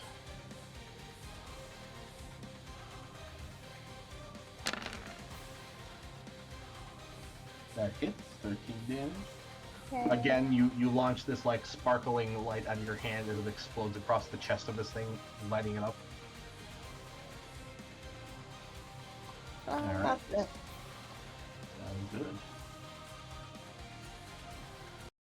The Terra Stomper's turn.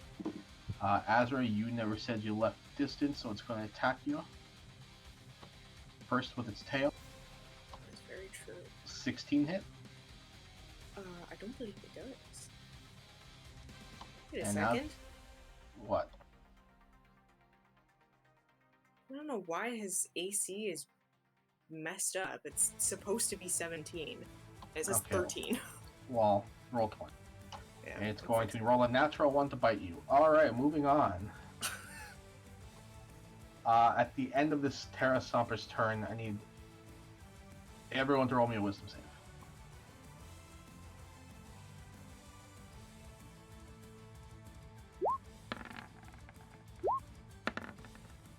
Damn, Agni.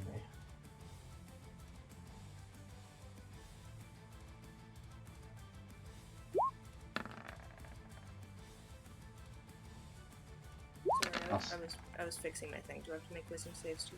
Yes, please. Just one for Eden, one for what's his face? That one's Azra. Eden. The 20 is Eden. The 14 is Azra. Gotcha. Okay. Sounds good. Vaughn and Arya, can you please just roll me a d20 each?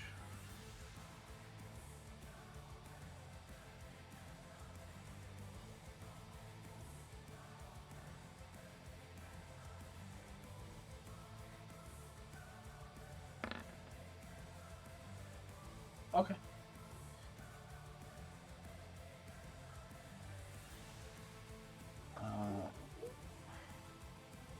Okay, sorry. Vaughn, it is now your turn. Go ahead.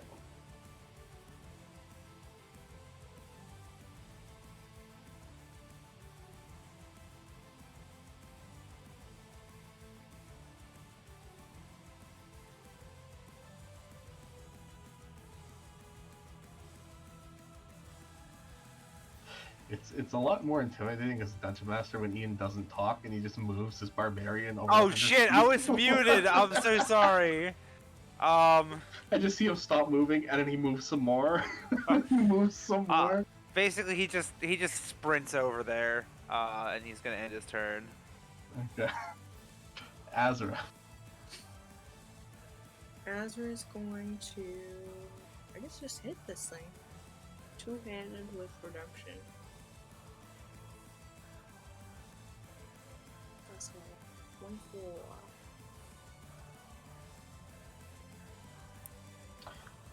26 damage. All right. No, it's not 26. It's more than that. Oh, sneak attack? And then So 51 damage. and then his hex. Oh, perfect. That's what you needed. Okay. How do you want to do this, Ezra? I think he should fly on up and I don't know. Fly on up and do something. You choose. All right. You fly on up, do like a barrel roll midair, fly back down, land on its back like a horse, and you just quickly just stab it in the neck, and it falls over and dies. Very good. Nothing spectacular. Just quick and efficient. Alright. As the last one dies, you guys see the other bodies around it, including this one, dissolve into dirt. That dirt coalesce into green energy and fly towards the bird that Agni is now sitting on. Agni, you are knocked off the bird as it begins to fly up and shake. Cracks begin to form around its figure as it explodes into a large mass of green energy, and you now see a large green portal floating kind of like 5 feet above the ground where the altar was, where the idol was standing. Can we see on the other side of the portal? No, this is not like a window, it's just a green portal. Oh. I'm gonna pick up some debris and throw it through the portal. Alright, it disappears. I'm gonna wait a few seconds and see if it comes back. You see the debris from the bird that's still kind of floating around the edges of this portal begins to shake some more as the entire landscape around you now, since the rocks have been thrown in, disappears. Everything turns black, and you all find yourselves. Let me take off initiative real quick.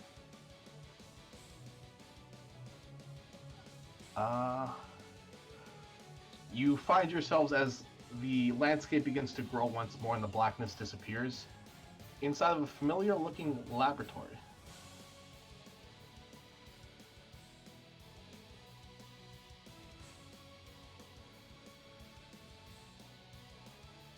Oh hey, isn't this where we found the slime cube? Or was that a different lab? I think the slime cube adventure you guys left Vaughn behind on. I was going to the right after you recruited him. I think this is Arden's isn't it? That is correct. Oh.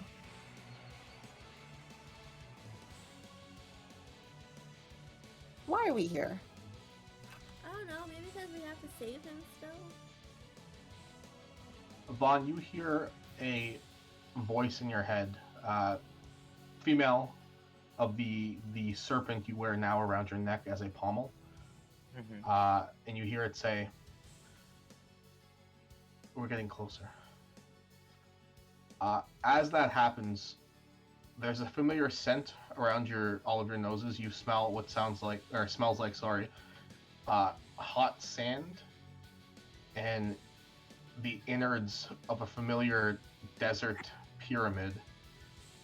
The same smell, old, rotting, dusty, of the pyramid where Azra lost his arm. And you see kind of reality begin to shake and tear near that fish tank on the left side as one head, two head, 3, 4, 5 heads pull themselves out. And the familiar Hydra breaks its way through, confused but angry. We fought a Hydra before? You guys have fought like 10 Hydras. They're my favorite creature. Oh, okay. This is from the look of it, this is the exact same Hydra you fought in the pyramid where you found the pommel on. Okay. The one where you took 23 hits, I think, in one round. Oh, that does sound like me.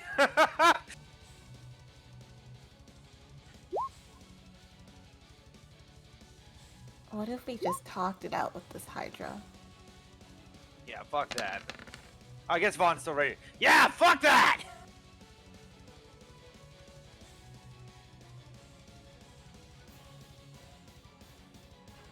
Alright. Vaughn Scallion, you're the first one up. Oh, shit. 5, 10, 15. No, this is all like immediately this thing breaks out and runs towards you guys. 20? You can save it for your turn, though. I'll keep the damage. Is this, It's big enough that its heads are... Yeah, you're fine, Vaughn. Don't worry. Okay. Vaughn's gonna yell, "Remember me, asshole!" And, start Giant's Baning recklessly. Roll me a D100. Sure. It's an 86. 86. Oh, okay. Vaughn, are we gonna go to that spot in the forest today? Now I'm pissed! That is a 24 to hit. 24 hits. That is 27, plus 7. What was it, 34 points of slashing damage? He's gonna do it again. That's only a 15. 15 misses. You go to swing at it, one of the other heads strikes into your sword, bouncing it off. Vaughn's gonna grit his teeth. That's really all he's got. That's his turn. Oh, sorry, Vaughn. When you first slashed it, you take 6 points of acidic blood damage. Ooh. Forgot about that. Cut in half to 3. Adrian, it's Eden's turn. Eden kind of like looks around and goes, "I'm very confused right now."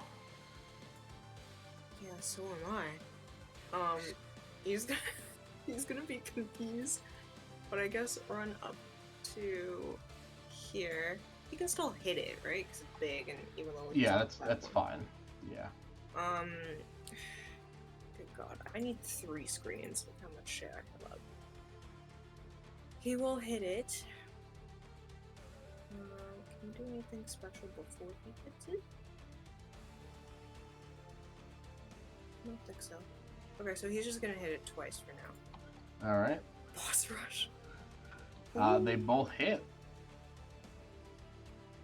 That second one's a crit, baby. Jesus. Okay, one sec. Guys, you do get sneak attack on the second one in the first one because Bond's right there. 14. I'm just adding all the damage up. This person, I would like to dump a Eldritch Smite into the first one. Or the second one, doesn't matter. You want to dump it into the one you crit? Sure. Then you double the damage. That's very true. It was... Alright. So, okay. It's a 6 and 5, so 11. Dang, 99 damage. And you can knock the target prone if it's huge or smaller. This is a gargantuan monstrosity. Okay. Then it's not knocked prone. Dang, you did more than half its health. Yay! Sorry, Eden did more than half its health. Is that Eden's turn? That is... You know what? He's gonna bonus action disengage. Man, imagine if he hexed. I know, but he doesn't have a lot of spell slots. Alright. As he runs up, Vaughn, like a blur, you just see this guy run up, swing 2 slashes, one of the heads pops off, like immediately just bursts into eldritch flames and then burns right off. And then he runs back away. Agni, is your turn. Agni is going to cast Death Ward on herself, because today seems to be getting dangerous. And she's going to, run over here. Alright. That's all. That's it? Okay. Yep. So now the Hydra's turn. It has 4 heads currently. It is going to, let me see. Sorry, I just stepped away for a second, guys. I'm back. Oh, God. No problem. Run up to you guys to make 1 attack at Vaughn, 1 at Eden, 1 at Arya, and 1 at Agni. So I'll do Vaughn, Agni, Eden, Arya. Vaughn 21, That's gonna hit. Agni 20, Eden 26, and Arya 16. That hits. 20 does not hit. Okay, so Vaughn and Eden get hit.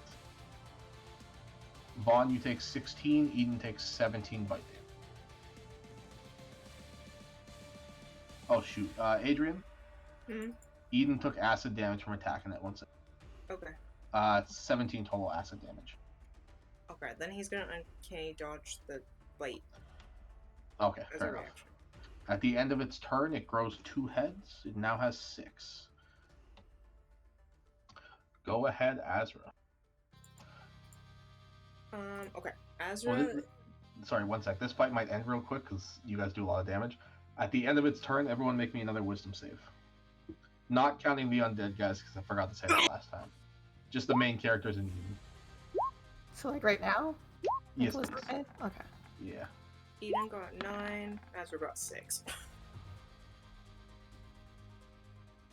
Thank you very much, guys. Okay, go ahead, Azra.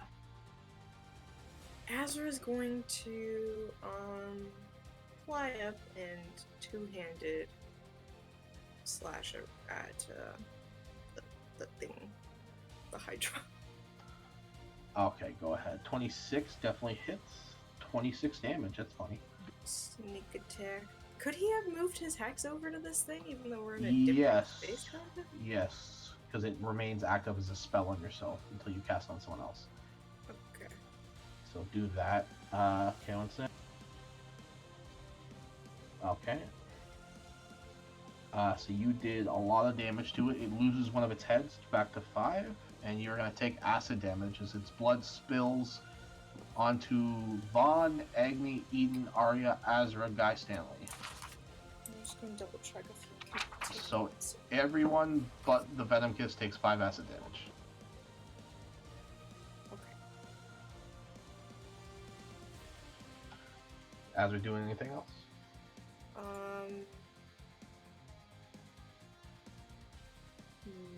No, because he would have bonus action moved his hex over, and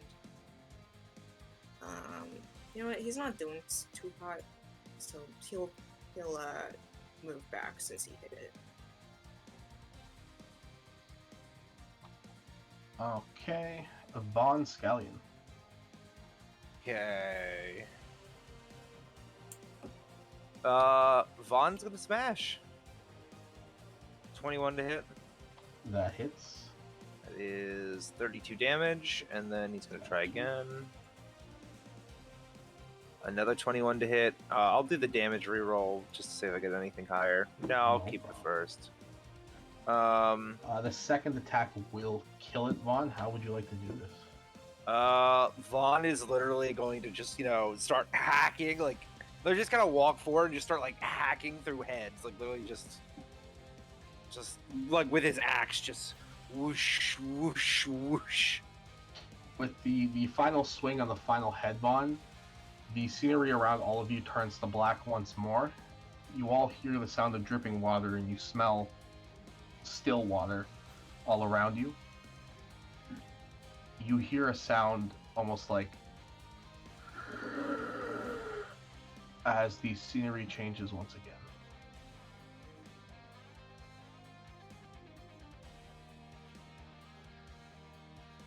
You all find yourselves standing at the bottom of a staircase in a large room above what looks to be a very large tavern. There is, not a large tavern, sorry, over a ritual stone ceiling.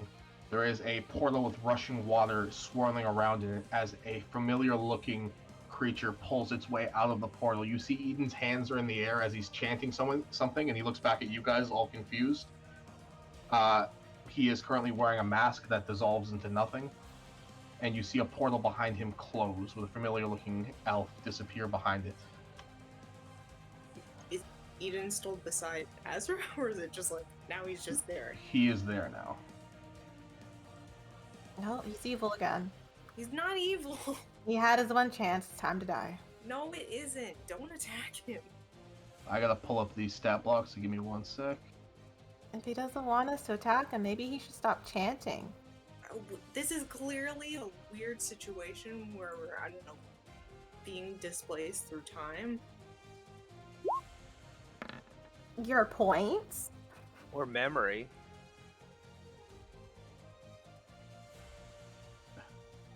Let's take a 2-second bathroom break. Okay. Okie dokie.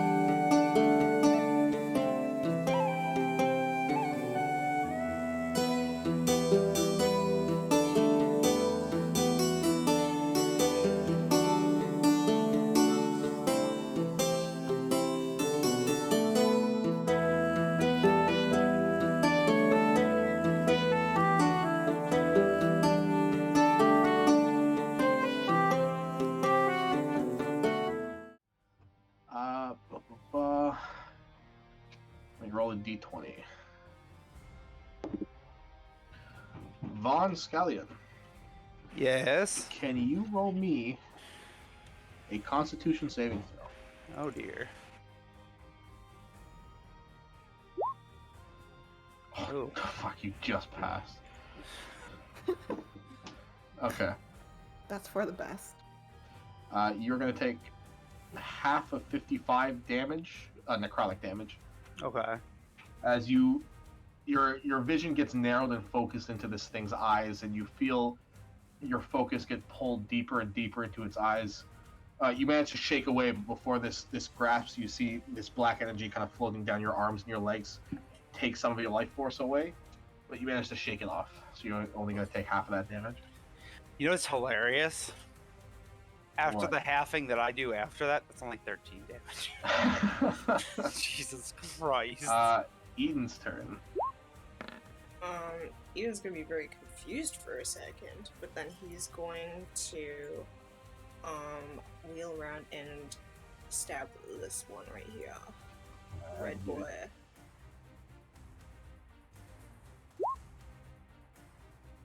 It's 217. The both hit. Ignore the sneak attack. Or, no, he wouldn't get sneak attack. 20, 24. Was that 24, 24? Hold on, it's 12? 24, 20. Oh, not the sneak attack. Not the sneak Yeah, attack. no sneak attack. So 12 and 12. 24 is all together. Yeah. Alright, yeah, he kind of holding the rapier that he's holding, confused at what's going on, he just turns and sticks it into the side of this one of the deep cultists next to him.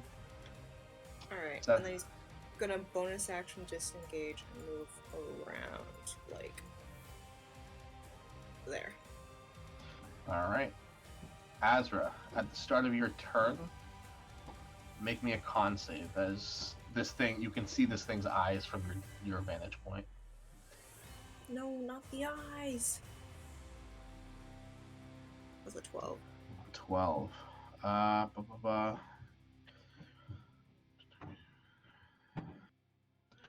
You are going to take 35 points of psychic damage. Jesus. Hold on. Was there something about psychic damage for him? I don't think so.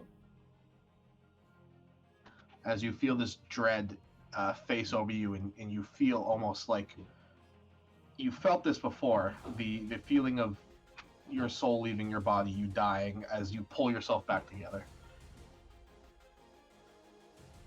Okay. Alright, what are you doing? I'm reading his thing. Lord, this thing is so long. There's so many parts to it. The rest of you seeing what happened to Azra just there, you're not surprised by its abilities anymore. You can avert your gaze at the start of your turn on this thing, but your attacks are with disadvantage against it. I swear I read something about it. Alright, whatever. It was 35 damage? Yeah. I hate doing math.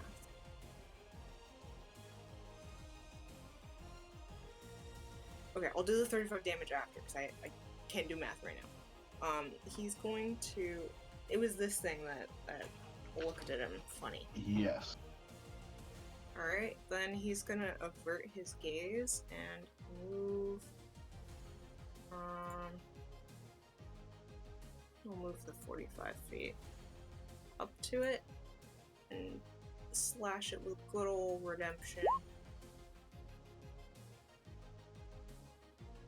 And get that. Alright. 1 second. 16 misses. Damn. 'Cause Alright. You gotta slash at this creature, you get caught in its eyeline again, and you look away and just miss. Dumb thing. Alright, he's gonna move back there. Alright. That's your turn? That's his whole turn. Von Scallion. Alright. Well, closing the eyes is the way to go. He's just gonna close his eyes and charge it. 5, 10, 15, 20, 25, 30, 35. Oh, fuck! 40! I can't reach it! What the fuck? God damn!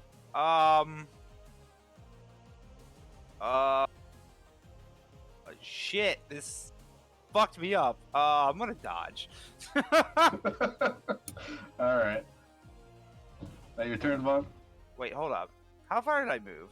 5, 10, 15, 20, 25, 30, yeah, 40. Yep, that's my turn.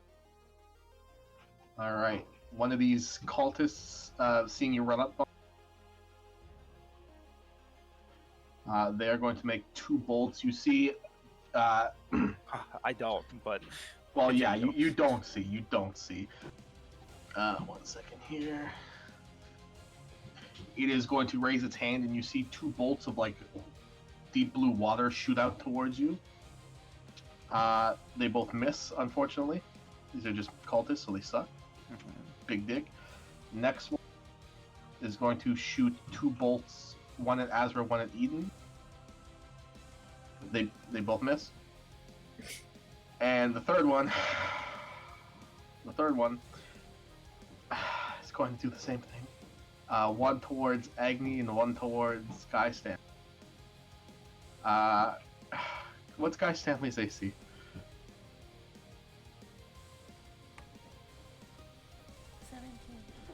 17. Nothing hits anybody. Go ahead, Agni Kai. Agni is going to use Spirit Guardians. And so I just like look around the room because she has to make sure they're unaffected by the spirits. What's it, 15 foot, right? Yeah. Okay. So you're not averting your gaze, or are you? I'm just looking at my friends. I'm not looking at. I mean, Vaughn's literally standing. I'll look at Vaughn's shoes. Don't attack that guy. Sure. And I will. How far can I get? I can get right here next to my best bud. Second best bud, because best bud's Arya. Yes. So your turn? That's my turn. Alright. It is now Arya's turn. First, she says to know her fireball. She knows her fireball. Okay, we'll keep the damage. It's fine. It was 26. Azra, as you're kind of like averting your gaze, because you're the only one like in that position, you see Arya begin to do the hand movement she usually does her fireball, and just nothing comes out, and then there's just massive explosion behind the Bodak as you see some of the cultists start screaming. It's a dex save, right, Arya? Bodak rolled a 10. Cultists rolled a 21, 11, and 16.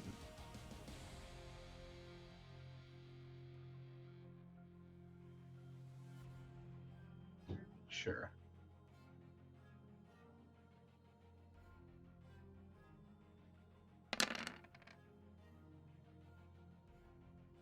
So only. Can we take this damage? Yeah, why not? Only one cultist passed.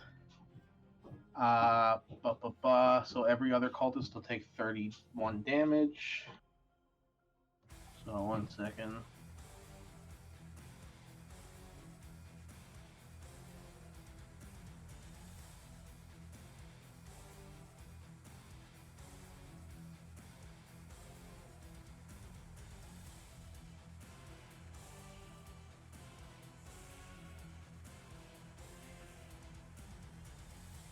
Alright, your invisible fireball does not look like it did much to the Bodak. What about the other? I mean, the others are just like people. So they're kind of screaming and burnt. You deserve it. You doing anything else?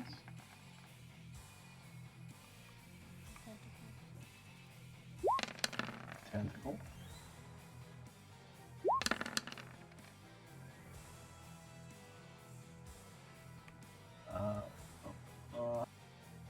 That's piercing damage. Who are you attacking? The Bodak? Okay. First attack miss, second and third hit. That's 24 damage total. Something It, to avert its one eye as is her stamina. Alright. The piercing damage from the tentacles don't look like they're doing as much damage as they usually would. That's disappointing. Alright, that's her turn. And his guy sadly can't move far enough, can he? No, that's as far as he can go. Okay. Back to the Bodak's turn. You see it reach its hands down into its cloak and lift up its cloak. As it does, this pool of black smoke begins to pour out.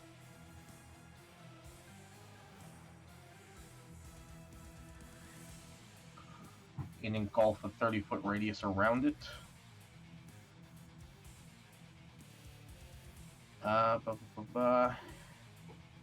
It is going to use its Withering Gaze on... Who just did a shit ton of damage to it one turn? Azra. Asper did a shit ton of damage. He missed. Oh, who did it? Was it Eden? He didn't Somebody- hit the red guy. He didn't Who- even hit the boat. Who hit all the fireball lady? Arya. Hey man, he didn't see a fireball. He doesn't know. Uh-huh. What do you mean, uh-huh? Look at this face. You think this face... Yeah, he looks kind of Huh? He looks kind of He's so shocked you would do that to him. No, he looks stupid. He doesn't know. He didn't see anything. He looks like he's Alright. gasping in audacity. Yeah. Arya, make me a con save. God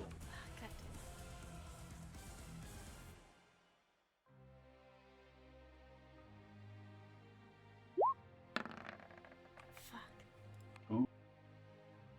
Fuck. Oh, you're fucking resistant. Are you resistant or immune to necrotic? I have to check. Oh, I just fucked myself up here. No, there's too many things now. Not this one. No.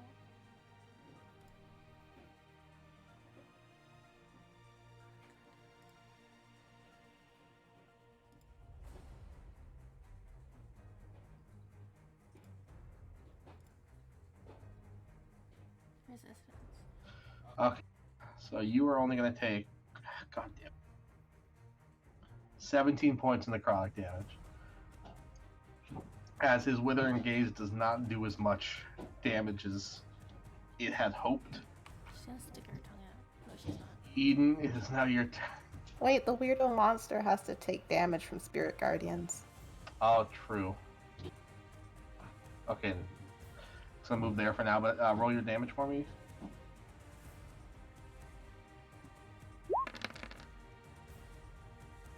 It's 16. radiant. Alright. Okay. All of your... What do they look like? What do your guardians look like? They're gonna be really cute froggies. Alright, a bunch of little frogs start like shooting their tongue out and slapping this guy across the face. It is now Eden's turn. Eden is going to... He's gonna avert his gaze and run up. Alright. What is that? That radius is your spirit guardians. That's right. Alright, so he'll run up to the bodacious.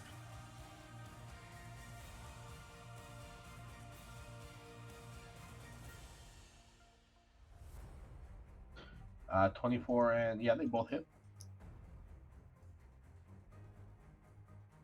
Alright. 11. Can you try 20. poisoning this thing? Sure. Forgot you could do that. 20 base damage total. 1 second. Nope. Immune to poison. So 8, 16.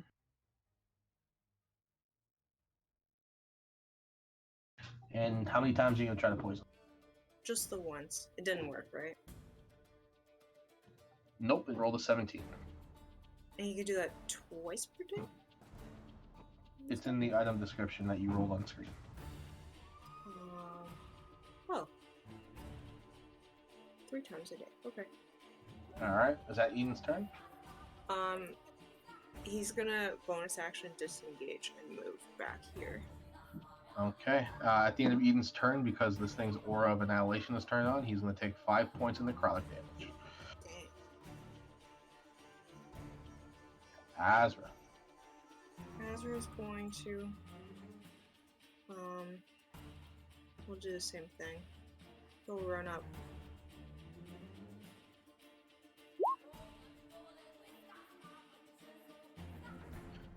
15. And nobody close enough for sneak attack. This one is just the hex on top. Oh wait, it didn't hit, did it? No. Okay, you cut out. So he's just gonna move back. Here. Alright. You're going to take 5 points of necrotic damage at the end of your turn. Von Scallion. Okay. Vaughn is going to, again, not looking at this thing, but listening where it's at, run forward and hacky, slashy, but not Grave Weapon Master. It's a 30 to hit and a 29 to hit. Oh shit. You can roll me 2 more times? Because you're avoiding your gaze, it's disadvantage. But I'm reckless, so it's Oh, straight. then you're good. Yeah, fucking destroy this thing. And How much total? Oh, let me re-roll to see if I can get higher damage. Nope. 18 plus 12 is 30. Plus 8, 38. Plus 8 again, 46. Plus 5, 51 points of damage. Alright, how do you want to do this one? Vaughn couldn't actually tell because he's literally just running forward, just swash. And it just hears the splash as this thing falls into the pool. Alright. It Uh, is dead. And because he killed something, he can use his bonus action to attack. And this cultist looks like he'll make a nice little dead thing. That's a 27 to hit for 21 damage. Alright. Now it's Vaughn's turn. Done. Alright. It is this person's turn. The blue one. The blue one is going to... the water it shot up before is going to coalesce around its hand, and it's going to attempt to punch you with it. Ooh, yeah, 23. Wait, who's the blue one's punching me? Yeah, it's going to run up and punch you. Oh, okay. Then yes, 23 will hit. That is 23 points of psychic damage. Oh, fuck! Oh, it gets 2 attacks. Fuck yeah. That's a natural one. Okay. The next one up is the green one. It's a ballroom blitz right now on Vaughn. First one misses. Second one's a 22. That'll hit. 24 points of psychic damage. Oh no, my weakness! You see, Vaughn's body's fine, but there's blood just kind of popping out of his ears and his nose. Guys, they know how to hurt me! 22 and a 20. Yeah, those will hit. 20 and 23, so 43 psychic damage. Oh no, I'm finally reaping what I've sown! Alright, that's their turn, as Vaughn's just getting his ass handed to him by people that are, like, tiny. Oh, the humanity! Agni Kai. I'm sure Vaughn's okay. Just in case. I'm gonna go back here and hit the blue one.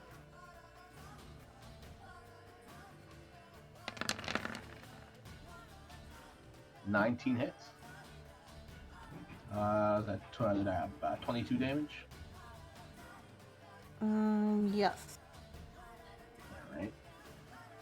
You strike this one in the back. It lurches forward, looks at you behind it, looks at Vaughn, who's getting the shit beat out of him, and is trying to decide which one it wants to fight next. Is that your turn, Agni? Yep, that's my turn. Alright. Venom Kiss, Arya, Guy Stanley. Alright, 5 full feet up, and then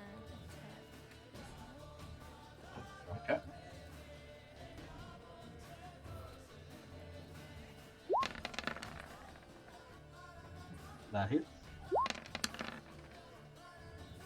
That hits. They all hit.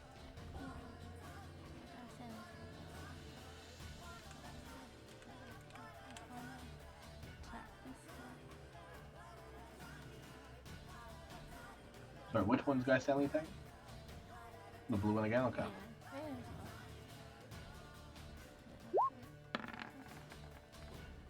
That hits as well. God, I can't believe it's still standing. It's still standing. Another invisible fireball. There is no way you won't hit Vaughn. Sorry, Ron. That's fine. Alright, dex saves. Oh no, that might not be fine. Oh, I hope. Ooh. They all fail. Oh no. Oh, no. Oh no. I gotta check one thing real fast. You better hope this ain't a 1. Ah! Ah! That was so scary! You almost destroyed everything! Okay. You can roll that. Oh, it's 22 damage? Oh, I can eat that for I did not know about breakfast. the helmet fire damage. Yup. This happens every single time you fireball me. You say that like it happens all the time. It's happened at least 2 times that I can remember. Okay, is that your turn, Arya? 2 of the cultists just turn into ash, just eviscerate. There's only 1 left standing. I need everyone, not everyone, I need Arya, Vaughn, and Agni to make wisdom saves for me.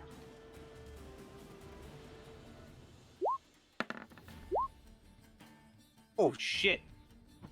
Okay, Arya, thank you. Alright, Eden's turn once again.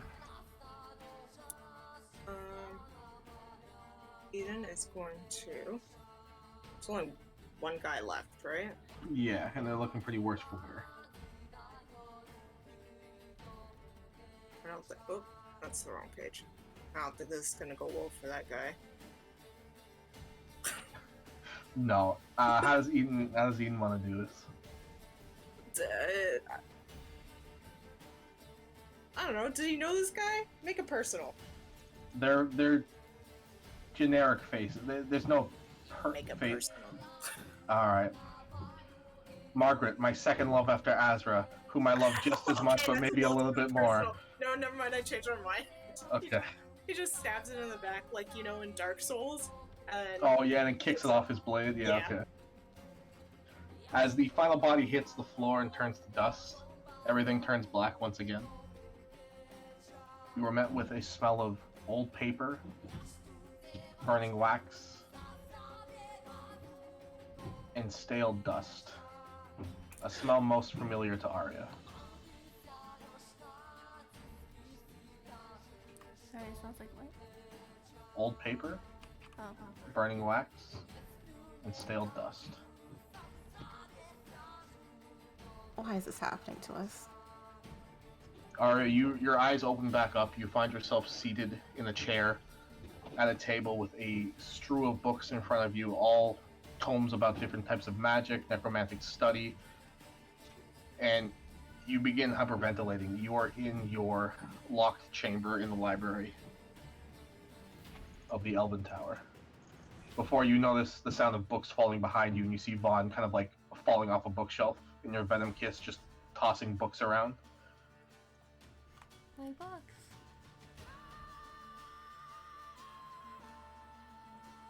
Get away from the box. Alright. Where's the next thing we have to kill? Ugh.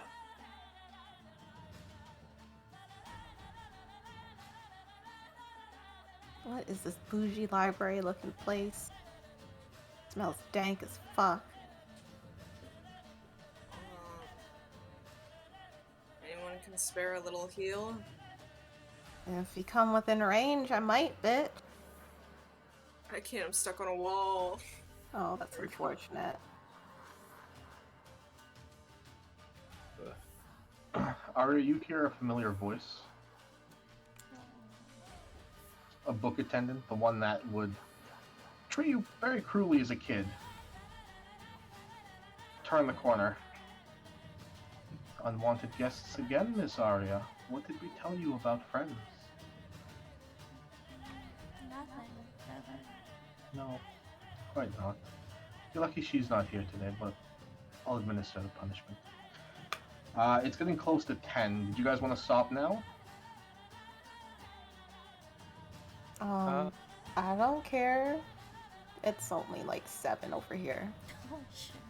I know I'll have to stop sooner than later. Because there's more. This encounter will probably take a bit, but I just don't want to like stop mid-encounter and then we'll have to figure out where we were again.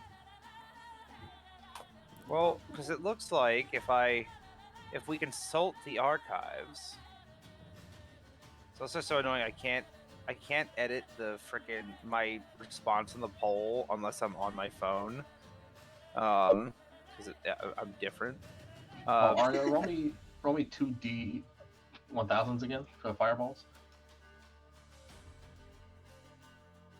And then Agni, roll me a d1000 for the Spirit Guardians. I keep forgetting.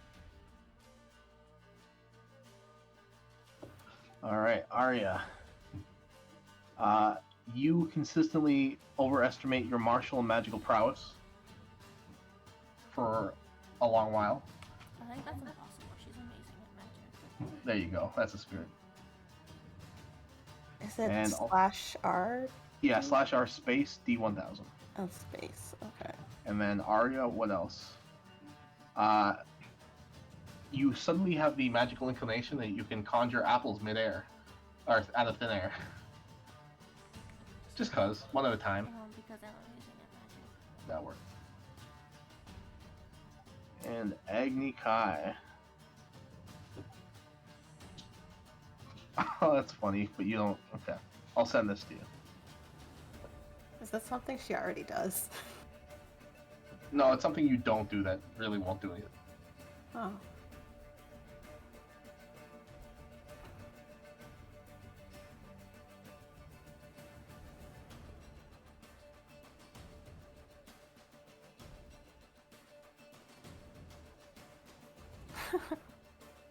Okay. Well- Yeah. So far, it looks like the next day that we'll all be able to meet is the 22nd of May. That's not too bad. Yeah, end of the month. And then after that, it's just red as far as the eye can see. Yeah, it's 3 weeks away. Yeah, I mean, that's not too bad. It's closer than we've been waiting this whole time. Mm-hmm. 3 weeks is doable. It's also a Sunday if anybody needs to know that. Fun. Alright, let's just call it here, and then we'll regroup on the 22nd. Thanks for playing, guys. Yay! Thank you for hosting. Thanks for the boss rush. If that's what this is. Yeah, pretty much. The trauma. Everyone give Dylan a little kiss on the forehead. Just because Twitter says to do it doesn't mean you should. He heart reacted it. He wants it.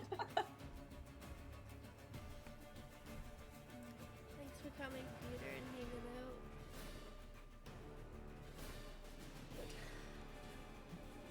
Should we go raid Collie? It was his birthday. Yeah. Let's raid Yes. Collie. Alright, I want to go exist. I will see you guys later. Bye. Alright, guys, thanks for playing. See ya. Bye.